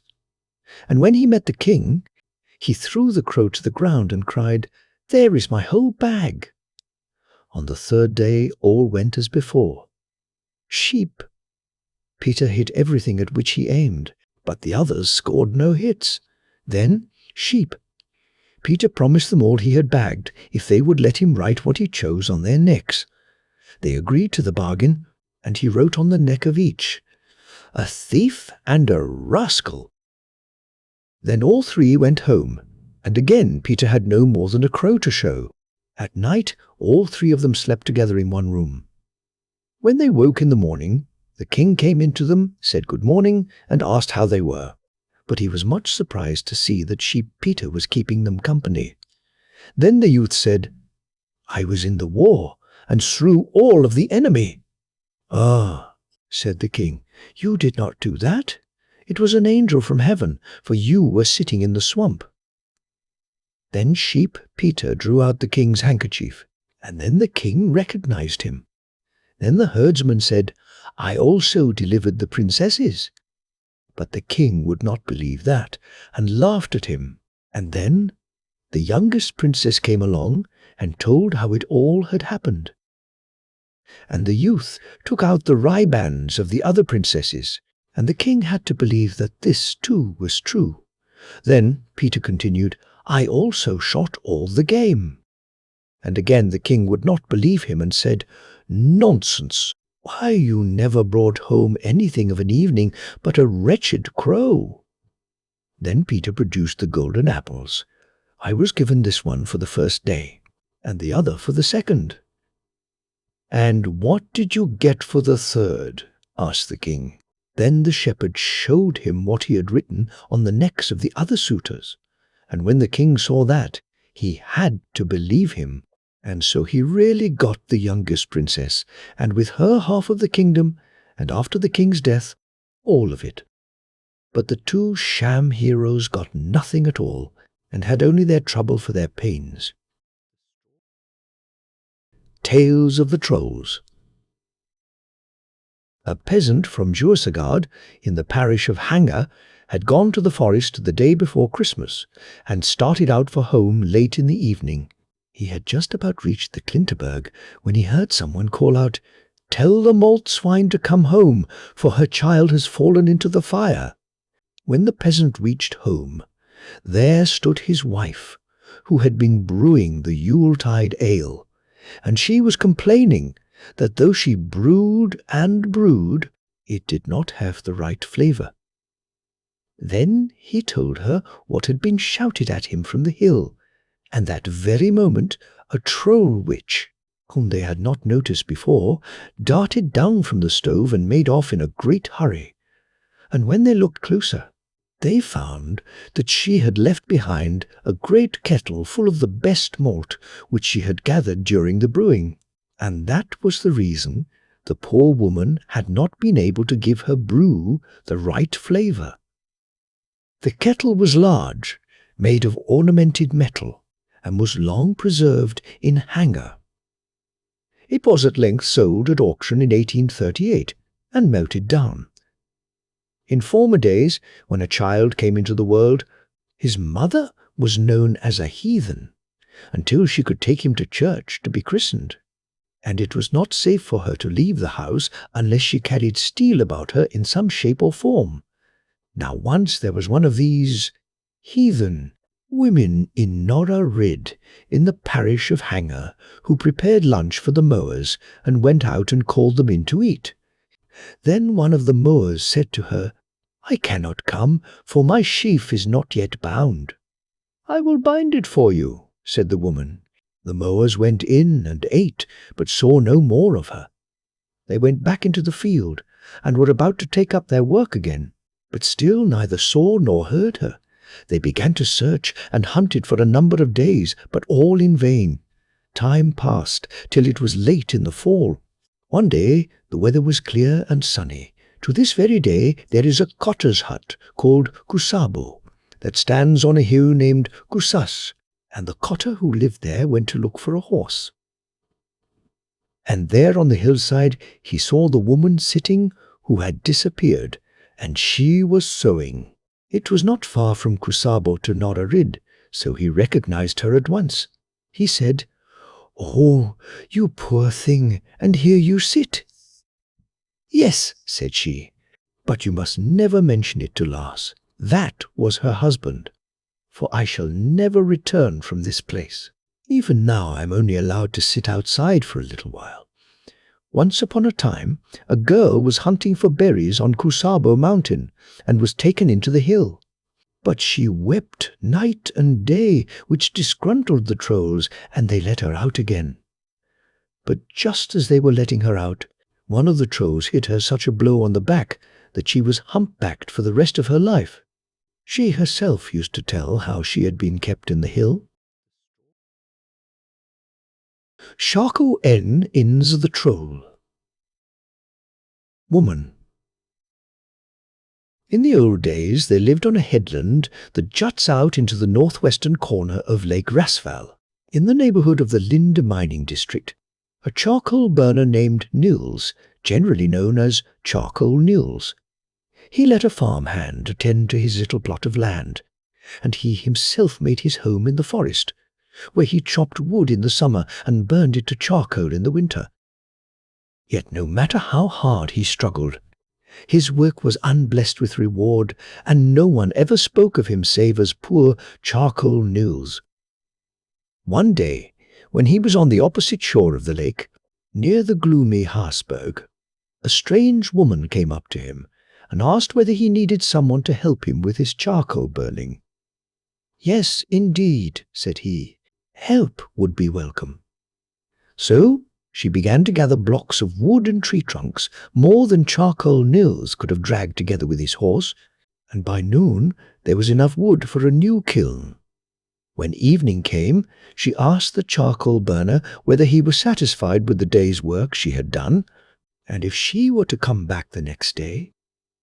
That suited the charcoal burner perfectly, and she came back the next day and all the following ones. And when the kiln had been burned out, she helped Nils clear it, and never before had he had such a quantity of charcoal, nor charcoal of so fine a quality. So she became his wife, and lived with him in the wood for 3 years. They had 3 children, yet this worried Nils but little, seeing that she looked after them, and they gave him no trouble. But when the 4th year came, she grew more exacting, and insisted on going back to his home with him, and living with him there. Nils wished to hear nothing about this, yet since she was so useful to him in his charcoal burning, he did not betray his feelings, and said he would think it over. It happened one Sunday that he went to church where he had not been for many years, and what he heard there brought up thoughts he had not known since the innocent days of his childhood. He began to wonder whether there were not some hocus-pocus about the charcoal burning, and whether it were not due to the forest woman who aided him so willingly. Preoccupied with this and other thoughts, he forgot, while returning to his kiln, that he had promised the strange woman at the very beginning, when she had first helped him, that, whenever he had been home and was returning to the kiln, he would rap 3 times with his axe against an old pine tree not far from it. On this occasion, as we have said, he forgot the sign, and as a result he saw something that nearly robbed him of his wits. As he drew near the kiln, he saw it all aflame, and around it stood the 3 children and their mother, and they were clearing out the kiln. They were pulling down and putting out so that flames, smoke and ashes whirled sky high, but instead of the spruce branches that were generally used to put out the fire, they had bushy tails which they dipped in the snow. When charcoal Nils had looked on for a while, he slunk back to the old pine tree and made its trunk echo to the sound of his 3 axe strokes, till one could hear them on the Hofberg. Then he went to the kiln, as though he had seen nothing, and all went on as before. The kiln was glowing with a handsome, even glow, and the tall woman was about and working as usual. As soon as she saw charcoal Nils, she came back with her pressing demand that he take her home to his little house, and that they live there. "Yes, that shall come about," said Nils to console her, and turned back home to fetch a horse. But instead he went out on the headline of KNœS, on the eastern shore of Lake Rasval, where a wise man lived, and asked the latter what he should do. The old man advised him to go home and hitch his horse to his charcoal wagon, but to hitch the horse in such wise that there would be not a single loop either in the harness or traces. Then he was to mount the horse and ride back to the kiln without stopping, have the troll woman and her children get into the wagon, and at once drive out on the ice with them. The charcoal burner did as the old man told him, saddled his horse, paying strict attention that there were no loops in saddle or bridle, rode across the ice through the wood to his kiln, and told the troll woman and her children to get in. Then he quickly turned back through the wood, out on the ice, and there let his horse run as fast as he could. When he reached the middle of the lake, he saw a pack of wolves running along in the direction of a border land at the northern end of the lake and heading for the ice. Then he tore the saddle harness from the traces, so that the wagon with the troll folk was left standing on the bare ice, and rode as fast as his horse could carry him for the opposite shore. When the trolls saw the wolves, they began to scream. "Turn back! Turn back!" cried the mother. "And if you will not for my sake, then at least do so for the sake of Vibba, Pee-wee, your youngest daughter." But Charcoal Nils rode for the shore without looking back. Then he heard the troll woman calling on others for aid. "Brother in the Harsberg, sister in Streeper, cousin in Ringfels, take the loop and pull. There is no loop to pull," came the answer from deep within the Harsberg. "Then catch him at Harkelan. He is not riding in that direction." The reply came from Ringfels, and indeed Charcoal Nils did not ride in that direction, but over stick and stone straight to his own home. Yet when he reached his own courtyard, the horse fell, and a shot from the trolls tore away a corner of the stable. Nils shortly after fell sick, and had to lie abed for a number of weeks. When he was well again, he sold his forest land and worked the little farm by the cottage until his death. So that was one occasion when the troll folk came off second best. The Three Dogs. Once upon a time there was a king who went forth into the world and fetched back a beautiful queen. And after they had been married a while, God gave them a little daughter. Then there was great rejoicing in the city and throughout the country, for the people wished their king all that was good, since he was kind and just. While the child lay in its cradle, a strange-looking old woman entered the room, and no one knew who she was, nor whence she came. The old woman spoke a verse over the child, and said that she must not be allowed out under the open sky until she were full 15 years of age, since otherwise the mountain troll would fetch her. When the king heard this, he took her words to heart and posted guards to watch over the little princess so that she would not get out under the open sky. Some time afterward, God gave the royal pair another little daughter, and again the whole kingdom rejoiced.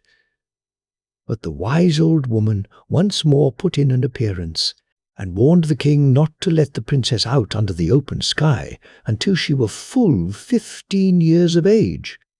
And then, after a time, God gave the royal pair a third daughter.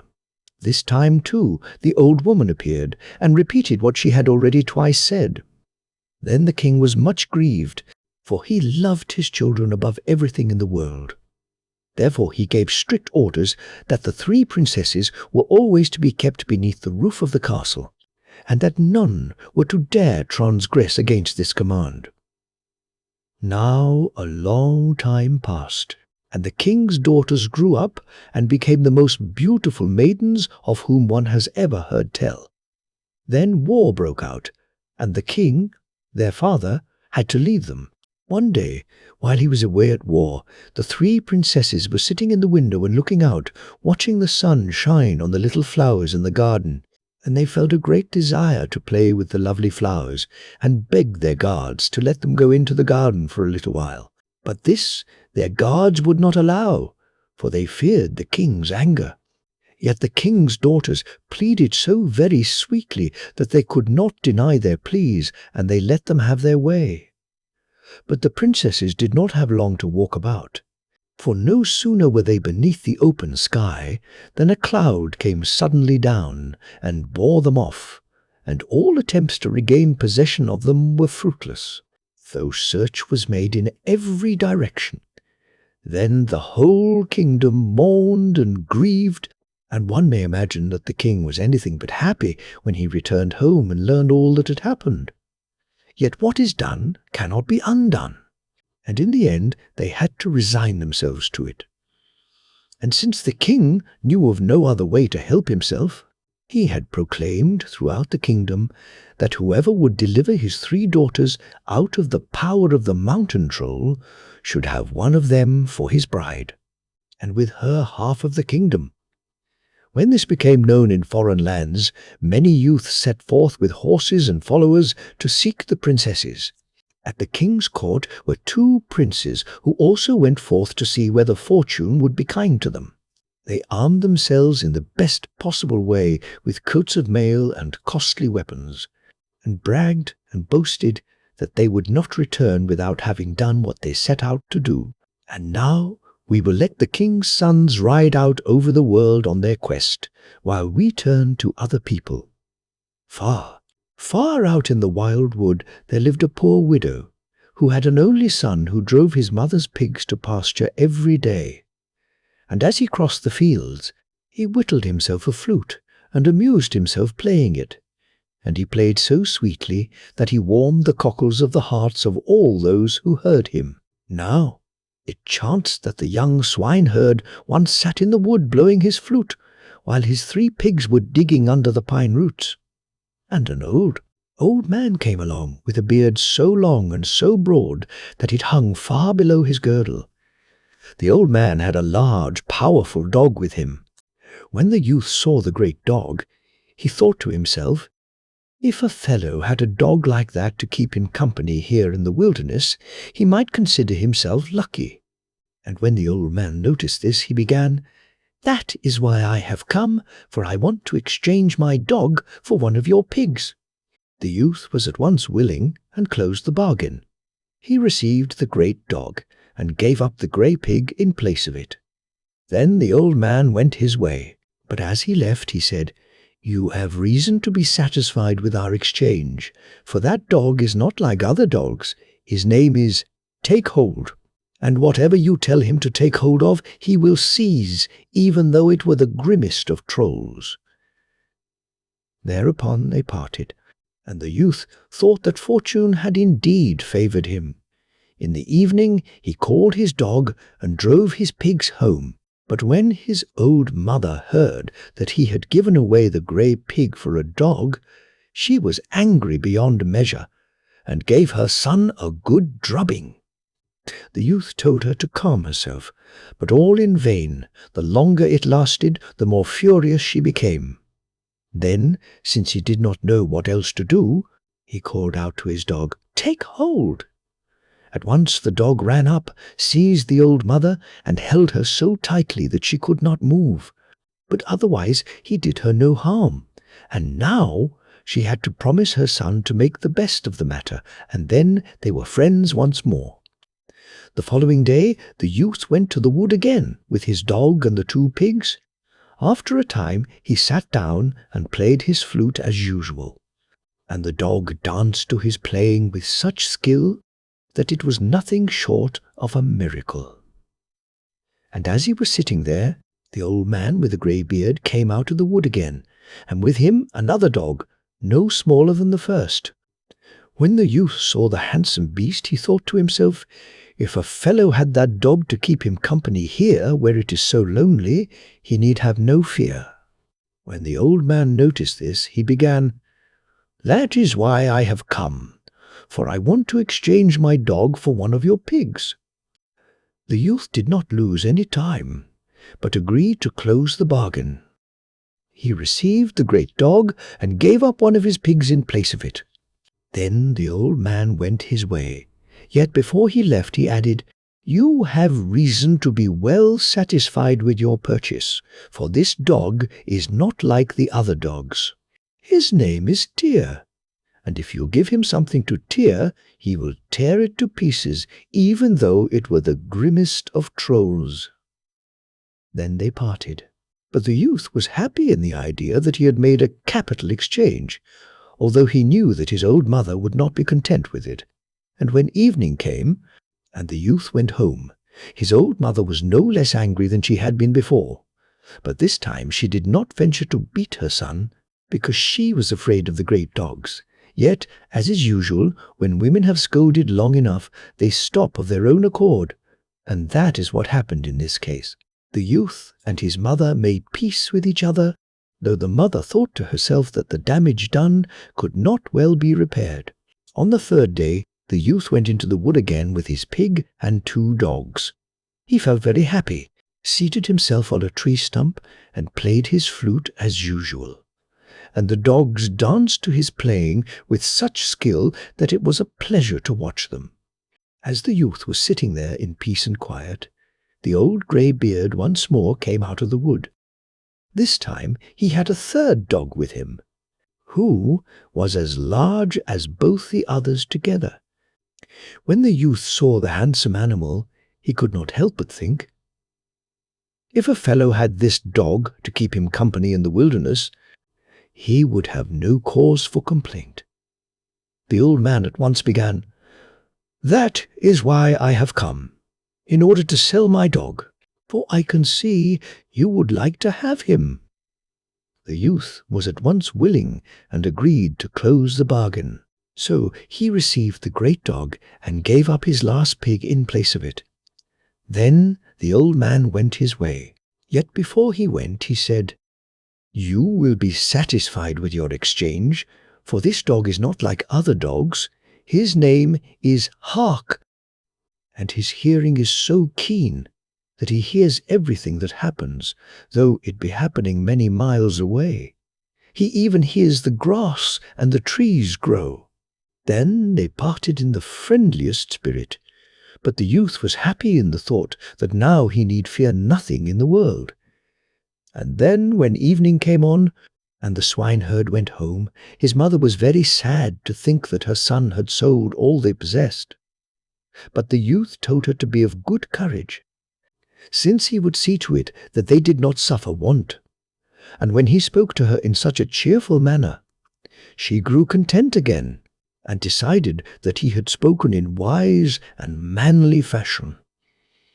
Then when day dawned, the youth went hunting with his dogs, and came back at evening with as much game as he could possibly carry, and he continued to go hunting in this way for a time, until his old mother's storeroom was well provided with meat and all sorts of good things. Then he bade his mother a fond farewell, called his dogs, and said he was going to wander out into the world and try his fortune. And he fared forth over mountains and tangled ways, and came into the heart of a sombre forest. There he met the grey beard of whom I have already told you, and when he met him, the youth was much pleased, and said, "Good day, grandfather, and thanks for the last time." And the old man replied, "Good day to you, and—" "Whither away?" the youth answered. "I am wandering out into the world to see what fortune has in store for me." Then the old man said, "Keep right on going till you come to the royal castle, and there your fortune will take a turn." And with that they parted. The youth followed the old man's advice, and for a time wandered on straight ahead. When he came to a tavern, he played his flute and let his dogs dance, and was never at a lack for bed and board, and whatever else he might want. After he had wandered long and far, he at length came to a great city, whose streets were filled with people. The youth wondered what it all meant, and at last reached the spot where, to the sound of bell, the king's proclamation was being cried that whoever should deliver the 3 princesses out of the power of the troll would receive one of them, and half the kingdom as well. Now he understood what the old man had meant. He called his dogs and went to the king's castle, but there all had been grief and mourning since the day the king's daughters had disappeared, and of them all the king and queen were the most sorrowful. Then the youth went to the keeper of the door and asked him whether he might play and show his dogs before the king. The courtiers were willing, for they hoped it might make him feel more cheerful. So he was admitted and allowed to show his tricks. And when the king had heard him play, and had seen the skilful dancing of his dogs, he grew quite merry, and none had seen him as happy during all the 7 long years that had passed since he had lost his daughters. When the dance was over, the king asked the youth what he asked as a reward for having given him such a pleasure. The youth answered, "My lord king, I did not come to you to win gold and gear, but I have another request to make, that you allow me to set out and search for your 3 daughters, carried away by a mountain troll." When the king heard this, his thoughts once more grew gloomy, and he replied, "You need not even think of delivering my daughters. It is no child's play, and your betters have already attempted it in vain.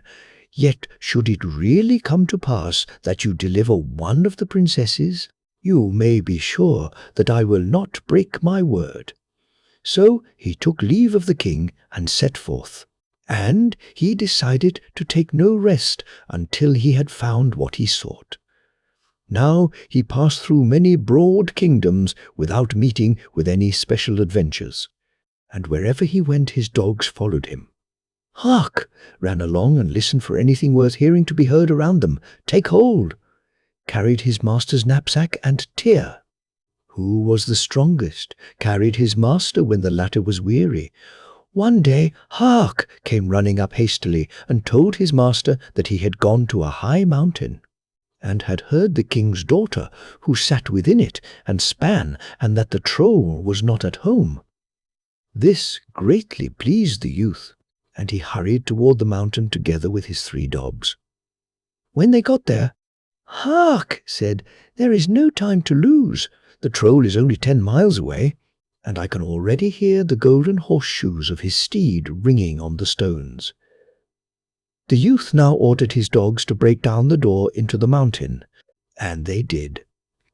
And as he stepped into the mountain, he saw a lovely maiden sitting in the mountain hall, winding a golden thread on a golden spindle. The youth went up and greeted the lovely girl. Then the king's daughter was much surprised and said, "Who are you that dare to venture into the giant's hall?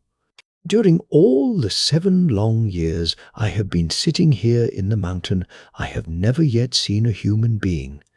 And she added, "For heaven's sake, hasten away before the troll returns home, or else your life will be forfeit." But the youth was unafraid, and said that he would await the giant's return without fear. While they were talking together, the giant came riding along on his coat shod with gold. When he saw the gate standing open, he grew furiously angry and shouted till the whole mountain shook, "Who has broken my mountain door?" The youth boldly answered, "I did, and now I shall break you as well. Take hold, seize him, tear, and hark, tear him into 1,000 pieces." No sooner had he spoken than the dogs rushed up, fell upon the giant, and tore him into countless pieces. Then the princess was happy beyond measure, and said, "God be praised, now I am freed." And she fell upon the youth's neck and gave him a kiss. But he did not wish to stay there any longer, saddled the giant's coat, loaded it with all the gold and gear he found in the mountain, and hastily went away with the king's beautiful daughter. They passed on together a long distance. Then, one day, Hark, who always ran ahead scouting, came quickly back to his master and told him he had been near a high mountain, and had heard the king's second daughter sitting within it winding golden yarn, and that the troll himself was not at home. This was very welcome news for the youth, and he hurried toward the mountain with his faithful dogs. Now when they drew near, Hark said, "There is no time to lose. The giant is only 8 miles away, and I can already hear the golden horseshoes of his steed ringing on the stones." The youth at once ordered his dogs to break down the door into the mountain, no matter which way. And when he stepped into the interior of the mountain, he saw a lovely maiden sitting in the mountain hall, winding golden yarn on a golden windle. The youth went up and greeted the lovely girl. The king's daughter was much surprised and said, "Who are you that dare to venture into the giant's hall? During all the 7 years I have been sitting here in the mountain, I have never yet seen a human being." And she added, "For heaven's sake, hasten away, for if the troll comes, your life will be forfeit." But the youth told her why he had come, and said that he would await the troll's return quite undisturbed. While they were still talking together, the giant came riding on his steed shod with gold, and drew up outside the mountain. When he noticed that the great door was open, He grew furiously angry and shouted till the mountain trembled to its very roots. He said, "Who has broken my mountain door?" The youth boldly answered, "I have, and now I shall break you as well. Take hold, seize him, tear, and hark! Tear him into 1,000 pieces." The dogs at once rushed up, threw themselves upon the giant, and tore him into as many pieces as leaves fall in the autumn. Then the king's daughter was happy beyond measure and cried, "God be praised! Now I am freed!" And she fell upon the youth's neck and gave him a kiss. But he led the princess to her sister, and one can imagine how glad they were to see each other again. Then the youth packed up all the treasures he found in the mountain hall, loaded them on the giant's steed, and went his way with the king's 2 daughters, and they wandered along for a long time. Then, one day, Hark, who always ran ahead scouting, came hastily to his master and told him that he had been near a high mountain, and had heard the king's 3rd daughter sitting within and weaving a web of gold, and that the troll was not at home. This was very welcome news for the youth, and he hastened toward the mountain, followed by his 3 dogs. When he drew near, "Hark!" said, "There is no time to lose, for the giant is only 5 miles away. I can already hear the golden horseshoes of his steed ringing on the stones." Then the youth at once ordered his dogs to break down the door into the mountain, by hook or by crook. And when he stepped into the mountain, he saw a girl sitting in the mountain hall weaving a web of gold. But this maiden was lovely beyond all measure, with a loveliness exceeding all the youth had ever thought to find on earth. He now went up and greeted the lovely maiden. Then the king's daughter was much surprised and said, "Who are you that dare to venture into the giant's hall? During all the 7 long years I have been sitting here in the mountain, I have never yet seen a human being." And she added, "For heaven's sake, hasten away before the troll comes, or else your life will be forfeit." But the youth was full of confidence, and said he would gladly venture his life for the king's lovely daughter. While they were still talking, the giant came riding along on his colt shod with gold, and drew up at the foot of the mountain. When he went in, he saw that uninvited guests had arrived, and was much frightened, for well he knew of the fate that had befallen his brothers. He therefore thought it advisable to fall back upon cunning and treachery, for he had not dared to venture on open battle. For that reason he made many fine speeches, and was very friendly and smooth with the youth. Then he told the king's daughter to prepare a meal in order to show his guest all hospitality. And since the troll knew so well how to talk, the youth allowed himself to be beguiled by his smooth words, and forgot to be on his guard. He sat down to the table with the giant, but the king's daughter wept secretly, and the dogs were very restless, though no one paid them any attention. When the giant and his guest had finished their meal, the youth said, "Now that I have satisfied my hunger, give me something to quench my thirst." The giant replied, "On the mountain top is a spring in which bubbles the clearest wine, but I have no one to fetch it." The youth answered, "If that be all that is lacking, one of my dogs can go up." Then the giant laughed in his false heart, for nothing suited him better than to have the youth send away his dogs. The youth ordered, "Take hold," to go to the spring, and the giant handed him a great tankard. The dog went, yet it was easy to see that he did not go willingly, and the time passed, and he did not return. After a while the giant said, "I wonder why your dog stays away so long. Perhaps you would let another of your dogs go and help him, for the way is long, and the tankard is heavy." The youth did not suspect any trickery, and agreed. He told Tear to go and see why Take hold had not yet come. The dog wagged his tail, and did not want to leave his master. But the youth did not notice it and drove him off himself. Then the giant laughed heartily, and the king's daughter wept, yet the youth paid no attention, but was merry and at his ease, played with his sword, and dreamed of no danger. Thus a long time passed, but nothing was heard of the wine, nor of the dogs. Then the giant said, "I can see that your dogs do not do as you bid them, otherwise we should not have to sit here and thirst. I think it would be well if you let Hark go up and see why they do not come back." The youth agreed, and told his third dog to hurry to the spring. But Hark did not want to, and instead crept whining to his master's feet. Then the youth grew angry, and drove him off by force. And when he reached the top of the mountain, he shared the fate of the others. A high wall rose round about him, and he was made a prisoner by the giant's magic power. Now that all 3 dogs were gone, the giant rose, and suddenly looked altogether different.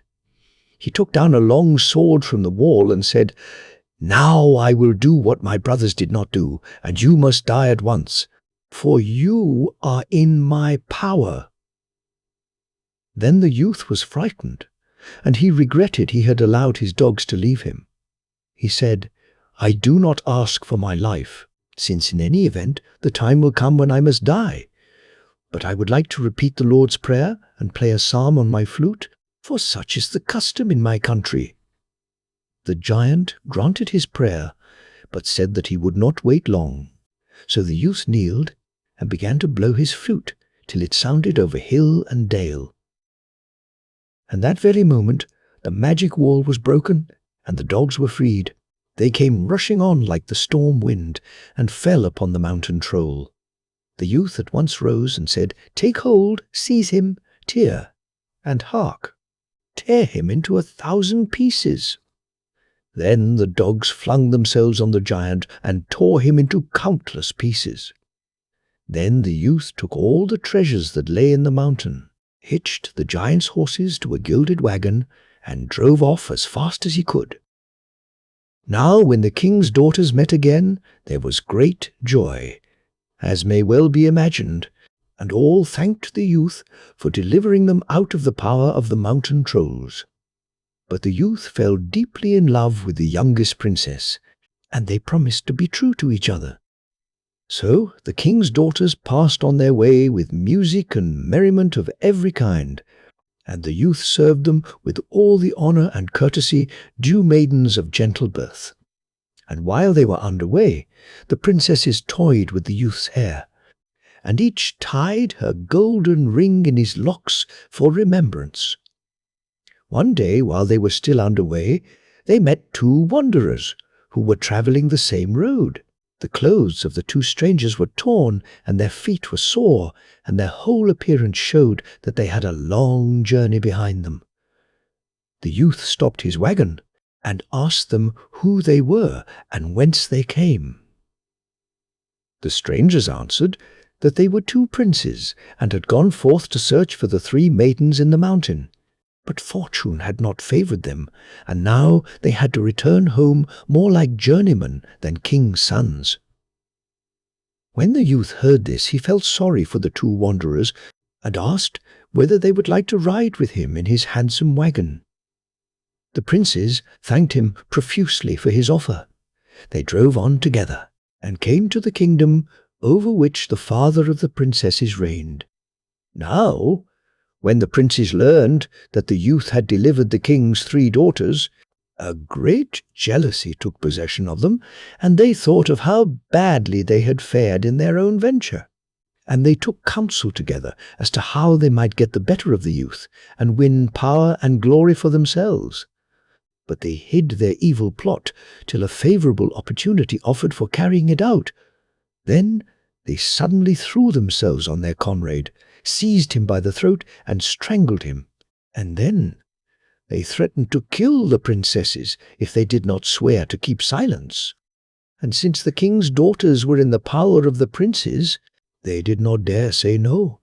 But they felt very sorry for the youth who had given up his life for them, and the youngest princess mourned with all her heart, and all her happiness was at an end.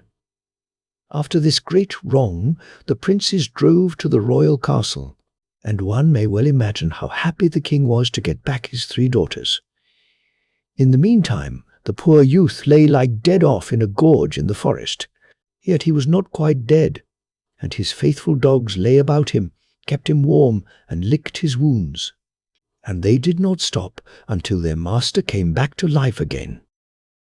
When he was once more well and strong, he set out, and, after many difficulties, came to the royal castle in which the princesses dwelt. When he came in, the whole court was full of joy and merriment, and from the king's hall came the sound of dancing and string music. That surprised him greatly, and he asked what it all meant. The serving man answered, "You must come from far away, since you do not know that the king has regained his daughters who were in the power of the mountain troll. This is the oldest princess's wedding day." The youth then asked after the youngest princess, and when she was to marry, but the serving man said that she did not want a husband, and wept the live long day, though no one knew why. Then the youth felt happy once more, for now he knew that she loved him, and had kept faith with him. The youth now went to the keeper of the door, and bade him tell the king that a guest had arrived who would add to the merriment of the wedding festivities by showing his dogs.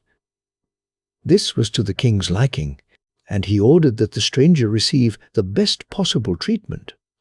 And when the youth stepped into the hall, the whole wedding company were astounded by his skill and his manly bearing, and all agreed that so handsome a youth was rarely seen. But no sooner had the king's 3 daughters recognized him than they jumped up from the table and flung themselves on his neck. And then the princes thought it best to make themselves scarce. But the king's daughters told how the youth had freed them, and the rest of their adventures, and to make quite certain, they looked for their rings among his locks. Now, when the king heard of the trickery and treachery the 2 strange princes had used, he grew very angry and had them driven ignominiously forth from the castle. But he received the brave youth with great honour, as he had deserved, and he was married to the king's youngest daughter that self-same day. After the king's death, the youth was chosen king of all the land, and a gallant king he was. And there he lives with his beautiful queen, and is reigning there happily to this very day. And that is all I have to do with it.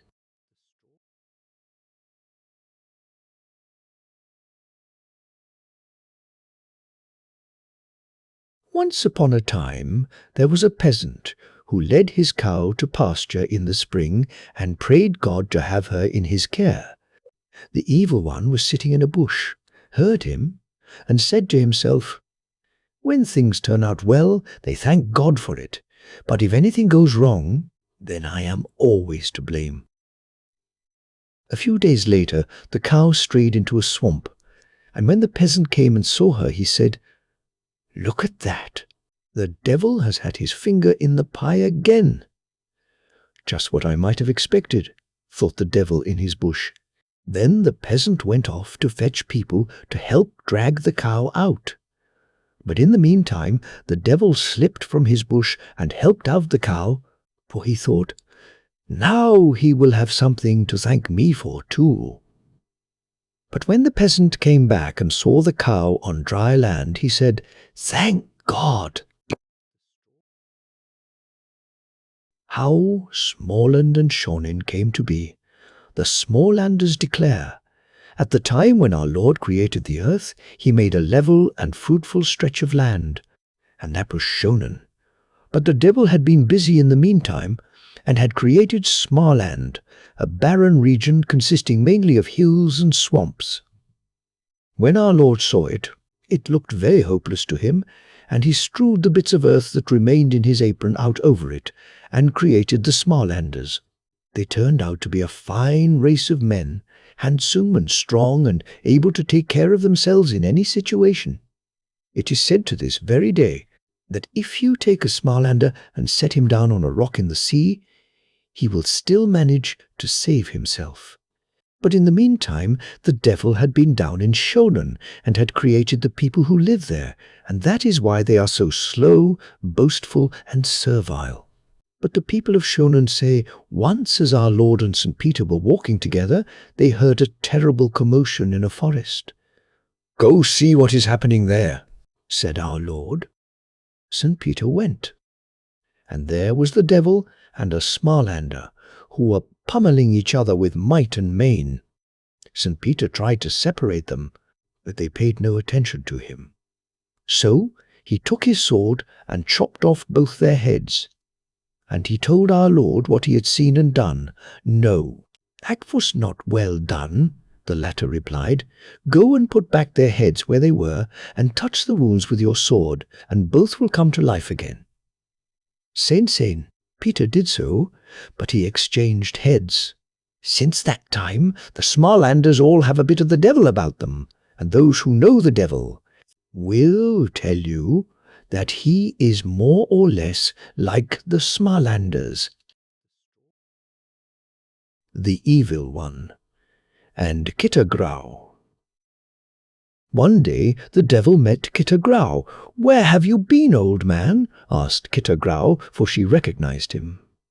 "Well," said the Evil One, "I have been out on the farmstead where the newly wedded couple live. This is the third time I have tried to sow dissension between them, but they think so much of each other that it is a sheer impossibility. You talk like a real stupid." "That is something I could bring about the very first time I went there," said Kitta Grau. "If you can do that, you shall have a splendid pair of shoes," was the Evil One's reply. "Mind you keep your word," said Kitta, and turned toward the farmstead. There the woman was home alone, for her husband had gone to the forest. Kitta said to the young wife, "You really have a splendid husband." "And that is the truth," the woman replied, "for he grants my every wish before it is spoken." "But take my word for it," said Kitta, "there is still a bit of deceit in him. He has a pair of long hairs under his chin. If you could get at them with a razor and cut them off while he is asleep, then he would be altogether without malice." "Well," said the woman, "if that will help, I will be sure to keep an eye open after dinner and attend to it, for then he always takes a little noonday nap." Then Kitta Grau went out into the forest to the husband and bade him good day. "You really have a very good wife," said Kitta. "She could not be bettered," replied the husband. "Well, you might be mistaken for all that," said Kitta. "When you come home, be on your guard, for when you go to take your noonday nap, she has in mind to cut your throat. So be sure not to go to sleep." The husband did not think much of the matter, but still he thanked Kitta Grau for her trouble. Then he went home and ate his dinner, laid down, and pretended to fall asleep at once.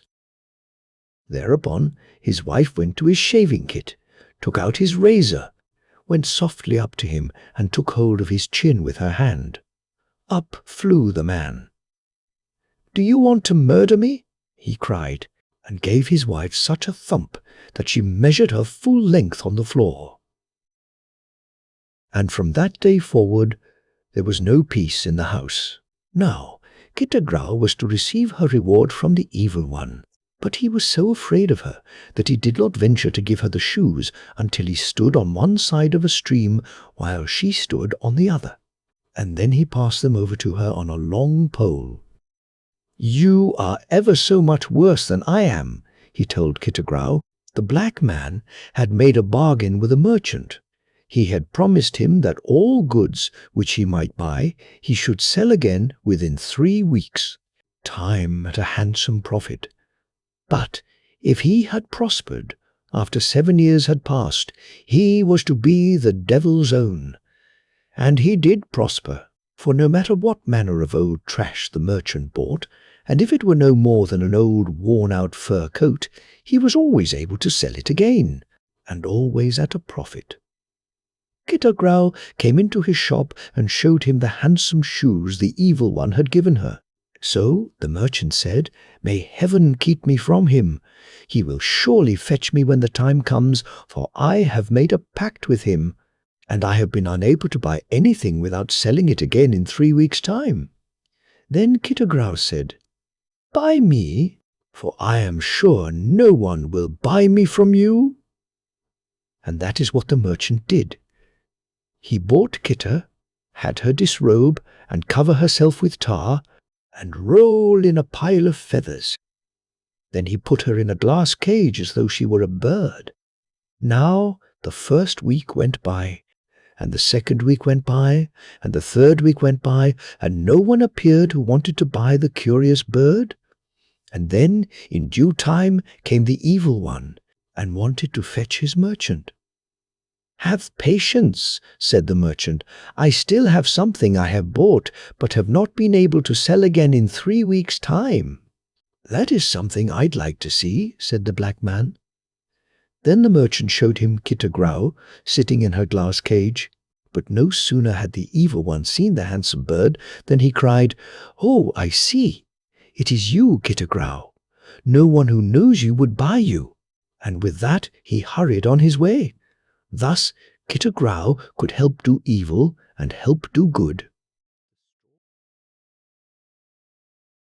The Lady of Pintorp, where today a castellate building towers between spreading parks and gardens on the noble estate of Eriksberg. There lay in ancient times a holding known as Pintorp, with which legend has associated the gruesome tale of the Lady of Pintorp. In Pintorp, so the legend says, there dwelt a nobleman who, dying in his youth, left all his goods and gear to his widow. Yet instead of being a kind mistress to her many dependents, she exploited them in every way, and ill-treated them shamefully. Beneath her castle she had deep subterranean dungeons, in which languished many innocent people. She set vicious dogs at children and beggars, and if anyone did not come to work at the right time, he was sure to go home in the evening with wheels on his back. Once, early in the morning, when the men came to work, the Lady of Pintorp was standing on the castle steps and saw a poor farmhand belonging to the estate come too late. Foaming with rage, she overwhelmed him with abuse and reproaches, and ordered him to chop down the largest oak on the whole estate, and bring it, crown foremost, to the castle court before evening. And if he did not carry out her command to the very letter, so she said she would drive him from his hut without mercy, and all that he had should fall to the estate. With heavy thoughts of the severe judgment passed upon him, the farmhand went to the wood, and there he met an old man who asked him why he was so unhappy. "Because it is all up with me, if our Lord in his mercy do not help me," sighed the unfortunate man, and told of the task his mistress had imposed on him. "Do not worry," said the unknown. "Chop down this oak, seat yourself on the trunk, and Erik, Gyllenstierna and Svante Banar will take it to the castle." The farmhand did as the old man told him, began to hew to the line, and sure enough, at the third stroke the tree fell with a tremendous crash. Then he seated himself on the trunk, facing the crown, and at once the tree began to move, as though drawn by horses. Soon it rushed along so swiftly that posts and garden palings flew out of the way like splinters, and soon they had reached the castle. At the moment the tree-top struck the castle gate, one of the invisible bearers stumbled, and a voice was heard saying, "What? Are you falling on your knees, Svante?" The Lady of Pintorp, who was standing on the steps, knew well who was helping the man, yet instead of feeling regret, she began to curse and scold, and finally threatened to imprison the farmhand. Then the earth quaked so that the walls of the castle shook, and a black coach, drawn by 2 black horses, stopped before the castle. A fine gentleman, clad in black, descended from the coach, bowed to the lady, and bade her make ready and follow him. Trembling, for she knew well who the stranger must be, she begged for a 3 years' respite, but the black gentleman would not grant her request. Then she asked for 3 months, and that he refused as well. Finally she begged for 3 weeks, and then for 3 days, but only 3 minutes were allowed her to put her house in order. When she saw there was no help for it, she begged that at least her chaplain, her chambermaid, and her valet be allowed to accompany her. This request was granted, and they entered the carriage.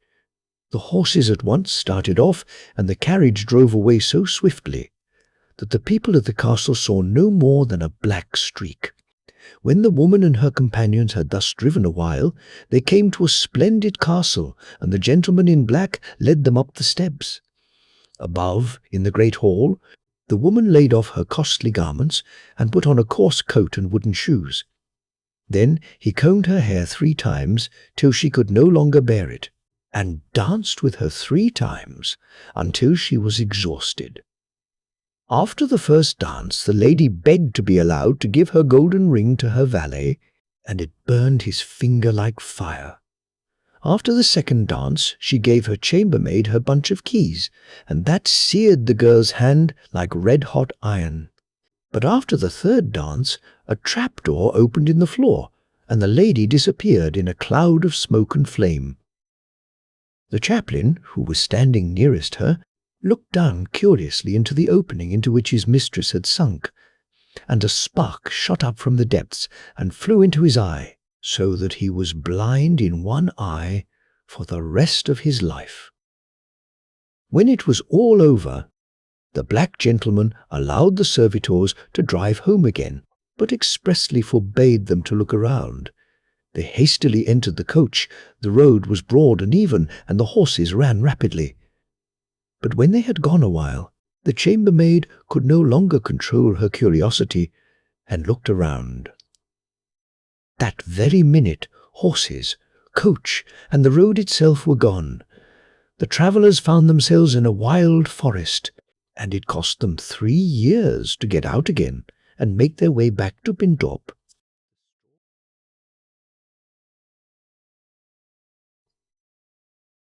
The Specter in Fjelkinge during the first half of the 18th century, several large estates in Schonen were the property of the family of Barnekow, or rather, of its most distinguished representative at that time, Margaret Barnekow, daughter of the famous captain and governor-general Count Rutger of Aschenberg, and the wife of Colonel Kjell Christopher Barnekow.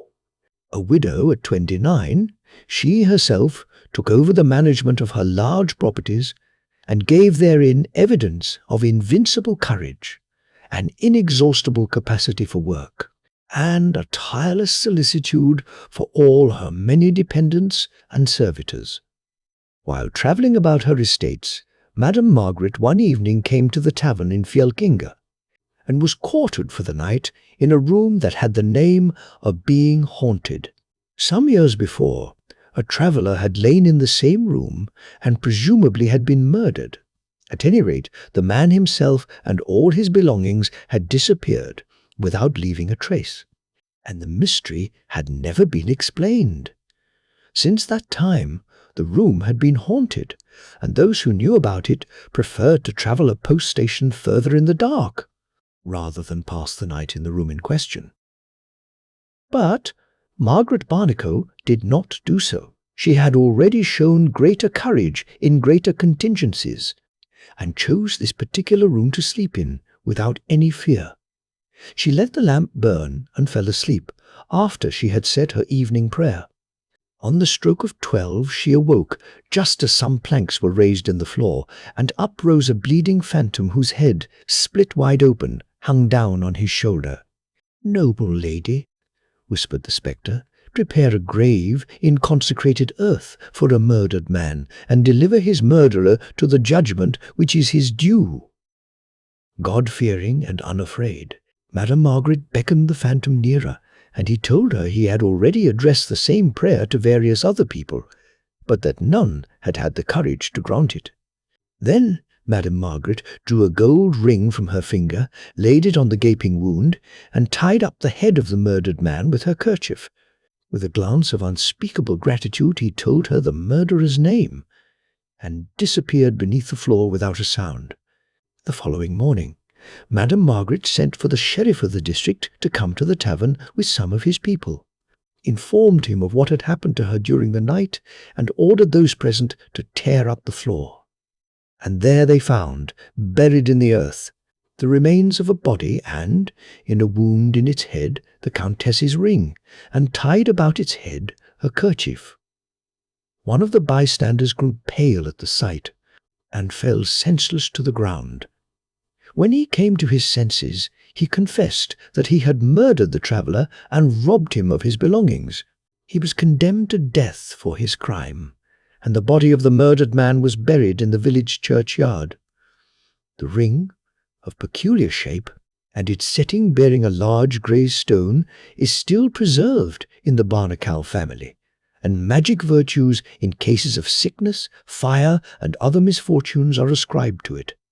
And when one of the barnacles dies, it is said that a red spot, like a drop of blood, appears on the stone. The Rooster, the hand mill and a swarm of hornets. Once upon a time there was a peasant who wanted to go to sell a pig. After he had gone a while, he met a man who asked him where he was going with his pig. "I want to sell it," answered the peasant, "but I do not know what to do to get rid of it." "Go to the devil," said the man. "He will be the first to rid you of it."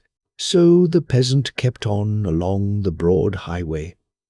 When he came to the devil's place, there stood a man out by the woodpile making wood.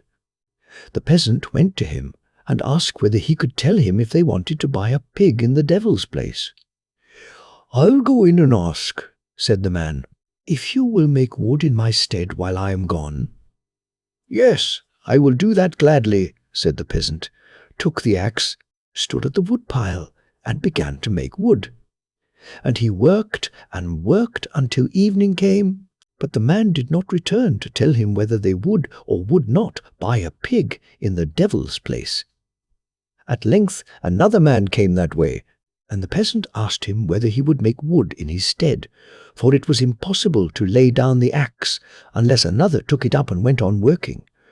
So the man took the axe and stood there making wood, and the peasant went into the devil's place himself and asked whether anyone wanted to buy a pig. A crowd as large as that at a fair at once gathered, and all wanted to buy the pig.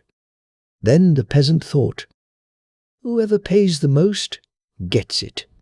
And one would overbid another, offering far more than a whole herd of pigs were worth. But at last a gentleman came along who whispered something to the peasant, and told him to come along with him, and he could have all the money he wanted. So, when they had reached the gentleman's house, and the peasant had given him the pig he received in payment, a rooster, who would lay silver coins as often as he was told to do so. Then the peasant went his way, well content with his bargain. But on the way home he stayed overnight at a tavern kept by an old woman, and he was so exceedingly happy about his splendid rooster that he had to boast about him to the old woman, and show her how he went about laying silver coins. And at night, when the peasant was fast asleep, the old woman came and took away his rooster, and put another in its place. No sooner did the peasant awake in the morning than he wanted to set his rooster to work. "Lay quickly, rooster of mine. Lay big silver coins, my rooster." But the rooster could lay no silver coins at all, and only answered, "Kikeriki, kikeriki, kikeriki." Then the peasant fell into a rage, wandered back to the devil's place, complained about the rooster, and told how absolutely worthless he was. He was kindly received, and the same gentleman gave him a hand mill, when he called out, "Mill, grind," to it. It would grind as much meal as he wanted it to, and would not stop until he said, "Mill, stop grinding." And the mill would grind out every kind of meal for which he asked. When the peasant set out for home, he reached the same tavern at which he had already put up in the evening, so he turned in and decided to stay overnight. He was so pleased with the mill that it was impossible for him to hold his tongue. So he told the old woman what a valuable mill he had, and showed her how it worked. But during the night, while he was asleep, the old woman came and stole his mill and put another in its place. When the peasant awoke in the morning, he was in a great hurry to test his mill, but he could not make it obey. "Mill, grind!" he cried, but the mill stood still. Then he said, "Dear mill, grind wheat meal," but it had no effect. "Then grind rye meal," he shouted, but that did not help either. "Well then, grind peas." But the mill did not seem to hear, but stood as still as though it had never turned a single time in all its life. Then the peasant took the road back to the devil's place again, and at once hunted up the gentleman who had purchased his pig, and told him the mill would grind no more meal. "Do not grieve about that," said the gentleman, and gave him a large, large hornet's nest full of hornets, who flew out in swarms and stung anyone whom they were told to sting, until one said, "Stop," to them. Now when the peasant again came to the old woman, he told her he had a swarm of hornets who obeyed his commands. "Heavens above," cried the woman, "that's something worthwhile seeing." "You may see it without any trouble," replied the peasant, and at once called, "Out, out, my hornets, and sting the old woman." And at once the entire swarm fell upon the old woman, who began to scream pitifully. She begged the peasant to please call back his hornets, and said she was only too willing to give back the rooster and the mill she had taken. The peasant did not object to this, but ordered his hornets to leave the old woman alone and fly back into their house. Then he went home with his rooster, his mill and his hornets, became a rich man, and lived happily until he died. And he was in the habit of saying, "They have a big fair in the devil's place, and you find real decent people there, and above all a liberal gentleman with whom it is a pleasure to do business." Torre Jeppe. In a church nave a spectre sat night by night, and the spectre's name was Torre Jeppe. He was a dried-up corpse that could not decay. One night 3 tailors were working at a farmstead in the neighbourhood. They were laughing and joking, and among other things they asked the girl in the house, who was known to be brave, what they would have to give her to go to church and fetch back Torre Jeppe. She could trust herself to do it, was her answer, but they must give her a dress of homespun wool for her trouble. That she should surely have, said the tailors, for they did not believe the girl would dare such a venture. Yet she took the tailors at their word and really went. When she reached the church, she took Torre Jeppe on her back, carried him home, and sat him down on the bench beside the tailors. They timidly moved away, but Torre Jeppe moved after them, and looked at them with his big eyes until they nearly lost their reason. In their terror they begged the girl in the name of God to deliver them from the spectre. They would gladly give her another dress if she would only carry the dead man away again. They had no need to tell her twice, for she took Torre Jeppe on her back and dragged him away again. But when she tried to set him down in the place where she had found him, he did not want to let her go, but clasped his arms firmly about her neck. In vain she said to him several times, "Torre Jeppe, let me go." At last he said, "I will not let you go until you promise me that you will go this very night to the brook and ask 3 times, 'Anna per Stokter, do you forgive Torre Jeppe?'" The girl promised to do as he said, and he at once released her. The brook was a good mile off, but she went there and asked 3 times in a loud voice, as she had promised, "Anna per Stokter, do you forgive Torre Jeppe?" And when she had called the 3rd time, a woman's voice replied from out of the water, "If God has forgiven him, then I, too, forgive him." When the girl came back to the church, Torre Jeppe asked eagerly, "What did she say?" Well, if God has forgiven you, then she too will forgive you." Then Torre Jeppe thanked her and said, "Come back again before sunrise, and you shall receive your reward for the service you have done me." The girl went back at sunrise, and in the place where the phantom had been sitting, she found a bushel of silver coin. In addition, she received the 2 dresses promised her by the tailors. But Torre Jeppe was never seen again. XXX. The Man Who Died on Holy, in Notion's Day. Once upon a time there was a man named Caligula. He was a wild fellow, and had committed many a grievous crime during his life. When he came to die, and his wife took up the Bible to pray for him as he was lying there, he said, "No, this is Holy Innocents' Day, and it is not worthwhile reading from the Bible for me.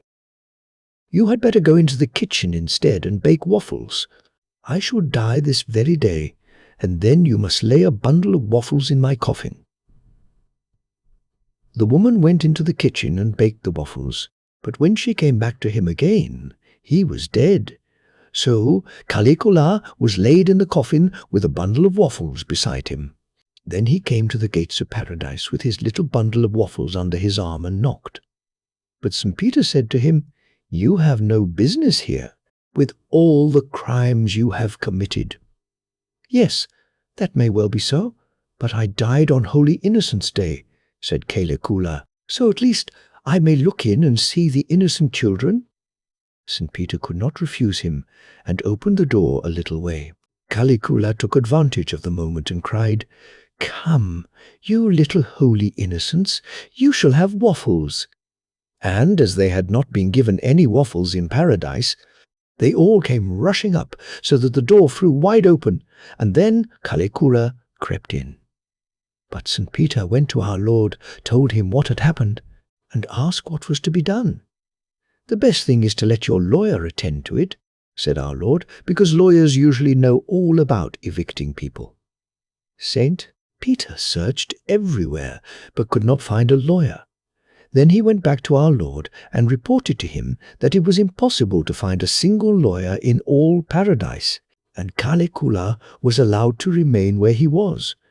If you tie a thief and a miller and a lawyer together and roll the whole bundle down a hill, no matter how you roll it, you can always be sure that whoever is on top is a thief.